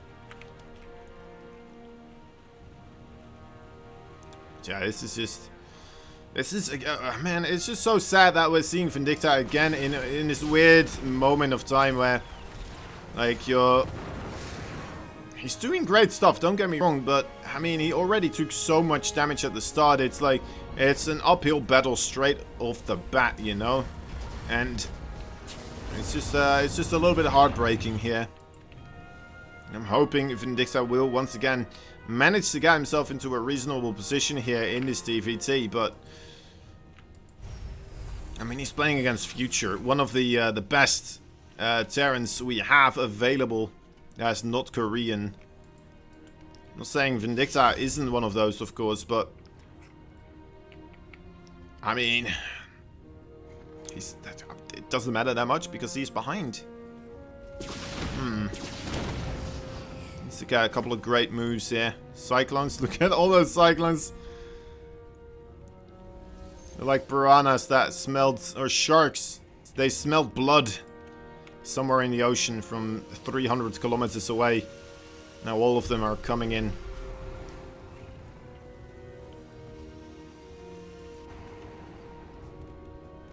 Alright, third base for Vindicta now as well being constructed. Income advantage though, slowly but surely going into Future's favor here. Coming in again. Okay, now we will have this Banshee cleaned up. That is nice. Future wisely though stopped making the Banshees. Notice there's too many Cyclones on the map here for Vindicta to really make anything happen with those. Vindicta, that's the baby steps, you know what? It's a small one, but it's gonna help out, right? Just some Liberator harassment. Maybe some Cyclones being able to pick up some units here and there. There we go. Once more, the Liberators. Only killing off the Hellion there, unfortunately. There is the command center on the way. Vindicta actually moves backwards. Okay, the scan for Future sees that it's safe now. So that's a weird engagement, or a weird little interaction here between these two. Bit of a mind game here. Vindicta might still be trying to come back, but yeah, Future scan sees that the army is still there. Right, two Liberators here coming in to try and arrest Vindicta, but already one into the missile turret and the other one immediately cleaned up as well. And this is some nice stuff here. Vindicta doing some more damage with another Liberator on the third base. Does get cleaned up, but you know what? One in the main base too gets a Cyclone. Vindicta making these Liberators work for himself rather nicely. This is what I mean. Like, Vindicta's making so many great maneuvers, but instead of now being ahead, he's kind of starting to get himself onto equal footing, right? Just because of all of that bad stuff that happens in the early game. Which is so unfortunate. You know what? He's still doing a good job, though. Well, don't count Vindicta out just quite yet, as we can see. Once again, getting himself in a great position here. Those Cyclones, though, already on top of the siege tanks. Oh, this is going to be rough. Okay, does he get the command center? He really wants that command center. It gets repaired. That is rough. Vindicta not being able to clean up that command center there. That's really what he needed to get done. And loses his army for the price of it. Now, I think Future might be taking this opportunity here to start moving across the map and deal damage to Vindicta. Uh-oh, those Hellions. That's a lot of stacked up SCVs right now. Let's see. That's so much damage. So much damage. Okay, I think Vindicta should be okay now. Liberator in a good position here. Kept the overall base safe, but again, I mean, he lost a good amount of workers. And well, imagine if he back over here, if he hadn't had a economic disadvantage for so long. He may have been able to approach this sooner. He may have been able to take this base down. And instead, what we had is Vindicta losing his army, getting chased over here, and taking more damage overall. It is rough. And not being able to clean up the army as well as Future did to him. Now there's just missile turrets absolutely everywhere. Future realizing he just needs to nip this multitasking of Vindicta in the butt. And Vindicta is trying his best. Look at that. Already repositioning here. Finding another little moment or a tiny place here. Ah, but the fourth base got picked up as well. Vindicta not paying attention to that one. Well, he was trying to repair, but not in time. Future takes it. Future takes the 2-0. And that means Future's gonna have the rematch here versus Nice. Gonna try again here in a best of 5 this time. With Nice already having 1 point of a advantage, of course. So in a way, it's a best of 4. If you want to get technical, it's a best of 5 with one person having an advantage. If you want to get less technical, it's a best of 4 with one player having to win 3 games and another having to win 2 games. There you go. There you go. There you go. All right. Future. I mean, Future, this would be his first overall MVP Cup win, if I'm supposed to believe Shazam. I don't know if I will, though. I mean, what is he? He's only the admin of the tournament, right? But yeah, he's gonna have to go up against Nice, the new addition to Alpha X. We picked him up yesterday, and if you're wondering, is that the Nice? Is that Nice from... Yes, he is. That is Nice from Taiwan. What's it, Thailand? No, it's Taiwan, right? He's from Taiwan. Am I going crazy? I'm going pretty crazy here. Hold up. Hold the phone. Hold the phone. Oh, wait. I'm at... Taiwan. Taiwanese, right? Taiwan. Yeah, Taiwan. There we go. There's no StarCraft players in Thailand. None like Nice, anyway.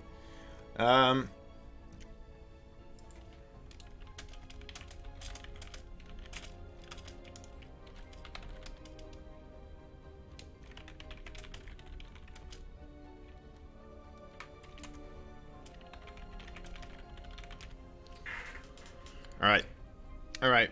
Future making sure that it is a best of 5. Starting to prep. It's been a long day for this one. I mean, Nice has been having a good amount of breakage, right? Having a bit of a downtime period right there.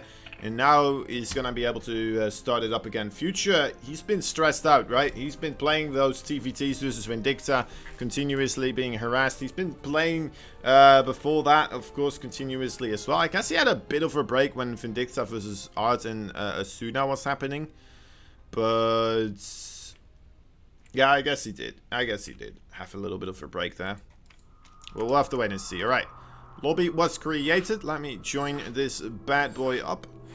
And we're gonna get ourselves sorted with the finals. Future versus Nice. Where is Nice? Anyway, there he is. Alright, good stuff. Good stuff. Time for the rematch. I mean, Vindicta definitely giving a one hell of a show there as well. I mean, absolutely amazing plays continuously.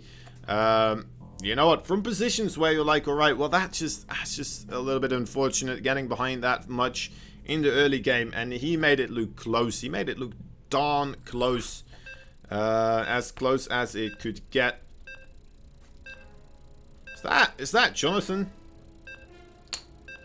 Is Bibbs telling everybody about this place? I don't know. Alright, anyway. Hopping on over into this game. The finals, guys. They have arrived. Best of 5. Here we go. Here we go. Alright. Check it out. Check it out. In the top left side, we have ourselves a red Terran player. And in the bottom right side, he's a blue Protoss. That Terran player in the top left side, he is none other than the American man. The future of Terran. He is Joe. Also known as Future. In the bottom right side, we have ourselves the blue Protoss, as I mentioned. He is, you know what, had a good couple of games already against his opponents. Can he do it again? Only needs 2 victories here. He is the Taiwanese man. Nice.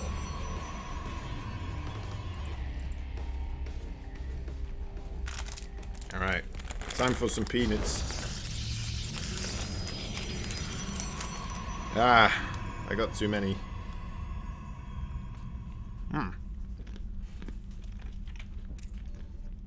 Oh. Interesting. Very interesting.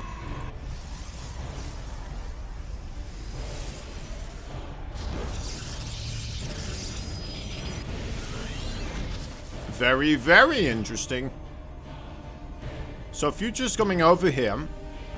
First and foremost, of course, you can see there's no Nexus being built. You can see a second gas being taken. And you can see that there's just some things off. There's just some things that aren't completely right in this situation. You're gonna have to figure out what those things are. Oh, there we go. The Reaper here being able to see what is up. Sees the Proxied gateway right now. This is some good stuff here for Future.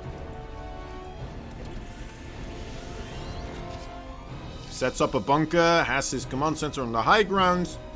Good stuff overall. Now he's making a shield battery over here in his natural. Or I mean his main base. It's mostly there to allow him to move out with all of his units. And not have to worry about a Reaper suddenly coming into his mineral line and killing absolutely everything. That does happen sometimes. But yeah, realizing he got scouted, he got figured out, and that means he needs to do something else, right? He needs to come up with a plan B. That plan B right now will be a Stargate. It's not also a proxied Stargate, it is just a Stargate in its own main base, but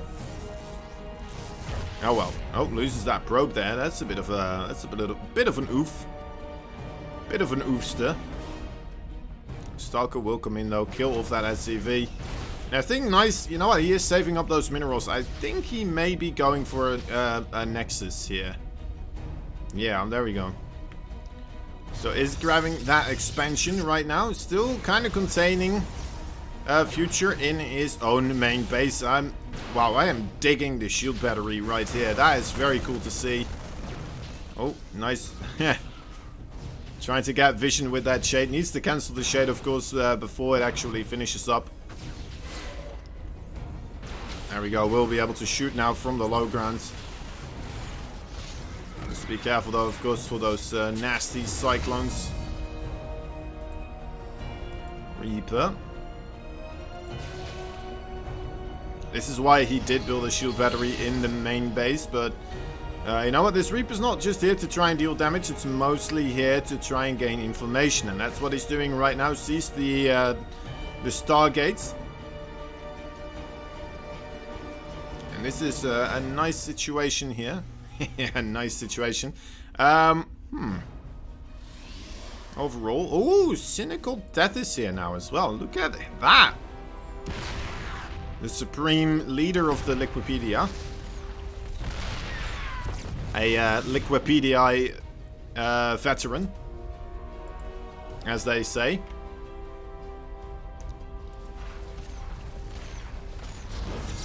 He puts down a new shield battery.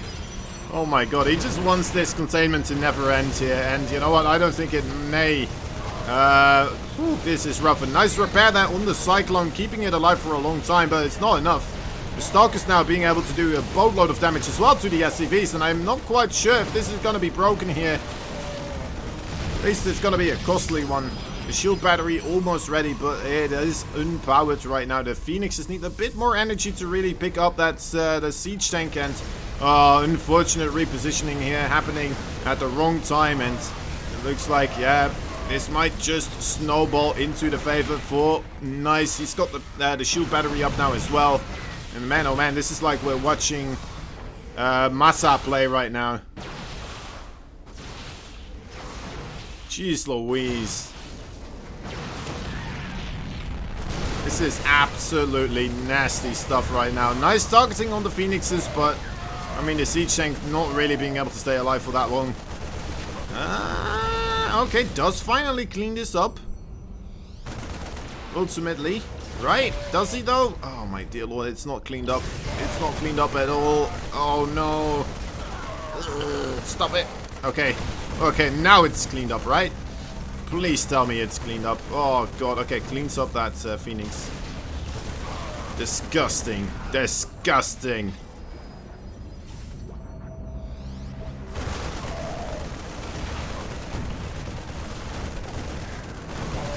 Alright.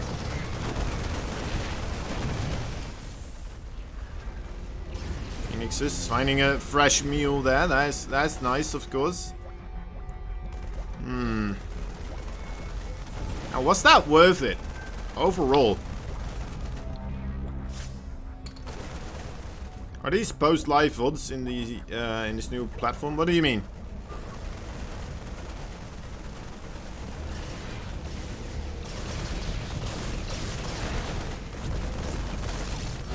This is as life gets, alright? GG is called. Nice didn't have stuff anymore. Great casting, 10 out of 10. He didn't have stuff anymore. Good effort though, good efforts. That was a funky little build. Nice stuff there overall. I love the shield batteries too, but yeah, GG. GG being called. Future holding that absolutely wonderfully. Not letting it snowball, keeping his head cool, targeting the right units, getting his siege tanks back on the ground, staying on top of his overall production. Wonderful, wonderful stuff. We're gonna have to wonder though if Nice is going to keep at it like this. Is he gonna try to do some more of that crazy shenanigans? I mean, it is what the Taiwanese, the Protoss are kind of known for, right? Mostly because of Haas.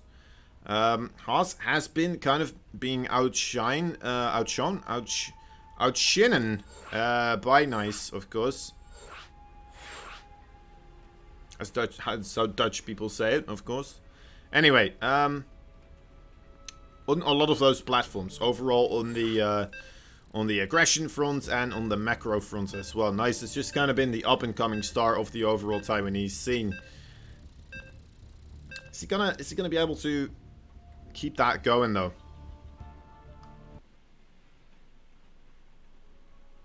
Well, we know that he has the ability to be as cheeky as Haas. Unfortunately for him, Future figuring him out in time and not being able to really close that one off. But that got close. That got as close as it can get.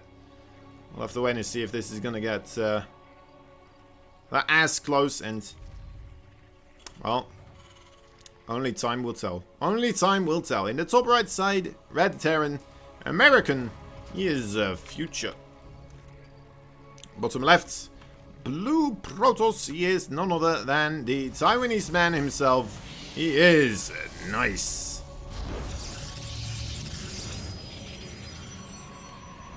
Alright. Sending that first probe out.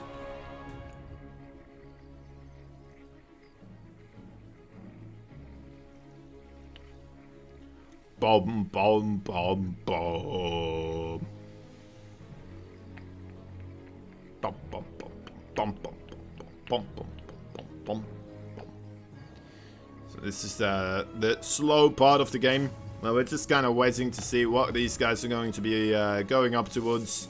What kind of tech they would like to get themselves. How many expansions they want to get up to. What kind of stuff they want to shove up their opponent's nose.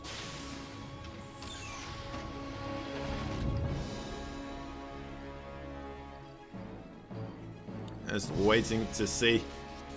Alright, there's the probe once again being a little bit pesky here. Annoying the hell out of those SCVs who just want to do that darn job. So unfortunate. So unfortunate. Anyway, do manage to chase them off. Not that much of a delay overall. Still pretty much on time there. As we're waiting for the next setup here.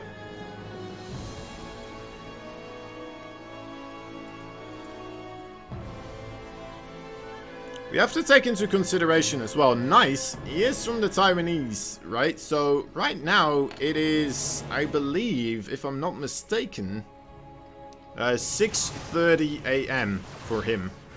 He's been up all night playing this. 6:30 AM. Now, if that isn't gamer attitude, I don't know what is. Oh, might be able to get this Reaper too. But yeah, that's kind of why I wasn't that surprised with seeing him get that aggressive in game number 1. It not working out, though, may mean that he has to keep this going. And needs to just stay this aggressive right now. I mean, not aggressive. He needs to go back to the macro play. Go up to Disruptors. Go up to all that good, groovy Protoss jazz.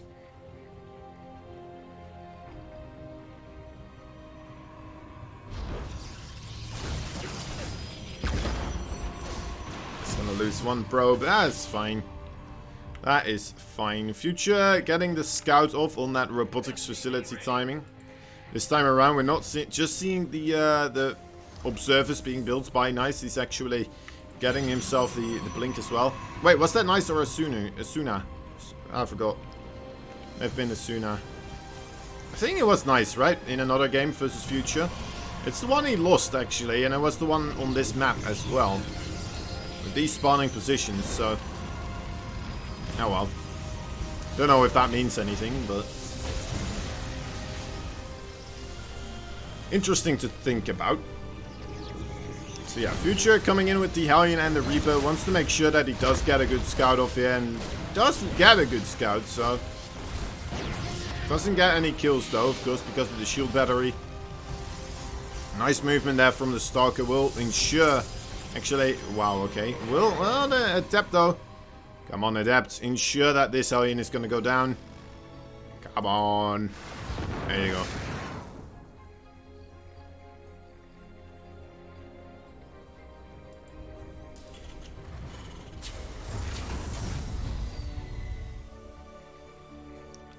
Quick eye there from Future, spotting that Observer.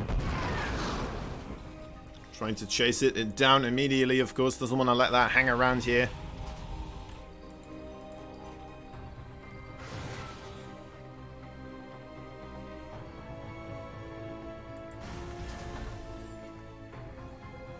Alright. Future. He's going up to the regular 3 barracks place so far. Afterwards, we're going to see whether or not he's going to add in 2 more barracks or not. On the other side of the map, Nice is just doing the regular Protoss stuff, it looks like, as well. Getting himself the 3rd base, getting himself the robotics bay. More upgrades from the Twilight Council. He's okay for the early game right now. Has those Stalkers available. Any early game aggression should be able to be dealt with by those Blink Stalkers, of course. Now he's going to be able to really get the offensive front settled as well. Nice little bit of harassment here. Only a single worker falling. Oh, it's Raven using the auto turret here. I thought for a moment he would do the interference matrix, but not going for it so far. One stock does get picked off. I mean, I think that would have been the play, right? Just interference matrix, stop him from picking up the more stalkers, and then just manage to go for, you know, clean up with the bio. You already have a siege tank over here. Should have been okay. Future is trying his best not to lose all his SCVs, as he is trying to move across the map as well at the same time, of course. His +1 attack is a little bit delayed here. It looks like didn't line up as perfectly well, nice with his stim timing. Let's see how it goes. Nonetheless, he is onto the Protoss side of the map here. Only a single Colossus out so far. May be able to be dealt with here by this amount of Marines, and of course the siege tanks too, providing that fire from afar. May want to move a little bit closer. There we go. Oh, picking it up on the War Prism. That's a risky maneuver right there. Actually, interference matrix on top of the War Prism now. That Colossus will not be able to do anything for a while. Nor will the War Prism. And Future gets himself in a good position here to start pressuring this Nexus. Actually, would like to see the two siege tanks a little bit further to the left, but not going to be able to get that done. The Immortal being dropped on top of the siege tanks very quickly gets picked off, but there's still a lot of bio remaining here. The rest of the Gateway forces get knocked down. There's a lot of Marauders right now on top of the Colossus. Oh, and that got so close. That got so incredibly close. Shield battery saving the day for that Colossus, and a Immortal in the War Prism as well, really laying the fire down to those Marauders. So you can see that extra damage that you do get from the Immortal on top of the Marauders, paying its dividends. Doing quite a bit there. I don't know why he's sending this Colossus in the War Prism. You don't see this very often, and this is why, because it's gonna go down right here, right now. That is unfortunate. Yep. There were Vikings. Okay. A bit of a present, right? Very nice to give Future some presents, right? He is new to the team after all, so that's what you do. You get your senpais some presents.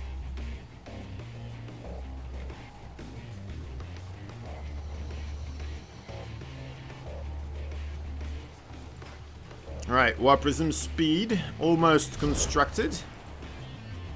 Both of these players are setting up for the mid-game here. Ghost Academy on the way. As well as upgrades, slowly but surely really starting to take off right now. Another robotics facility as well. I'm assuming we're gonna see disruptors here. Yeah, and there's one of them. How many Colossus do we have? Actually, only two of them. That's not that many. I think it was a little bit late with the overall construction of the disruptors, and now he might be in a bit of trouble here. The Vikings, I mean, that is an army that you will be able to kill off as Future. There's no War Prism either to really jump on top of those siege tanks. The Blinks is a little bit short as well, so the siege tanks and the Vikings slap that Colossus down. Wait, hold up, never mind. That is overpowering. Oh no. Alright, well, there's too much happening here. I can't cast this anymore, guys. This is ridiculous. That was not supposed to happen. You're not supposed to just shoot one ball of light and kill everything.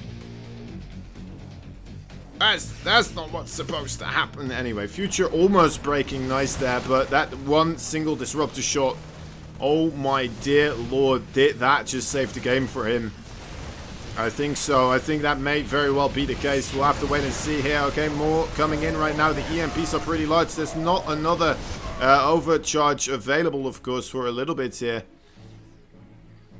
It is coming up, and it looks like Future's not going to take this opportunity here. Actually, being harassed with Zealots in the mineral line here. A massive warping of more Zealots taking place. Nice positioning, though, with those SCVs. Really making it difficult to let those Zealots do everything. Good hold position, though, as well. From Nice, ensuring that he gets himself some SCV kills instead then. Lovely job indeed. Mules landing everywhere. Nearly Willy.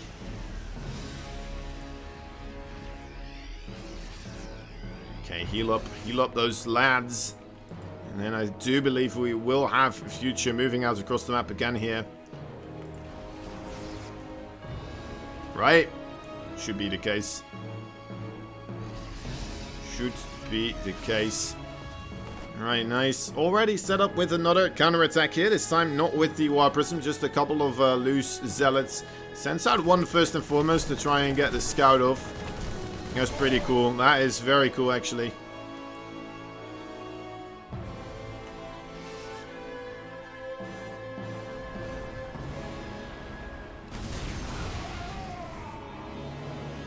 And in he comes right now. Fuse is like, you know, I could deal with this with like just a couple of Marines, just 2 of them. That's fine. And then suddenly the rest of those Zealots turn the corner. Right. Anyway, this is probably the more important part right now. That's so many disruptors. I don't think he's going to be breaking this. He needs something else. He needs more siege tanks. He needs more liberators. Anything of the sorts.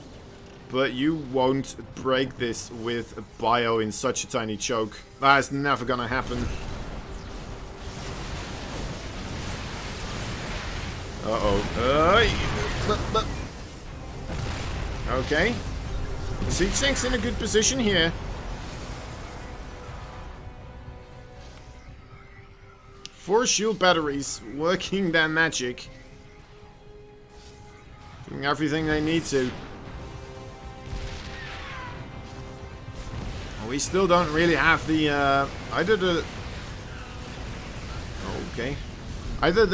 sky units for the Terran or enough siege tanks to really mitigate the amount that these disruptors can do. Continuously just shooting 1 disruptor shot at a time. I think he can do that pretty much infinitely right now. Zealots come in again here. Being able to deal a load of damage right now in Future. Back on 38 workers. Has to start really pressuring here. Kills the base. That is very nice. Didn't get killed off with the disruptors that time around, but still it is so incredibly scary. This is so incredibly scary. Oh dear. Okay, there we go. Okay, he's on top of them now. Needs to target fire them down. He actually does manage to do so. And oh my god, I think he may just barely manage to get himself a victory here. As long as he doesn't lose to 1 single disruptor shot. Oh boy. Oh boy. Liberators here as well. And GG is called Future. What a man.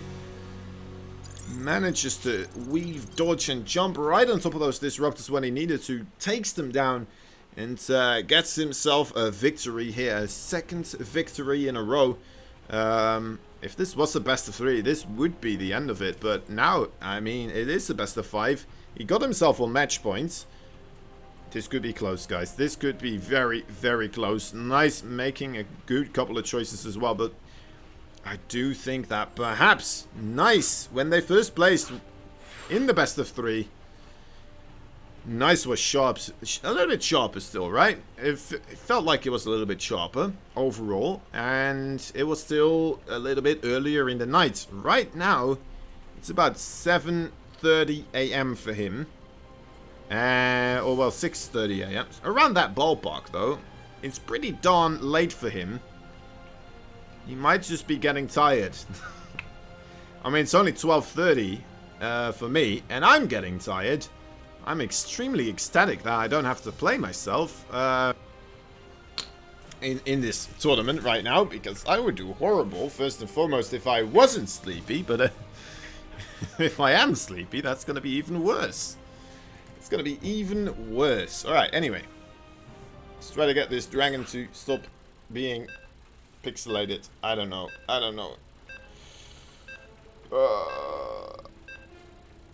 Stretchy, stretchy. Stretchy this way, stretchy that way.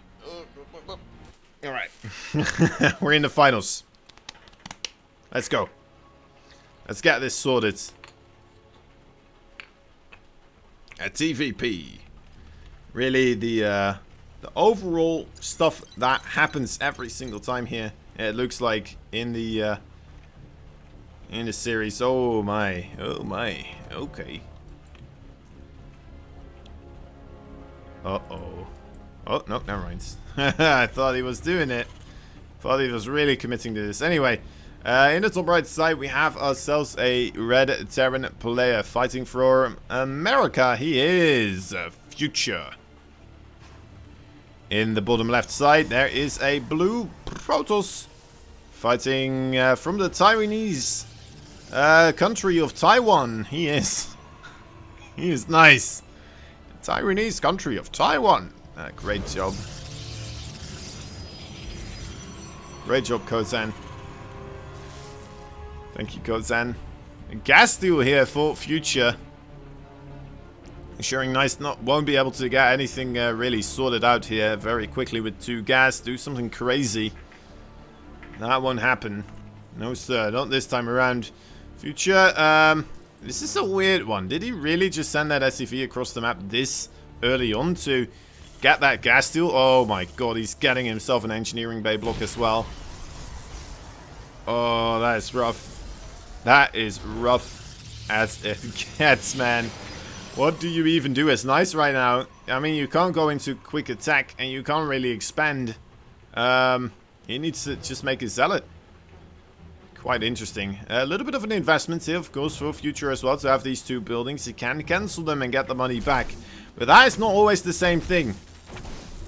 I mean, you need that money at the earlier time. The earlier time is always the better time. There is the Nexus going up. Finally. Says Nice. Finally, I get my Nexus. We'll be getting a second gas pretty soon as well. There we go.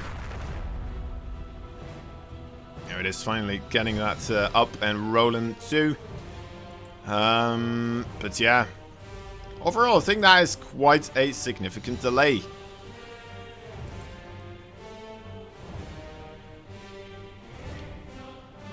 Now it's going to be a lot later with getting that second gas mining. It'll be a lot later with that Nexus. Overall, you know, good stuff. Future second base as well, a little bit delayed, but I mean, it's a lot closer to the Protoss base right now than it would be normally. Even has that safety bunker finishing up at the exact right time. Nice micro there, realizing he didn't need it at that moment in time. And gets in there when he does need to be in there. Good stuff, good stuff. Sniper saying, would be nice to see the newest member win the MVP Cup. Yeah, it would be pretty darn cool. Future never managed to win an MVP Cup either, though. And I think that on its own also is a bit of a weird one. I feel like Future should be able to have at least one MVP Cup in his name, right? And he's doing a bang-up job so far.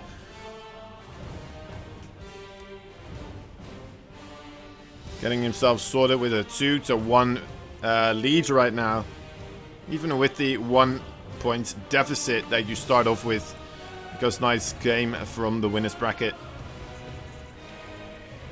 Okay, Nice going for a quick Robo here. No Twilight, no Stargate, not anything of the sort. It's just a Robo. It's not something you see every day, but it is something we are seeing a lot from Nice right now. Is that a response to him not getting that second gas? I'm not quite sure what it is, honestly. But oh well. Well, it is exciting and it is something worth looking into for me.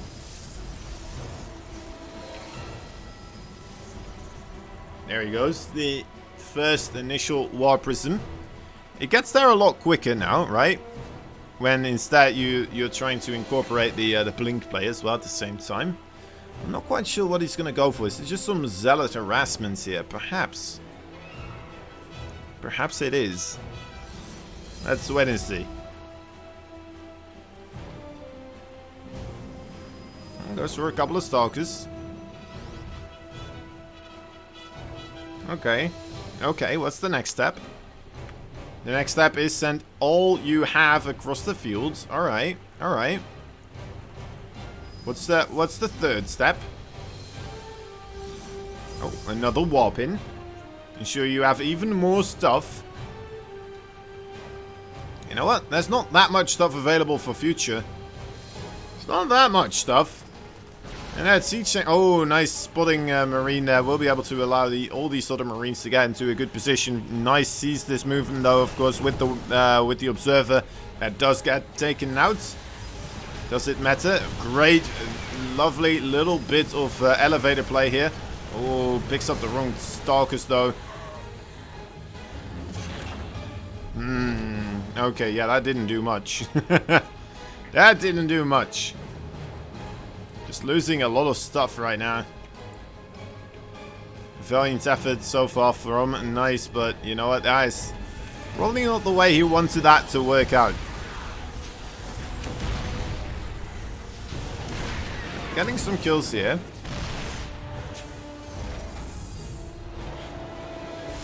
He's gonna go very aggressive here, it looks like. Alright, so I see what's happening now. The follow-up to this will be him going for Archon Zealot charge.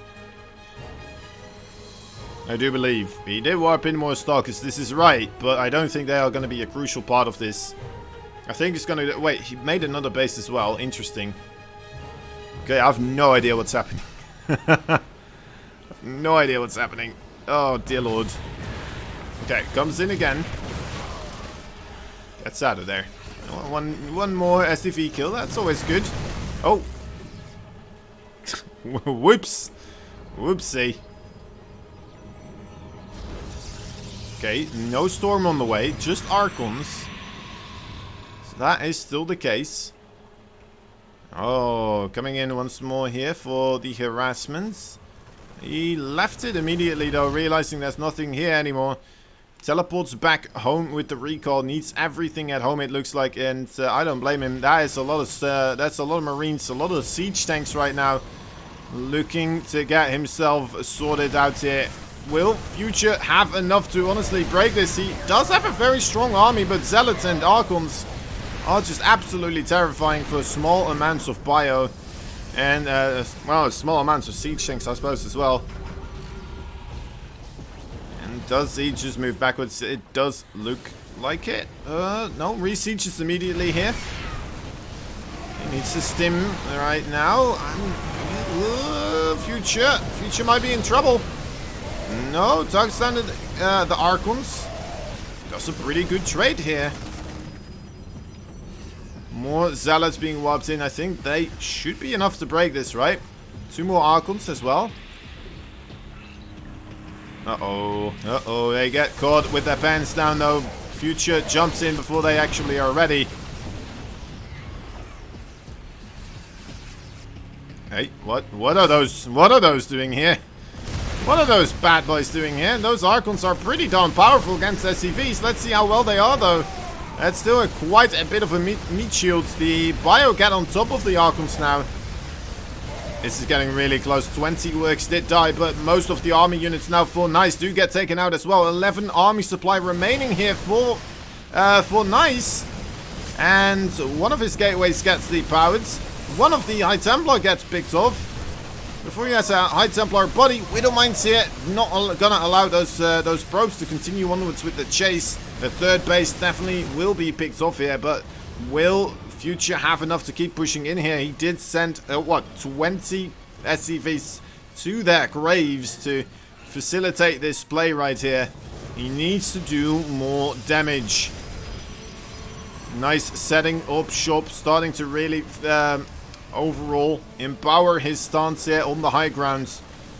But Future's army supply is absolutely terrifying still. Gets the Cyber Core, but it's not the worst case. Zealots are what he is going for here. Gets the final Archon, and GG is called.